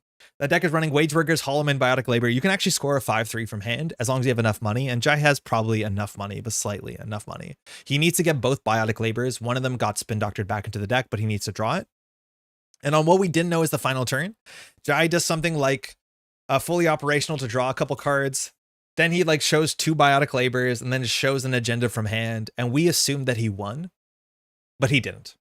Because we don't have audio, he actually conceded the game because he was behind 5-4 and he couldn't score another point, and time was called. So he was just showing what the combo would look like, but he didn't actually have the combo because he was 1 click short and he didn't have the Biotic in hand. The fully operational that he played, which cost him the click he needed to combo, was the click that drew him into the Biotic Labor for the combo. But we couldn't tell. Casting, we couldn't tell. We actually announced on stream that Jai won. Turns out Jai didn't win. Jai just showed most of the combo, but conceded the game, and Tuno won. But we could not tell. And it was only after we wrapped that stream segment, we came out and asked what happened. And Jai said, oh, no, I lost. Tuno has it. And then we had to go back and correct it. I apologize after to Tuno. I came up and I was like, hey, Tuno, we said that you lost on camera. We couldn't understand what's going on. And Tuno was like, yeah, it's fine. It happens. But yeah, that was a bit embarrassing. But Jai did make a very unfortunate like error on stream that could have cost him a game just because of the double install. Tuno made a couple of the highest profile decisions in that game, IMO. Otherwise, the line Jai was trying to would work. Yeah, Jai had some really good lines that Tuno respected. You have to deal with the Wage Workers. I think Tuno the whole game was just trying to draw into a Begamut. The Begamut was like the bottom 5 cards. It was so important to find that. I think Jai realized much later that he did actually have the combo to get the 6 points. Oh, he could have got the 6 points, but I think Tuno had one more turn. Kikai, how's it going, by the way? Wage Workers combos are mind-breaking. I'm not sure when time was, like, I still don't know when time was called. I think time was called on Jai's turn. So then Tuno just has 1 turn to find at least 1 point, which I think Tuno could have done. I think there was upgrades on 2 central servers, which is a bit tricky, but it was within the realm of possibility. I witnessed Jai take an 11-click turn. Yeah, it can happen. Hey, Radish, it was really nice to meet you as well. Thanks for listening to me rant about my run through the tournament. It's not listening to a rant. It's a pleasure to hear it. Nice to meet you as well. Knocked out 2, then was knocked out by a tiebreaker himself. Yeah, anyways, not a great start for Jai for sure. Jai is a bit shook because of the game loss situation, and so now he's on lower brackets. If he loses 1 game, his run, the People's Champion run, is out. I mentioned this slightly before, but during Swiss, I think twice, Jai got to play against Timmy. And I talked a bit about Timmy Wong. If you don't know, Timmy Wong's a bit of a treasure who's been in the Netrunner community for a long time. And Timmy Wong was classically the People's Champion, and modernly Jai is the People's Champion. And Jai beat Timmy. I'm pretty sure Jai knows who Timmy is as much as it might be an old head versus new head thing. And after the second win or the first win, Timmy wrote on his playmat from one People's Champion to the other and signed it, which is super, super cute. But yeah, he beat Timmy Wong. Both of them are still in the cut. This was in Swiss, but it's just a really cool anecdote. Everyone's super, super friendly. Now, round 1 was a huge upset round, if you ask me. Where's the tournament? It's here. No. It's so sweet. It was really cute. So round 1, some really wild results. And that's what happens with double-sided Swiss. Like any pairings, excuse me. You lose 2 games, that's it. Wait, this, I want Cobra. I don't want Cobra. I want Aesop's. Excuse me. So look at this, right? This is round one. Look at the players who got game losses. Rotom, our world champion, lost his first round. Snare Bear, very excited to see, the only PD in the top cut. Sokka also lost his first round. These are two world champions who are on their last life already. Timmy Wong lost a game. CTZ lost a game. King is also on the lower bracket. Like, obviously half these players on the lower brackets, and it's hard. Round two pairs two world champions. Round two is Rotom Appliance versus Sokka. Two world champions are paired up on round two, and one of them is going home guaranteed. At this point, I'm off comm, so I'm walking around watching games. I see Patrick Rotom go for a trick shot on R&D and steal 6 points. I'm like, okay, we're doing pretty good. I definitely want a Snare Bear to do well at the tournament as much as I always root for Sokka. And then a deep dive later whiffs, and Sokka knocks Patrick out as soon as possible from the tournament. I think CTZ on this round face checks into a Saisanton, maybe with a bravado on round one to Brandon and flatlines. It was off camera. I heard about it though, because that's obviously kind of funny. But CTZ just kind of sends it. Oh, maybe it was into Timmy. I'm not sure. I know CTZ lost in one run in the top cut. Maybe that was actually in Swiss. I'm not sure. Tuno's holding on. D's doing well. Changeling had a fantastic tournament. This is his first loss. Arzon isn't losing games against the there's only one criminal in the top cut, if I'm not mistaken. But we're starting to see players leave the bottom of the bracket. Jai is holding on, has to knock out the first tiebreaker in the tournament. It continues. Jai knocks out another tiebreaker. He's obviously really upset about this. We've lost one world champion. Sokka is trying to hold on. Talk, really nice to meet Talk from the SF meta. D is knocking out Tuno. This game was really, really, really cool to watch. This is one of the top tables. None of these players have lost a game. This is a matchup that D knows really well because this is the sort of QTMP that D felt very much in control. This whole time now, Chris is standing behind D doing the live tweet into the Snare Bears Discord channel so people at home can get the play-by-play, which is really fun to watch. And next to them, Arzon is playing versus Santa. Arzon is just scoring points. I think the winning line against Santa that had freedom up and was trashing all the kill combo pieces was just put agendas on the table. I think there was a turn where it was like Rashida and the Ice Remote server, Beal on the table, and then what's it called? A Holloman on iced as well. And I think Santa gets 2 of them. And on that final click, I believe Arzon forfeits a false lead just to score the Beal on the table and gets the 7 points. I think Santa saw it slip through, didn't realize that the math would get you there to 7, but Alex takes it, dropping Santa to the lower brackets there. But all these players were undefeated. The Arzon versus Santa matchup was wild. Yeah, Solomir was sitting in the middle as a judge. Holloman, Beal, Rashida, only 2 pings for the Rashida. Yeah, pretty wild. On the other side, it's Sokka versus Tak. Tak gets down to like 4 cards left in the game, gets off 1 deep dive, steals 6 points, but Sokka has in the remote server the winning agenda, I think, or a clearinghouse. I think it was a clearinghouse, and Tak gets to the bottom. He absolutely empties all his cards, and it was a 5 damage clearinghouse, which with only 4 cards left in the deck. Tak makes some really good runs. I think simulchips, using them very, like, you have to be very careful with how you use the simulchips. This, I think, is like an Aesop's type lat list, if I'm not mistaken. I didn't see too much of it, but Tak did phenomenally. Sokka is still holding on here. Timmy Wong gets knocked out here. Again, 2 SF players. There are 4 SF players from the unnamed SF testing group, and Nightcride, another SF player, losing finally to Brandon, who is undefeated. What round is this? 4, I think. He also earlier on accessed a double advanced agreement on the server, but didn't steal it in case he dies to Oppo. Oh, sick. Hey, Talk, clearinghouse, die with 0 cards on deck and 0 credits left. Yes. Shouldn't that be named by now? I think it's going to be named by now. They were saying, the SF players were saying, whoever finishes in first, or whoever does the best out of the 4 SF players is going to be able to name the testing group, which is really cute. This round, I actually don't know what happened with this game. I don't know what happened to this game. King versus Jai. Brandon sits as his own table because of oracling. Shout out to Peter H, who I got to meet for the first time. Peter H is really good at Netrunner. Really good at commentary as well. Very tall guy. But yeah, they sat at the table, so I'm not actually sure what happened there. This game, I did commentary on stream. Such an interesting game. Jai didn't find enough ice. Yeah, that will happen. This game is fascinating. It's on stream.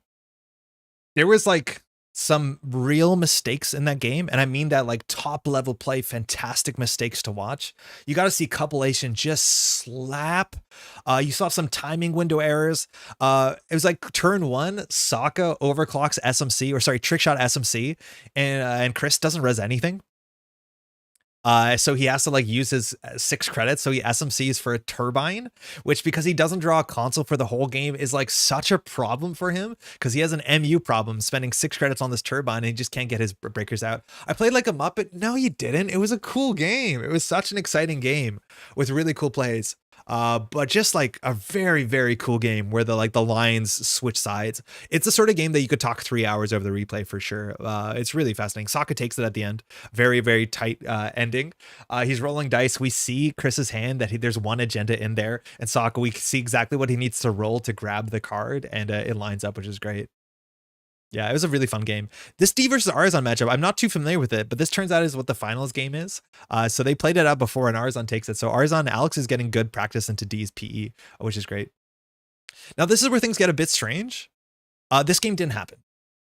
So unfortunately the king had to duck out of the tournament. This is like, you never want to see it like this, you know, like people are competing for the whole weekend. They want to be in the spot, and then suddenly there's a scheduling conflict. Maybe you didn't expect yourself to be in the seat, but King had to duck out of the tournament. So Sokka just takes the win. It's unfortunate. I think the fact that you're playing against like a teammate or someone else makes the fact that ducking out feels a bit sweeter, I guess. I'm not saying like you're going to duck out because you're playing against your teammate, but if you have something that comes up and it's your teammate, and so it probably is a bit easier, but I don't think anyone wanted it like this way. But suddenly round 6 disappeared. I think this was the lower semifinals, but scheduling had to just get shuffled around. People on commentary lost an entire round. This game just didn't happen. So Sokka just takes it. I'm going to check pretty strongly to SOS being random. It's not a perfect tiebreaker, but essentially random is unfair. I'm not sure, Jeff, what you're responding to. I just spaced entirely, thinking that the Beal was on board. Sacrificing false lead would win, but that only goes to 6 points. Missing that made me think there couldn't be one on board at the time, and then it was just as the last I didn't check. Yeah, Sandy, you seemed like as soon as it was over, you obviously realized what happened. It was exciting to watch too, for sure. Sokka getting new win speedrun records. Round 7, you can watch this on stream. This game is 2 turns. 2 turns. Man, Sokka going for the three-peat. Being on the cusp of getting kicked out of every bracket, like barely holding on day 2, getting to the top cut, doing pretty well. His standing was pretty good going into day 2, but then losing his first round, understanding he has to play perfectly. And then the lower finals against D. But before Jeff comes over to say, hey, D, you have to go up and play now, because D was meant to wait for the final round, the last round, which didn't happen. D was sitting down with a piece of paper and a pen to write down on a piece of paper all the names of all the people D wanted to thank that they wished could be at the event but couldn't be at the event. So it's a mixture of like locals, QTM players, snare bears, just getting a lot of names up on a table, on a paper, so that paper can be visible on stream to thank everyone. Like D is just so sweet, so happy to be there. No matter what happens, D is having a great time. But D is sitting there trying to like pencil in some nice names where Jeff comes over to say like, hey, you got to play now. Sorry, we lost a round. So D's ready, goes up. I go to the restroom. Like I'm up on the finals. I'm like, okay, this is going to take a while. It's a built to last deck. So I go up to restrooms. I'm talking to a couple people. I come back. The game is over. I'm like, what happened? what happened? He's not on punitive. You can't die on turn 1. And then you see the tape if you watch it. Again, all this stuff is up. Click 1D installs a fermenter, runs R&D, steals 3 points, run R&D, steals 3 points. As a joke, runs R&D, click 4, doesn't steal 3 points. Sokka's like, okay, we're playing on hard mode here. Sokka continues to build board state. D runs R&D, steals 3 points. 5 clicks. D got 5 clicks in. Just laughing. Loving how things are going, and Sokka is sitting there, kind of smiled, kind of slumped over. Fa is there for the big hug, and Sokka's Worlds run is over. Yeah, he didn't. There was an ice on R&D that he didn't res. Turns out it was a logjam. Shout out to logjam haters, but he didn't want to res it because resing an early logjam is pretty rough. And like the deck only has 6 agendas in it. The fact that D saw 3 of 6 agendas and 4 axes is like, you don't need to res a logjam there. Maybe you want to, but it's like such a hard risk to take. And if you res that logjam, it's like, it's a shitty logjam. There's 1 card in archives faced up.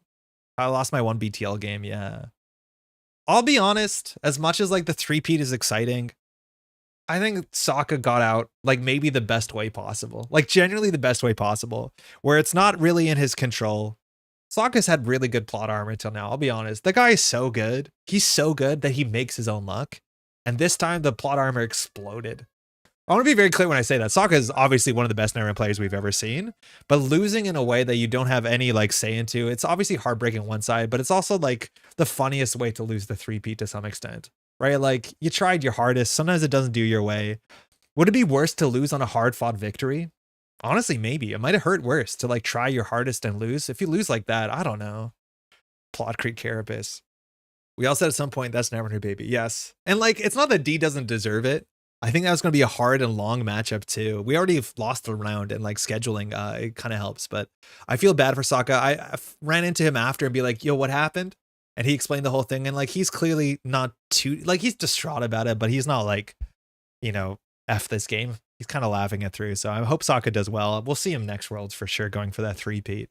But yeah, just like not the way you're expecting that game to go between two top tier players.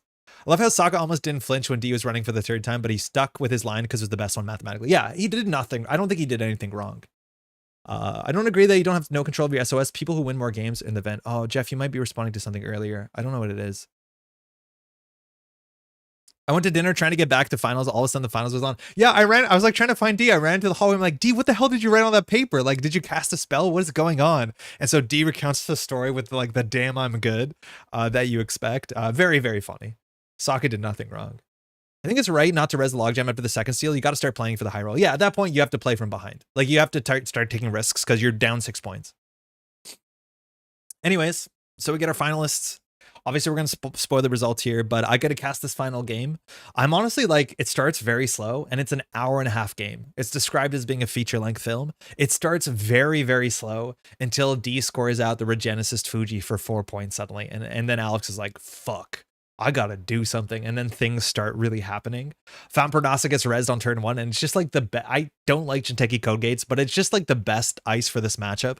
Arzan, mind you, I've got the pleasure of seeing Arzan a couple times over the last years. He's been coming down to Montreal for the last kind of events, and he's specifically been grinding his 50-card Spree Arsana deck. If you're watching the stream, it's like a Thursday night, almost always we run into Arzan grinding this exact list, and I'm like, oh shit, we're gonna get bodied by this again.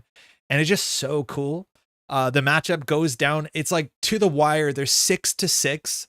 There's like 2 different ways that if D draws right, they can fast advance out of the remote server, either scoring a 1-2. There's a copy of a hybrid release, or through the moon pools, of which there's 2 in the deck shuffled away at some point. And D actually has a chance to fast advance out if D hits it on the Tranquility home grid draw, getting the moon pool in there, but doesn't find it. On the last turn, there's some like really exciting lines. And with a final click, Alex runs HQ with 7 cards in hand and finds the one agenda that if he doesn't steal, if he steals anything, he wins the game. But if he whiffs, I think it was a 3 and 7, we get the bracket reset. D immediately pops off. They're both hugging. They're both so happy. Everyone's celebrating. It was just such a nice thing. I had to leave towards the end and go grocery shopping. Yeah, it took an hour and a half to get to the finals of the game, but it was still very, very fun. I had to step out of the room so many times in mid-game because the tension was killing me. It was super tense. Like, the points just started escalating. It's a deep dive deck, which is really fun into Jideki PE to some extent, because if you lose your deep dive on damage, there's upgrades that really suck, like Chrysium Grid is moving around, anemones are used. King and Soccer are technically no longer teammates. That's true, but they're good friends. They respect the heck out of each other. They definitely tested together. I watched the final back on the VOD. Deer was more hyped than Arzan at the end. Yeah, I know. D is just absolutely so hyped, and D was just, you know, I left the room after. I left the caster's booth after we were getting ready to do interviews, and I run in to give hugs to everyone, and like White Blade's jumping up and down. We did it! We came in second! Which again is the Snare Bears joke. But like so stoked for Arzan. $1.1 player grinding the deck that he's been working on for such a long time. We didn't get to see his Reality Plus a lot on stream. He might have been on stream once if I'm not mistaken, but not on a round that I was familiar with. But I have to go back and watch the VODs. But he's just been grinding his thing for such a long time. I was getting roasted by like Kikai and Not Yeti in Discord messages talking about Spree being a, you know, sort of sometimes card, but it's doing really well there. D is great. They were my first rounds of Swiss and Toronto, my first Worlds. They were my first round of Swiss and Toronto at my first Worlds. Oh, no way. Sick. This is also Alex's first ever tournament win. Right? Like, I think Alex won some Ocarina, but he's never won like an in-person play tournament, which is just kind of sick. Just kind of incredible, right? And it's the sort of thing too. It's like, it's a weird deck. He's been grinding and he's put the reps in. He's also, I don't even know if he's joking. He was talking between rounds. He's like, hey, do you know what's different? I've been sleeping good now. He recently got diagnosed, and now he's sleeping better with the help of a machine, and now he's like transcended. He's like floating 2 inches above his chair. I've only won Ocarina and Throwback before, yeah. And like, what a great start. And just obviously such a nice dude. Shout out to D. Everyone in the top cut's fantastic. The top cut was like top 4 with 3 Canadians. But just like great play, really exciting stuff, fun matchups, and just people who didn't expect to be there just doing well and playing on a high level. Changeling, such a fantastic run. Bushi on the way up there too. Like players, I think, like, oh man, Changeling has been going to Worlds 8 years in a row. And I ran into him at Swiss and he's sitting there at table 1. He's like, hey man, I've been doing this 8 years in a row. I don't think I'd ever be here. Chris is just sitting there at table 1 waiting for his Sokka opponent or whatever.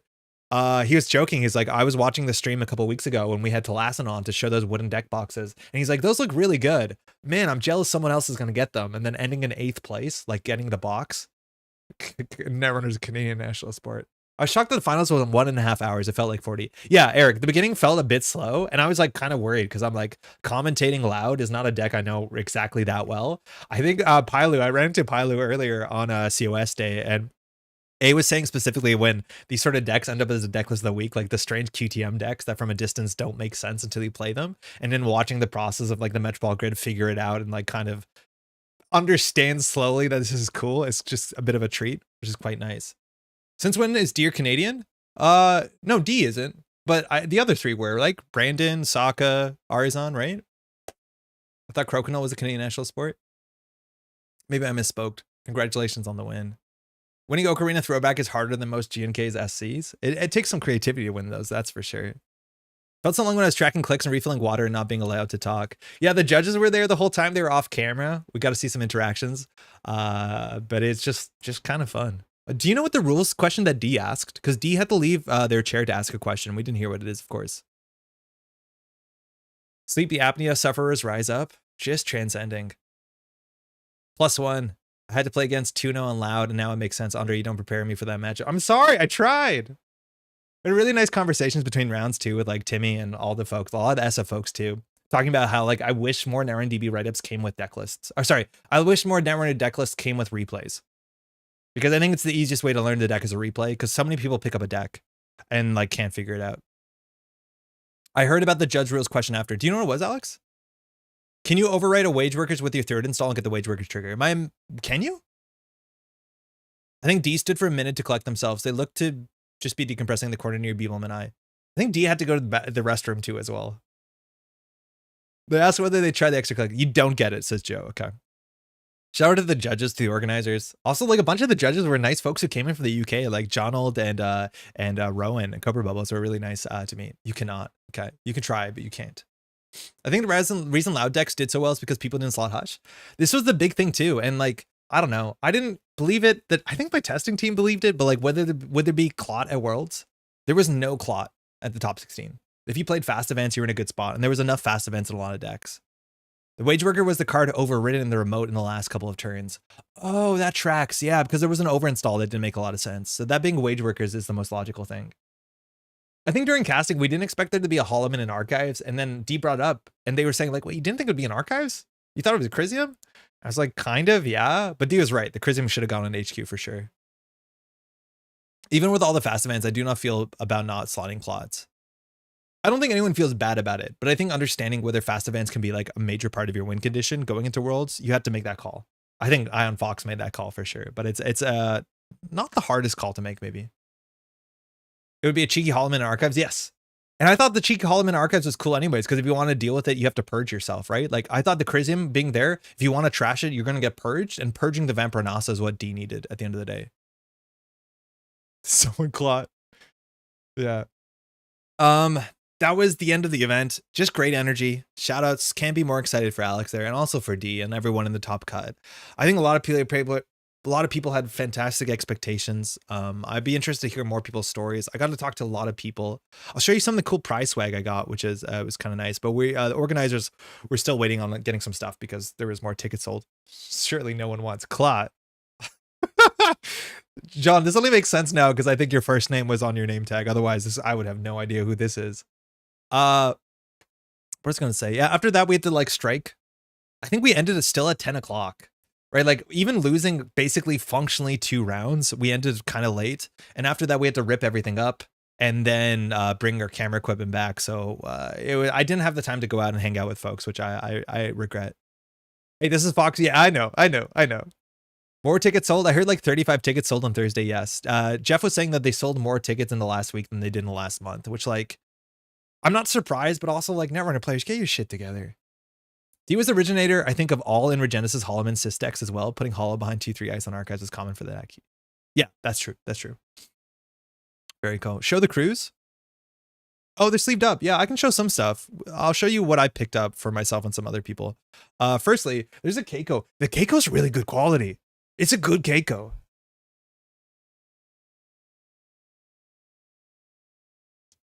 They also had diesel. Like they made real diesel in cans. I tried some warm diesel, and it was okay. The problem is like if I wanted to bring diesel across the border, I can't. So you have to drink it and empty it and then sanitize it and carry it. It was a bit too much work for me, but I think a diesel is really fine. I got a Keiko. Nanako the cat really likes dragons, so I thought she'd appreciate that. She so far hasn't. As a TO, begging all Netrunner players to buy their tickets and mark themselves as going. Oh, also they streamed at the end of COS day. They streamed, if I'm not mistaken, the TO tournament recap, the TO meeting. So Jeff held a meeting in which TO players and aspiring and working TOs got to ask some questions about the future of organized play and some organized play questions. I've been told that was recorded and streamed. That should be at the end of the COS day. I was told it was really good. So I'm excited to watch that. Yeah, the TO Q&A. Q&A is a good way of calling it. I was told that the questions were good, the mood was good. If I haven't shouted out Ysengrin enough, huge shout out Ysengrin for running Worlds. And then, of course, all the other people, all the volunteers to make things work out. Because everybody wearing the blue and yellow shirts, like it takes a village. And it's just like, there's so many people you can shout out. The TO Q&A was really good. I didn't have time to drop into it because we were doing a casters meeting. But I heard good stuff. I'm excited to listen to that. Jeff killed in that Q&A. I ended up shipping 3 full diesels back home for the background of the studio, which was definitely a decision. Don't forget about the Sokka card. Thank you, Veronica. Thank you. I'm going to write a note. I'll just open this. I'll open Sokka's. You can't see it. There's a new card they announced from Don that Sokka got. I got to interview Sokka a bit about it on the channel, and he has a video showing it on his channel. He also did his live streams. I haven't caught up. Sokka does these like vlogs where he you know, at the end of every round talks into his phone. They're generally really good. He did the same thing last week. I don't know why I had to say generally. They're good. He did that last year. So I haven't watched those just yet. First card preview from Dawn. Exactly. Okay, so the price support stuff I got really quickly. Bug Goddess, the Juniper Theory alt art. I'm a big fan of that. If I say Bug Goddess in the future, you'll know why. This is the Hoshiko that I started playing with that made it through 4 of the 5 rounds until it got Bug Goddessed out. This is the pre-Nick Italian Hoshiko that did not see play as much as excited to bring it. Of course, the VSAs, no surprise here. You've seen these before. Great to see Alexis. Alexis is a lot of fun. And business as usual. Got it. Came in third. Take that top half. This 419 came from Radiant. I think Radiant showed up on the last day. He just gave these out. I didn't get a lot of time to talk to Radiant, but Radiant does a lot of good stuff with the organizing play team. This was cool. This is from Hideo Yoshi, if I'm not mistaken. This is the same sort of material as the, what they're called, like the credits from Orbits. Like it is a board, right? So I think you can plug it in. I don't think it's going to do anything. It looks like it would fit into many slots, but it is an Arasana with this sort of like silver metal foiling stuff, but it feels, you know, like Orbit stuff, which is really sick. Yeah, really good frog. Thank you. Again, I believe Hideo Yoshi. If I get a name wrong here, I'm so apologetic. I met so many nice people and they all say names and I'm really bad at names. So if there's any story that in interaction, please let me know in the comments. Yeah, it is really cool. I bought these for myself from the artist colony. The artist is Flora Facci, and there's a really stylistic one, like kind of anime in the sort of pink and blue colors. Camera's not going to do a good job on these because the lights are a bit hot, but it's a privilege axis. The back is a full art. I love that folks are doing that thing where they put the back as the full art so you can slot it whichever way it makes sense. For runner cards, do that. For core cards, don't. And on the other side is Slap Vandal, the same sort of aesthetic. These are really quite nice. Floor's arts are beautiful, really good. I got these as swag, some foil bravados from the Neon Static crew. These were on shirts and stuff like that. I need to pick up a Neon Static shirt at some point, but thanks to Eric for those. Might be leftover PCB stock. I think it is. Michael, how's it going? I picked up the whole run of new stuff from Cat. We thought these sold out. NSG knows what they're doing. We got an update like during COS that somebody came up and said, Cat, I tried to buy the Cloud Eaters and they're sold out. And first the Cat was like, the Cloud Eater sold out? Nobody plays that card. Brandon had 2 in the deck in the top 4. But NSG actually hid half the stock. So if you came in on Friday, they didn't put out everything they had, so that if you came in on Saturday and Sunday, there'd be stuff left over. I think that's a really good decision. I don't think I would have done that, but I'm also not organizing stuff like that. But I think that was a really great decision. So when we showed up Saturday morning, we could pick up stuff. So a lot of these we actually revealed on this channel. So there's Miss Bones. Again, the camera does a really bad job at showing off alt arts. Hold on, maybe I can. Oh, that works. Miss Bones, really nice, destroying some stuff. Maddie really wanted those. Oh, I got Maddie some stuff that she has now, so I can't show you. This is Banar, focusing more on the dog than the bird. There is the falcon in... Oh, the falcon? I thought it was in it. But the Banhar is the type of dog. And then the Lobies and Orcas turned out great. We saw these on the channel before. These are quite nice. The Orca, the art actually does connect. It is one major art, full art.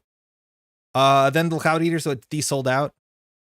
These are great. I love how the cloud, the framing of the dragon around the Cloud Eater. And then finally the Holoman, which I think this one did sold out. If you wanted to buy foils, there were foil versions of these. The foil versions of the Holoman sold out faster than anything else. I think people wanted the foil Holomans as like the 1 or 2 of Splash in their deck. Other stuff, I showed the liberated accounts. This came in from Milanomi. I stole someone's. I have 4 copies of these. These, I believe, are the SF Skyline, if I'm not mistaken. These were commissioned. It says by, sorry, reading. I just looked at the lights, so it's hard to read.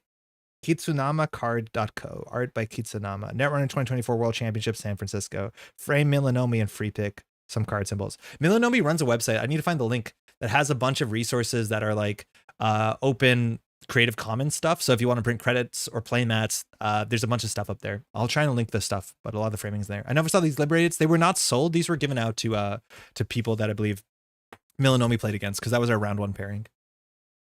Okay, hold on. I just don't want to like give you straight into the armpit zone. Other stuff.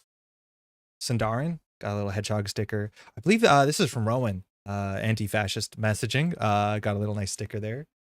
Shout out to Etienne from the Italian folks. There was a bin of just like altars from the Italian like EMEA scene that you could just grab one. I grabbed my random from the Bergamo, Italy. This is a Lobi Soming as well. I should have zoomed the camera in. Art's pretty frightening. You got that bright border. This is from Eugenia Art. These turned out really great. Nice and porous and all. Pouch, how's it going?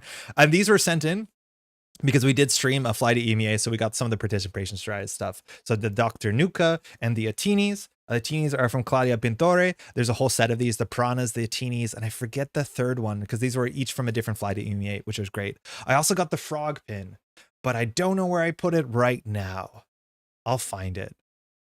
Really cool too. So Juniper got a collection of ONR cards that she received from somebody on the internet.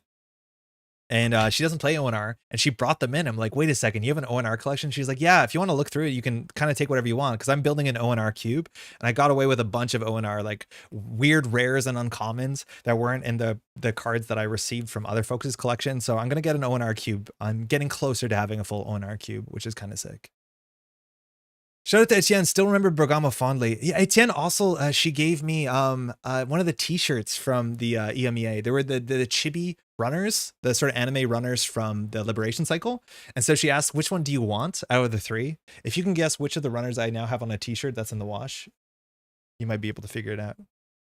I also got some L5R promos from Eric, and a nice person that I'm forgetting the name of. They were so nice, came up and gave me an L5R playmat. They're like, I heard you're getting into L5R. If you want an old playmat, here's a playmat. I'm like, can you sign it? And he said no. So I don't want to do it. Wizard, they have to be from the Liberation Cycle. I love the Chibi t-shirt. I got a pair of Mercury shirts. 100% Seb. I think Seb's a good guess. No, I went for Mercury. A lot of the like other card prize support, volunteers were going to be sent in the mail because they didn't have enough copies, just to make sure everyone got it. So I'm looking forward to receiving that in the mail. Otherwise, we got the little pin, and we got the playmat. The playmat's really quite nice. I opted for, oh, I got this coin too. I've been playing with this all the day. This is like a run and corp coin. I don't know who made this, but you can flip it to see who you start. So it turns out I'm running, which is great. I also got a couple other promos. I got some nice little cat trigger counters, like power counters. I picked up some stuff too for some friends. Little bullshit shaper, some foil of the cat arts too. Ooh, foil. And then there was some really nice stuff for Alexis as well. There was 3. This is Cataloger and Lilypad. I forget what the third one is, but I picked some up for some locals. FFG L5R. I'm good. How are you? I'm still crying for having missed out this Worlds. It looks so rad. Wish I were there to root for D in person in the finals. Yeah, it was. Worlds is always hype. It's always hype. Excited for next year. I think the stream was so good. Like, if you want to watch, which is nice, it gives you a very good vibe check, which is great. This is the volunteer playmat. There was 2 options. I don't know which one was more popular. Last I looked, this was the less popular one. But I'm very excited. I've been playing a lot with my the volunteer playmat from last year, which is the now banned World Tree. Okay. That's mostly it. One last talking point, I think, which is there's a new card released. I don't know if we're going to find it anywhere besides Sokka's channel. Link in the description. But this is one of Sokka's participation prizes. This is the second one. This is actually from the later Worlds, not the first Worlds. So I'm going to leave Sokka's face there. That's rude, huh? White Blood and Eyes game on stream from COS is so hype. I haven't seen any of the COS games because I'm playing and I'm so excited. There's a bunch of stuff to watch. I took the Hearts and Minds playmat because I refused to take the Shaper mat out of principle. So this is a new card from Dawn. Sokka wanted to make something Wayland. This is actually from his 2023 World Championship, not the 2022 one, and we chose 2023 because it's Wayland. A lot of people think this is like a Deuces Wild for Corpse. That kind of makes sense. It's a modal card. There's a bit of a precedent set there when it comes to World Champ cards. It's called Key Performance Indicators. I'm going to say KPIs like most people do, and there's a very handsome photo of Sokka there in a suit. This is a Win Cabra art. It's a transaction operation. It costs 2 influence, which is actually like interesting. If this is 1, you'd see it a lot more than I think you would at 2. That seems like I'm not saying much, but it means that this card is like, if it's a 1, it's the sort of 1 of you can put into a deck, no problem. As a 2 influence card, you kind of need a reason to work. Now, this card will be in Dawn. It won't be a full art. It won't be signed with Sokka, and it will have a different play stamp here. Like the set icon that says 23 crown with Sokka's name on it. You'll have this in a normal frame with the set icon of the upcoming Dawn set, which should be early next year. So this is an exclusive prize for those who showed up at Worlds. Now, this is not tournament legal at all until Dawn shows out. At that point, it will be, but it's cool. I haven't seen the art so large yet. That's sharp. Yeah, it looks really good. It looks quite nice. This is the like probably the 600 DPI whatever image that they distribute. You can also see the bleed where it gets cut out, which is great. Okay, resolve 2 of the following in any order. So pick 2, your choice in the order. And they're all kind of like modals, small effects, but having both of them on the same card can really matter. Draw 1 card, shuffle 1 card from HQ into R&D. Sokka was clear that part of the card came in pretty late. It wasn't part that he was excited about, but it's nice to have a card like this that is like kind of like a spin doctor. I'll be honest, I don't like the draw and shuffle back into the deck effects. They kind of incentivize you to just bury agendas, and maybe that's good that it fixes agenda flood, but it's not my favorite part of the game. Next up, install a piece of ice from HQ, ignoring all costs. It has to be ice, which is obvious because it's going to be horizontal and put on the table. Ignoring all costs can be pretty good. Obviously, ice gets more expensive the deeper you go, and Sokka does play a lot of decks that put 2 or 3 ice on the same server. So for 1 credit, getting that mode for free and something else can be quite good. That also means it'll fire weird ID abilities like Atea and fun stuff like that, but that's kind of neat. Place 1 advancement counter on an installed card you can advance. Whether that's advanceable ice, installing a card and advancing it for a single card is not bad. It places advancement so it doesn't advance, so it won't trigger Built to Last, but it will trigger things like Isowak. That's interesting. And I think Sokka was talking about that, using this as a click compression card to capitalize on a scoring window. So suddenly, for 1 click, you can install a card, or you can install an ice and advance something you just put in a remote server. It's kind of sick. The idea is that I can install an agenda and then use this to advance the agenda and put an ice is potentially quite powerful, that it can sneak up on you how much this can do very quickly. We're at the sort of term where I need to install an upgrade, I need to install an ice, I need to install an agenda and advance the agenda. This can help do that all at once. Finally, gain 2 credits. That's the mode that you're going to probably try and avoid using if you ask me. Paying 1 for a 2 credit card is not that bad when you do something else on top of it. In theory, this is like a Wayland Seamless that you can place an advancement on a card that you can advance and gain 2. It's like kind of akin to Seamless. It's gain 1 and advancement. I don't think that's enough for a card slot unless the deck is doing something really weird. But maybe it cares about transactions. I don't know. But at the end of the day, that's an interesting thing to have on the card for sure. It's the Hermes hate card. It kind of is. It kind of is. Yeah, that you can get an ice out and then get it immediately bounced when you score out.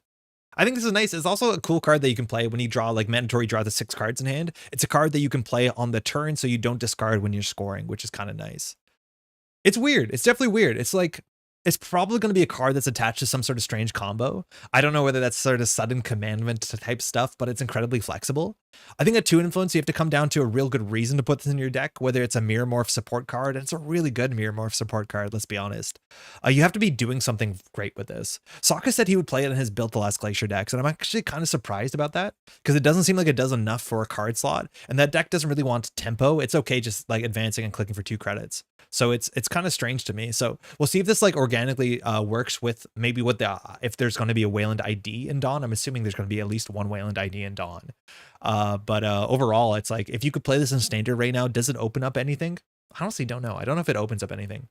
Atea tech? Yo, Terrence, it's really cool with Atea that you can install in advance. Like you can get everything on the table in one click. It's pretty sick that it can install an ice. Technically, Atea can install an agenda and then you can get the advancement. You always have to watch out for combos when operations can place advancement on agendas, definitely. Yes, you do.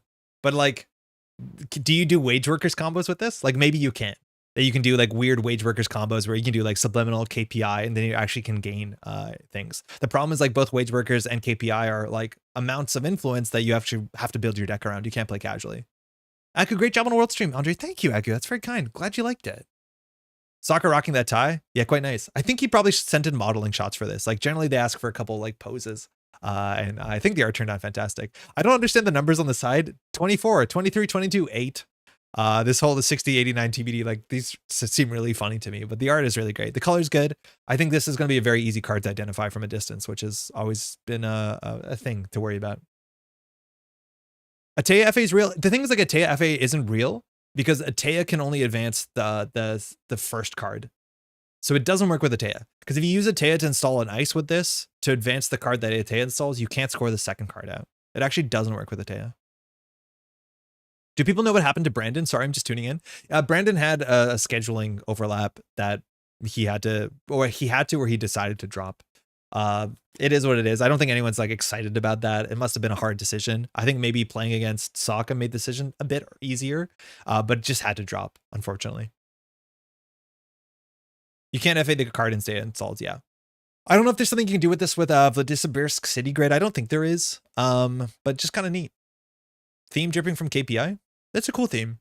It's cool that like, this is the fun thing that I've seen working in some places is like understanding what success is, like calling your KPI to make this card successful no matter what is a really funny thing. I've seen some people claim weird KPIs, which is great. For those who don't know, this is like what it's the measurement to which you can attach your success to. Did we skip Top Cut round 5 discussion? No, I think Top Cut round 5 we all might have skipped. Lanza, did I miss it? Some rounds I have less to say than others. Oh, picture in picture. Okay, I don't know how to make that stop. Oh, actually no, Top Cut round 5 was an interesting round. I haven't seen this round. Tuno, this was a really weird matchup. I did skip this round, you're right. I'm just going to go roll back to this really quickly. Tuno versus King. Tuno ran a Saisenton at some point and it fired.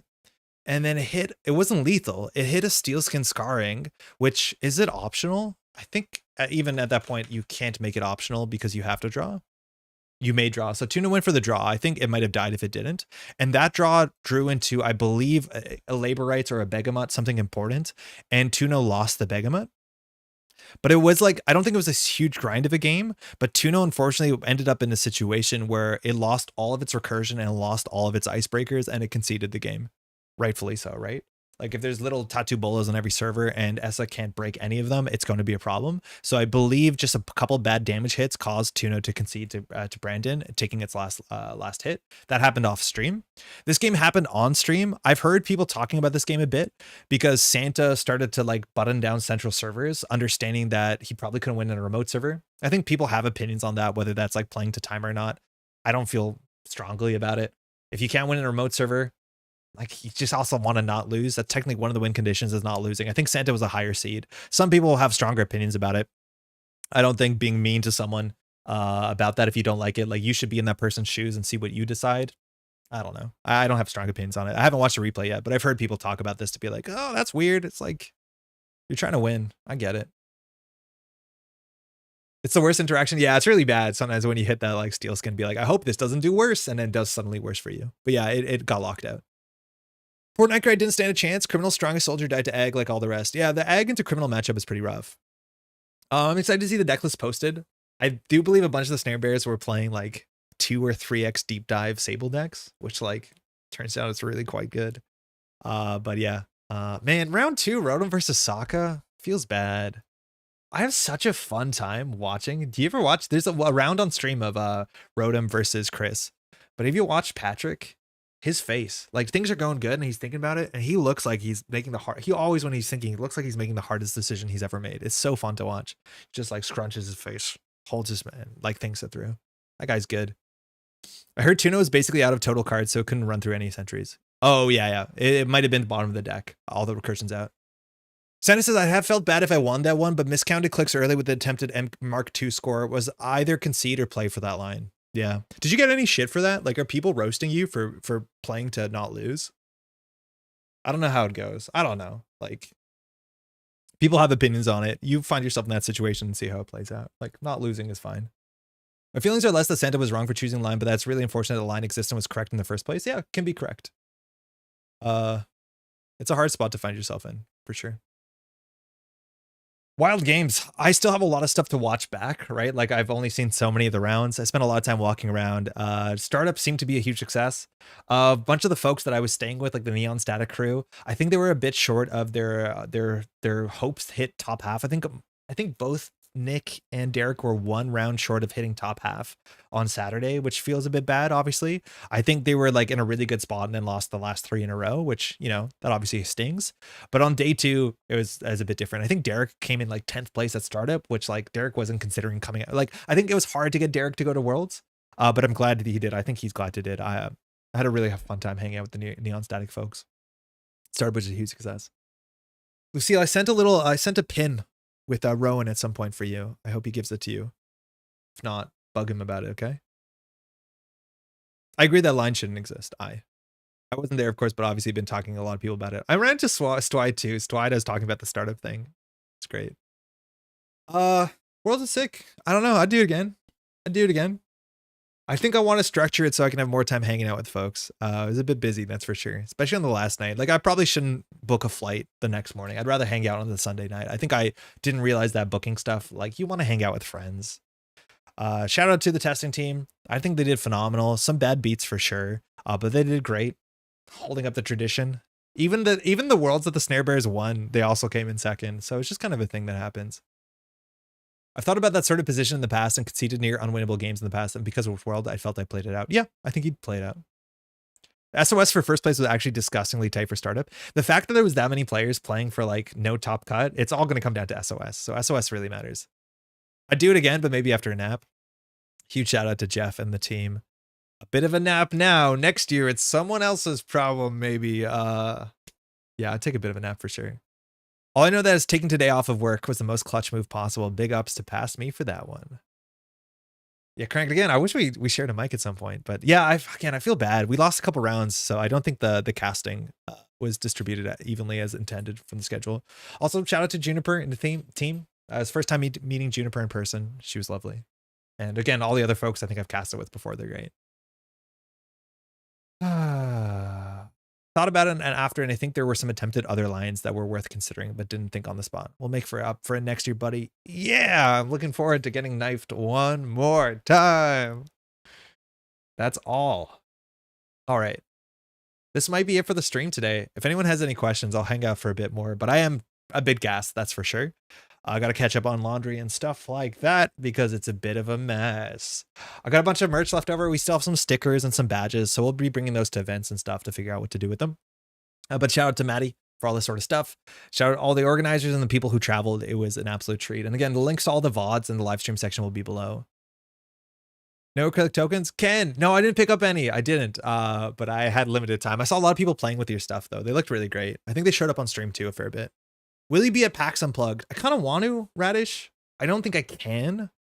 Maddie and I ran into some issues where we have to actually decommission our car. So if I was going to get down there, I would have traveled. I think Patrick wants to go. So I'll look into it. It might make a bit more sense, but I want to. Currently it might not make a lot of sense. Oh, hold on. Your stickers are great. Long live the weird K. Thank you, Tak. One more thing we can read through, because I wanted to for sure, is the recap that Kikai wrote up. This is always really interesting. And shout out to the Surveyor. Felt bad really too, right? So Kikai and Not Yeti put together this software that we used at some of the previous tournaments where you can look up people's names and find out a bit of their like tournaments history and a bit of the like the sort of IDs they've played classically. And also if these players have matched up before. We were absolutely totally surprised how we were not capable of using that tool while casting live. When we were casting stuff like, what was the last big event we were casting? It must have been the Summer Showdown. It was really easy to bring those numbers up and talk about them because I was sitting at my desk with 3 monitors. But when we were sitting there at the table at the desk with 1 monitor with the game and you go blink for 1 second, you miss what they spin doctor back into to R&D. Like it was really hard to bring up the numbers and talk about it, which is a bummer. We talked about it so they can have a person who maybe is off camera using that for UK nationals and feeding data. That's generally how they do it for sportscasting. They have someone off screen who's doing numbers and feeding the good data, because I don't think I was able to process any sort of data while trying to keep up with the stream. So it's a bummer. I think that software is going to have a huge, you're going to see it in the near future. It's just really great stuff. If you train to Toronto, there might be a cargo in Pax U. Oh, Kyle, that's interesting. I've heard folks discussing the game, but felt more like discussion, not actually anything directed to me. I do think that it points out really weird edge case in existing OP rules. Yeah, OP rules made some changes this year about slow play. I did hear some like conversations from players who had to call judges in for slow play. And it hurts, and it sucks, and it feels bad. Right? Like, do you tell your opponent you're calling a judge for slow play? Do you ask your opponent first? But then if you don't call a judge in, calling a judge in later is too late. And I don't mean intentional slow play, sometimes unintentional slow play. But the OP rules were changed in the last month or so to talk about what slow play is, but it's still such a hard section to like nail down perfectly. If you have any feedback, I have no doubt the OP team would like to hear about it. Just kind of give them a week off, I imagine. I know the Team Covenant has an off-screen person doing data as well. Same person that pulls up cards. Yes, we had the people pulling up cards all weekend, which shout out to Kato and Jason who killed it. But the data stuff was a bit harder. Social contract of attorney and both players can do anything legal to win, so IMO time is fine there. It's not the most exciting, but neither players for a draw and chess, just part of the comp, yeah. I had to deal with a slow play call, and it was on a newer player that definitely was also suffering from nerves. Yeah, it's rough. It can be rough. Nobody's happy about it, for sure. People definitely got game losses, not for slow play, but I always ask judges what are their hardest calls for the weekend, and I heard some pretty hard calls. Shout out to the judges.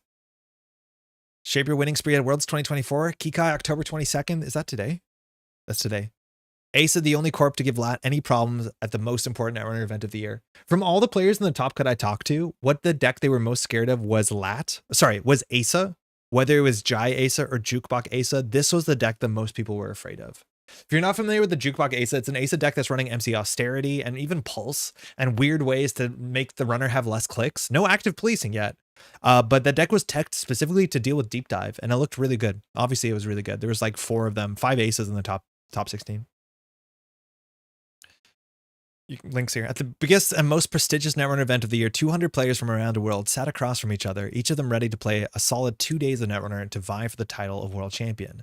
Would Sokka do the impossible and claim the crown for the 3rd year in a row, or would one of his rivals take revenge for being knocked out in the top cut in 2023? I'll make my face slightly smaller. Would one specific testing team dominate the field with a meta-busting list, or would a plucky outsider defy the odds and take the tournament with a homebrew pet deck and hours upon hours of practice? With an absolute feast of live data to gorge on and a world-class produced live stream, I've never been so excited not to be at a tournament. That's really funny. This is the ID diversity. Discover more from the Surveyor. That's pretty good. That's a pretty good circle. Looks like quarters. A lot of Jinteki, way more Jinteki you thought. R plus being the second most presented identity, I think is something that we saw going into Worlds. We thought that PD would be the safety pick, terrible conversion rate, and then R plus followed by Ag Infusion on a tie, if I'm not mistaken. Some Impair players, as there usually is. Wayland looked pretty rough. I think Wayland didn't have a really good conversion rate at all. Definitely the underdog going into this tournament. And Asa showing up almost as much as PD, tied for 22, it seems. Jason bringing all the GDQ streaming stuff was clutch. Yeah, Jaden does streaming stuff for GDQ. I'm not sure what percentage of that stuff was rentals versus his stuff versus stuff that was somewhere in the middle. What I tried to always do is to ask the judges to watch for solo play, but on both of us to make sure both sides were playing at a respectable pace, for sure. The game loss called on Phil, I would have done again in Heartbeat. Wait, what did Phil do? I think you can say something like, can you watch our game to make sure we're playing at an acceptable pace? So I talked about this. If I think the way that I would be the least embarrassed maybe about doing a time call if I thought my opponent was maybe on the verge of like doing a slow play thing, is I think like I'm not confrontational. I don't think I would call a judge over and be like, hey judge, can you watch for slow play here? Like, I feel like that's too confrontational for me. I think I would call a judge over and ask like, can I ask you a rules question? And then I would whisper into the judge's ear, hey, can you watch your table from time to time for slow play? I would appreciate it. I'm worried that it's going to come up, but I don't want to make a big deal about it. And then the judge would be like, okay. And then I'd be like, okay, cool. Thanks. I understand. And then I would go back to table play. I'm not sure if that's scummy or if that's legal, but I think I would try to ask subtly to watch for slow play instead of like asking for slow play and making it obvious to make my opponent like a bit more concerned about it. I don't know if that's the best practice. I doubt it is, but I think if I had to call for slow play, that's how I would manage it. Phil played a test. Oh yeah, he forgot to put the Orca back on. Phil played a test run, forgot to put the Orca back on top, and then give the Corp a whole turn before discovering the issue. Yeah, that's a bummer.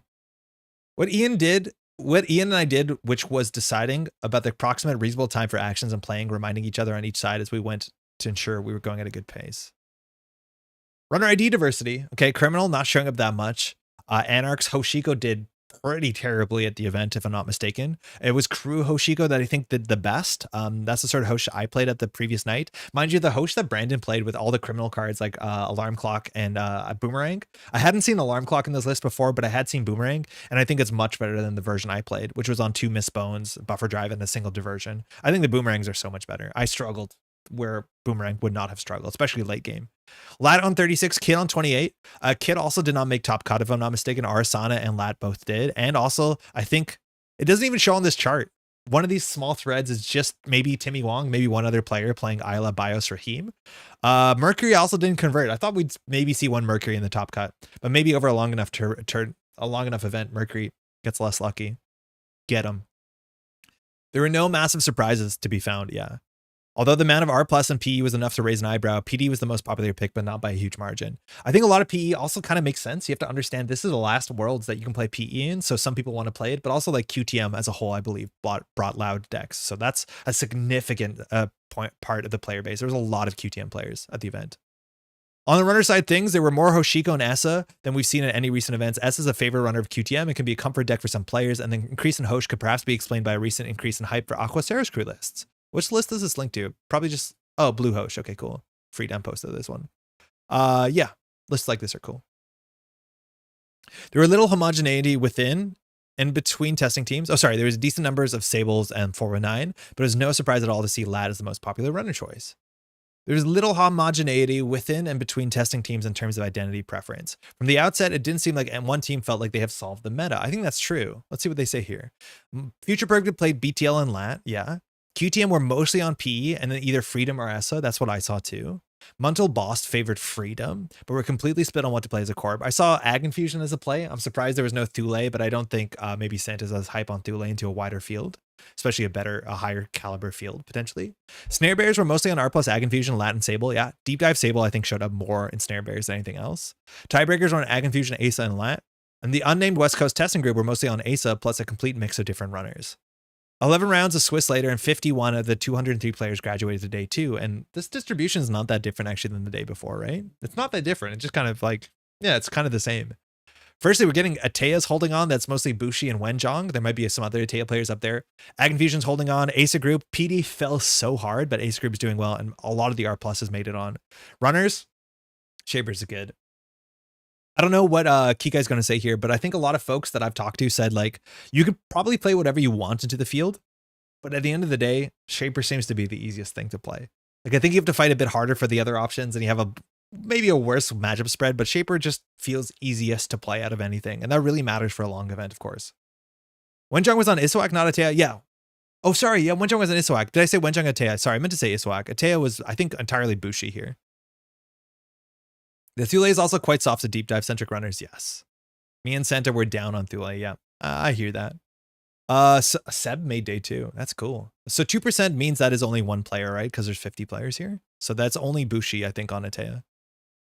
After a very promising start, Sable hit a wall in the later rounds of day 1. Only a handful of violinists were able to limp into the second day. She finished day 1 with a 52% win rate and a 0.x day 2 conversion. 419 did even worse. I saw no 419s across the day from anything I looked at. The opposite was true for Mari. After a very rocky first few rounds, the murderous yellow identity stabilized, managing to achieve a 60% win rate and 1.09x conversion. This is another identity I saw zero of across the day, whether it was on streams or the top tables I was walking across.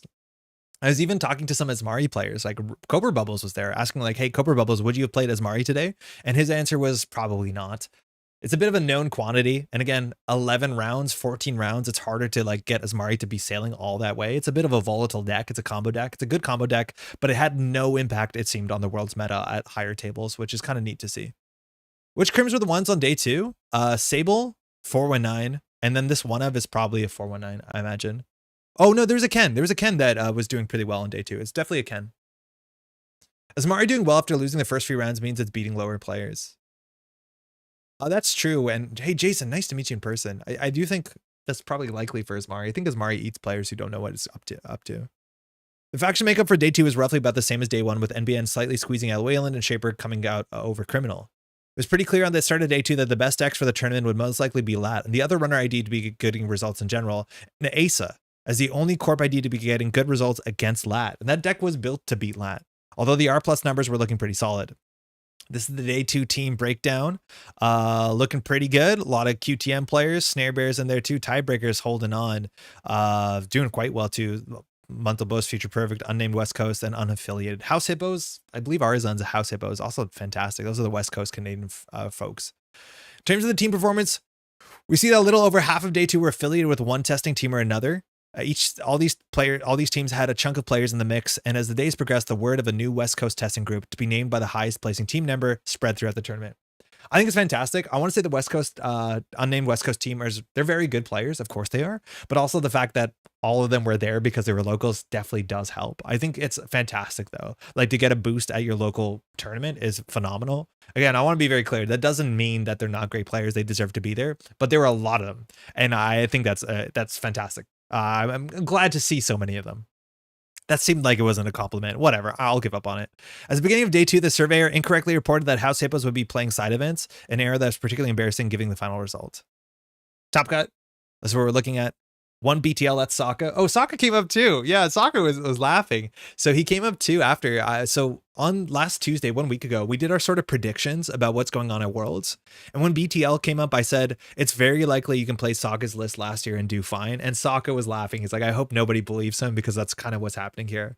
I think Sokka made a couple card changes into the deck. We now have the Spire, the Basalt Spire, but it's like largely the same deck from last year. And he's like, yeah, it's still good. I hope nobody realizes that, which is really funny. Thanks, Andre. Yeah, attack. Hopefully that wasn't backhanded sounding. R+ is doing good. It's the only NBN that showed up there. PD, that's just Rotom Appliance. No surprise he's on PD. And then Asa is like, I think 4 SF players and Jai. Ag Infusion, everyone's playing Ag Infusion. P is, I think, exclusively QTM players. And then, again, the one BTL. Timmy, everyone else. And then 2 Arasana players, both fighting for the top. I think Alex was just trying to be the best Arasana player for a long time in the top cut before he realized, wait, this is going really well. The Singleton Saber player, I believe, was Night Ride. I do think Chris was at 17th points on not making the cut also on Sable, if I'm not mistaken. And then Freedom, I believe Santa, Essa is Tuno, and then the 2 Hoshikos is Brandon. I'm not actually sure who the second was. Oh, Seb K was also Asa. Yeah, that makes sense. It was 3 SF players, Jai and Seb K. Who was the second Hoshiko? And what kind of Hoshiko is it? I don't know there's 2 Hoshikos in the top cut. Apologies. I'm not sure who was. Passive Malt? Okay, I didn't see Passive Malt's runner. I saw Passive Malt's corp twice. Do you know what kind of... I think it was Crew Hosh, right? It was Blue Hosh, yeah. Great. 3 more rounds of Swiss later, we saw Jateki and HB squeeze Wayland almost completely out of the top cut. Yep. Didn't make it. I think there was a Wayland at like 18 or 19. I think Man of the Moon was on Wayland at 18th, not making the cut. Asmari and PD fell flat while Ag Infusion and Asa soared, and P and R+ held strong. Runner-wise, Shaper is completely dominant, with Lat securing a full half of the top cut placements. For a while, it looked like Lat, 62%, would be the only runner ID worth talking about, but then Arasana at 59% win rate went on a huge winning spree and secured 2 places in the top cut. Oh, Arizon played on stream one round and ran into a Saisentan against Bushi with 3 cards in hand and didn't die. I was panicking because I thought the round was going to be 2 minutes and then we're just going to have 40 minutes of dead stream time. But Bushi named event. And the hand was Anakam Pichachan, if I'm not mistaken, and he survived. It was a really wild game. Very cool to watch the replay because it's about dodging deep dives and snares, but there was a couple times that was very close to lethal, and he could have just ran the remote dive to Sizenton, which did happen to the top cut. Considering there were only 3 in day 2 and top 6. So this is the top cut team breakdown. Tiebreakers still hounding out great. Unnamed West Coast, all 4 players. Unaffiliated, I'm not sure who that would be. House Hippos, that's Arzon. QTM at 1.5, where Snare Bears are splitting D. This should be 2 and 2. D counts both 100% in each. Brandon, Future Perfect, Mental Boast is, oh, am I gonna get this wrong? Santa and, I don't know who the second Mental Boast player is. Correct me, please. The Unnamed West Coast Testing Group had an amazing day. They probably shouldn't change that name. It's fun. With 4 of their 5 graduating members making it to the top cut. Tiebreakers also managed to put 4 of their own players through. And then, of course, there was the lone House Hippo who was completely undefeated on day 2 and went on to take the title. Oh, CTZ, of course. I should have known that. He has the playmat.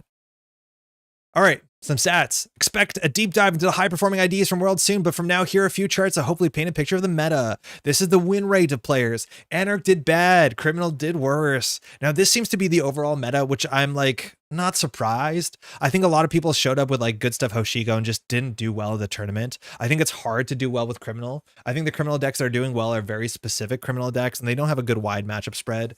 Jinteki at 49%. I thought that would be higher, but HB is being held up by Asa. NBN's doing well, but Shaper is just kind of doing the best right now. I think over a long enough period of time, I don't know, Shaper's kind of cracked. This is the win rate by IDs on day 2. Kind of all over the place. Ken not doing it, unfortunately. Look at Anarch. Like, none of the Anarch IDs are over 50% on day 2. It's just, like, kind of hard. Even, like, Sable, barely 51%, but, like, none of the factions are doing well. And then you look at Lat with 62% win rate. The decks are there to beat Lat. Like, you had to bring a deck to Worlds that beats Lat, and even then, Lat has a 62% win rate. Like, I don't know what to tell you. It's wild. It's really wild out there. And then the corporations are all over the place. The weirder Jinteki IDs like RH and Ate are not converting very well. P is holding on. Egg Infusion is holding on at 50. And same with Iswak. But overall, the corp win rates, like, they're not that high over 50. I think going into this event, corp win rates were like 57, 58, but now we're down to like 52. I played 3x Deep Dive Sable, no regrets. Whiteblade told the Vancouver folks, the West Coast folks, he's like, if I come back on Friday night and I'm playing Deep Dive Sable, punch me in the face. I don't think he got hit, but he did play Deep Dive Sable. It was like a hard decision at the last minute. Do you play Reg Sable and just hope that things don't brick? Or do you play Deep Dive Sable and hope you don't brick on the deep dives? The testing games on Friday night at the house playing Deep Dive Sable to Ag Infusion were really, really fun because, well, it was like 3 versus 1 most of the time. Everyone was roasting everybody, but it was a fun thing to watch for sure. I feel there were a few Crims 1 game out, which you could argue is decisive, but also feels like if you run this back, I feel like Sable could have been 3 or 4 in the cut and I wouldn't have been shocked. I agree. I do think that the Deep Dive Sable deck is very good and would have done fine in the top cut, but a lot of them were just like on the bubble by SOS. HB performed the best corp factions, but NBN and Wayland both did better than most people probably expected. The difference is that NBN performed well at the top table as well. As a rule, Wayland just did not. Criminal did incredibly well in the early rounds, but lost steam in the latter part and ultimately collapsed in day 2. Anarch had a pretty consistent, miserable time throughout the weekend. I don't know what this chart is.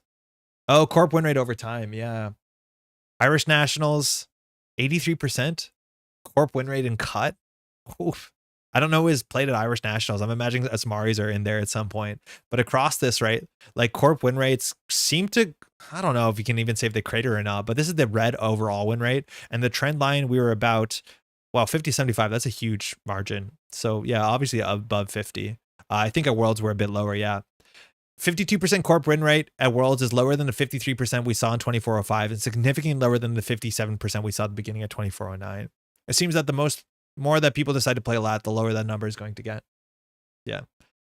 About 30 minutes in the finals, where the game seemed to swing back and forth, and then 60 minutes of both players being on match point and both running to win at any moment. It was a complete nail biter that will have you on the edge of your seat and a fitting climax to 2 days of some of the best Netrunner in the world. Congratulations to Arizon, our new world champion. Just a really fantastic finals. Very excited to be able to cast it, but just an hour and a half of a game. We're crim truthing an Arco. I want a trick shot ban in the last ban list. I don't know if we're going to see a ban list before UK Nationals. My guess is we won't. I don't think we will. I don't think we're going to see a ban list until Dawn, unless there's one of those like fun, weird ban lists before Dawn comes out just to mix up the meta. Chris and I were both the one on win off cut on DD Sable. Yeah. Yeah. Well, Chris actually had the win. He just didn't have the SOS. He was like 0.1 short. But yeah. This is a list of names of people and their standings. Arizon 711-811. That's incredible. That is so good. And we got to watch him on stream. He didn't win his stream game. I was actually worried about it. Arizon. Every time Arizon has been on stream, whether it's at NAMPC Boston or whether it was at during the Swiss rounds, he's got bodied. I don't think Alex has won. I think Alex has a losing win rate on stream. And I was worried about him being more on stream. And then the finals where it really counted, he pulled it off. But I think he actually has a really bad record on stream. I think Creative Commission's a more sensible ban. I could see it. I think a card has to go. Recovery on low credits could go for sure. Even if faction is dominant, being able to sensible value cards as well feels like a huge no-no.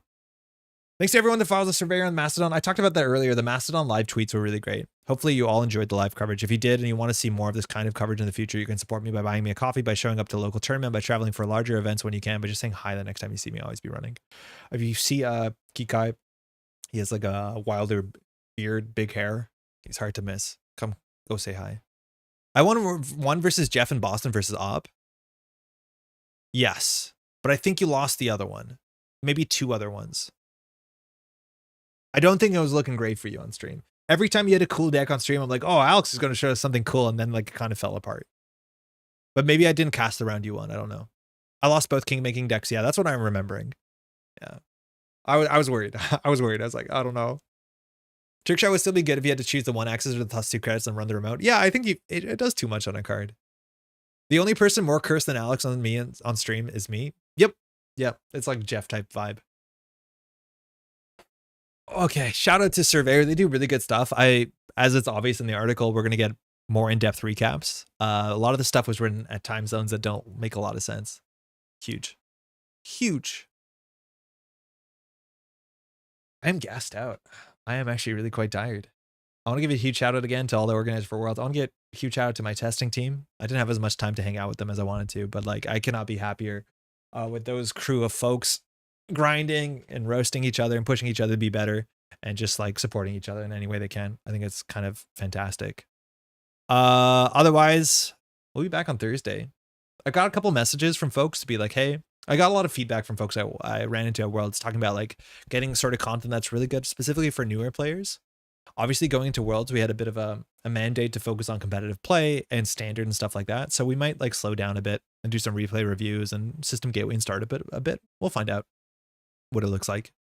But we got a couple months before something new is out, which is great. I think my goal is to release my custom set before Dawn comes out. So ideally, maybe for holidays season, that'd be a nice thing to get out as a fun thing. But we have a couple things we can do.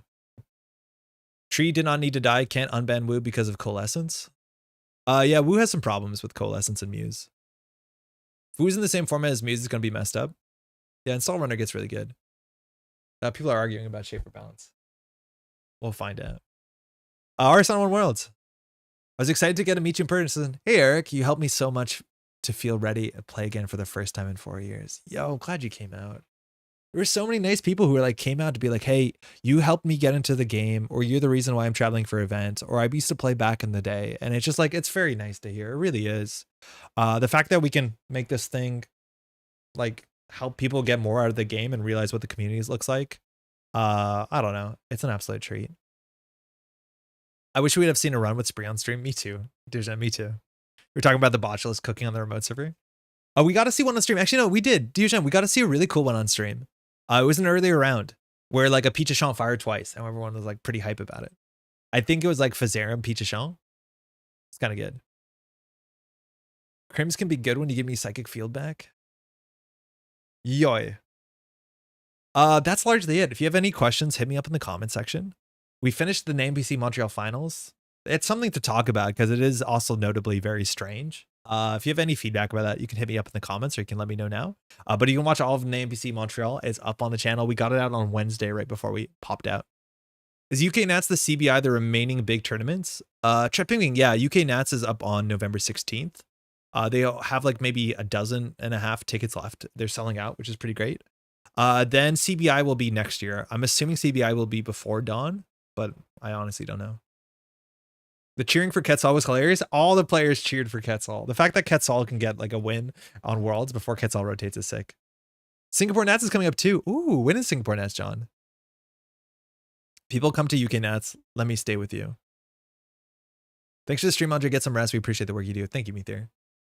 Yeah, Quetzal was hype. It was the right call too. It was like definitely the right call, which is very, very fun. I forgot to do this on the last stream. Shout out all these names here and more that help support the Metropole Grid. Last stream, I was so flustered. I just closed the stream. I'm like, this feels weird. And then actually was like, where's the Patreon? Thank you. All these names here and more help support the Metropole Grid. So we can put the time in for live streaming, for editing, for all this sort of video stuff.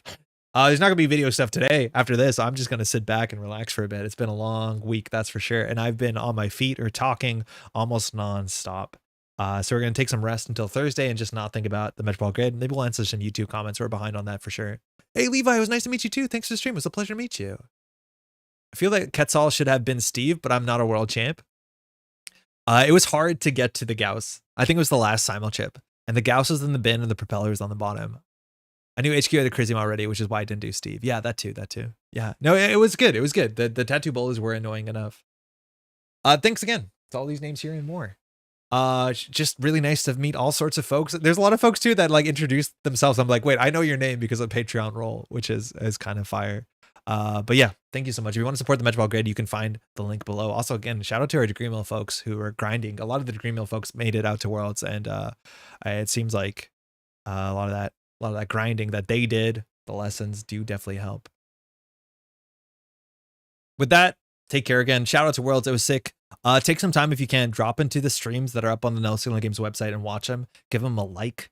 They should be cut down to single videos in the near future, I've been told. Again, give Juniper and the team a while to get that together because everyone's really tired. I think that's mostly it. Again, congratulations on all, and we'll be back on Thursday. Take care, y'all.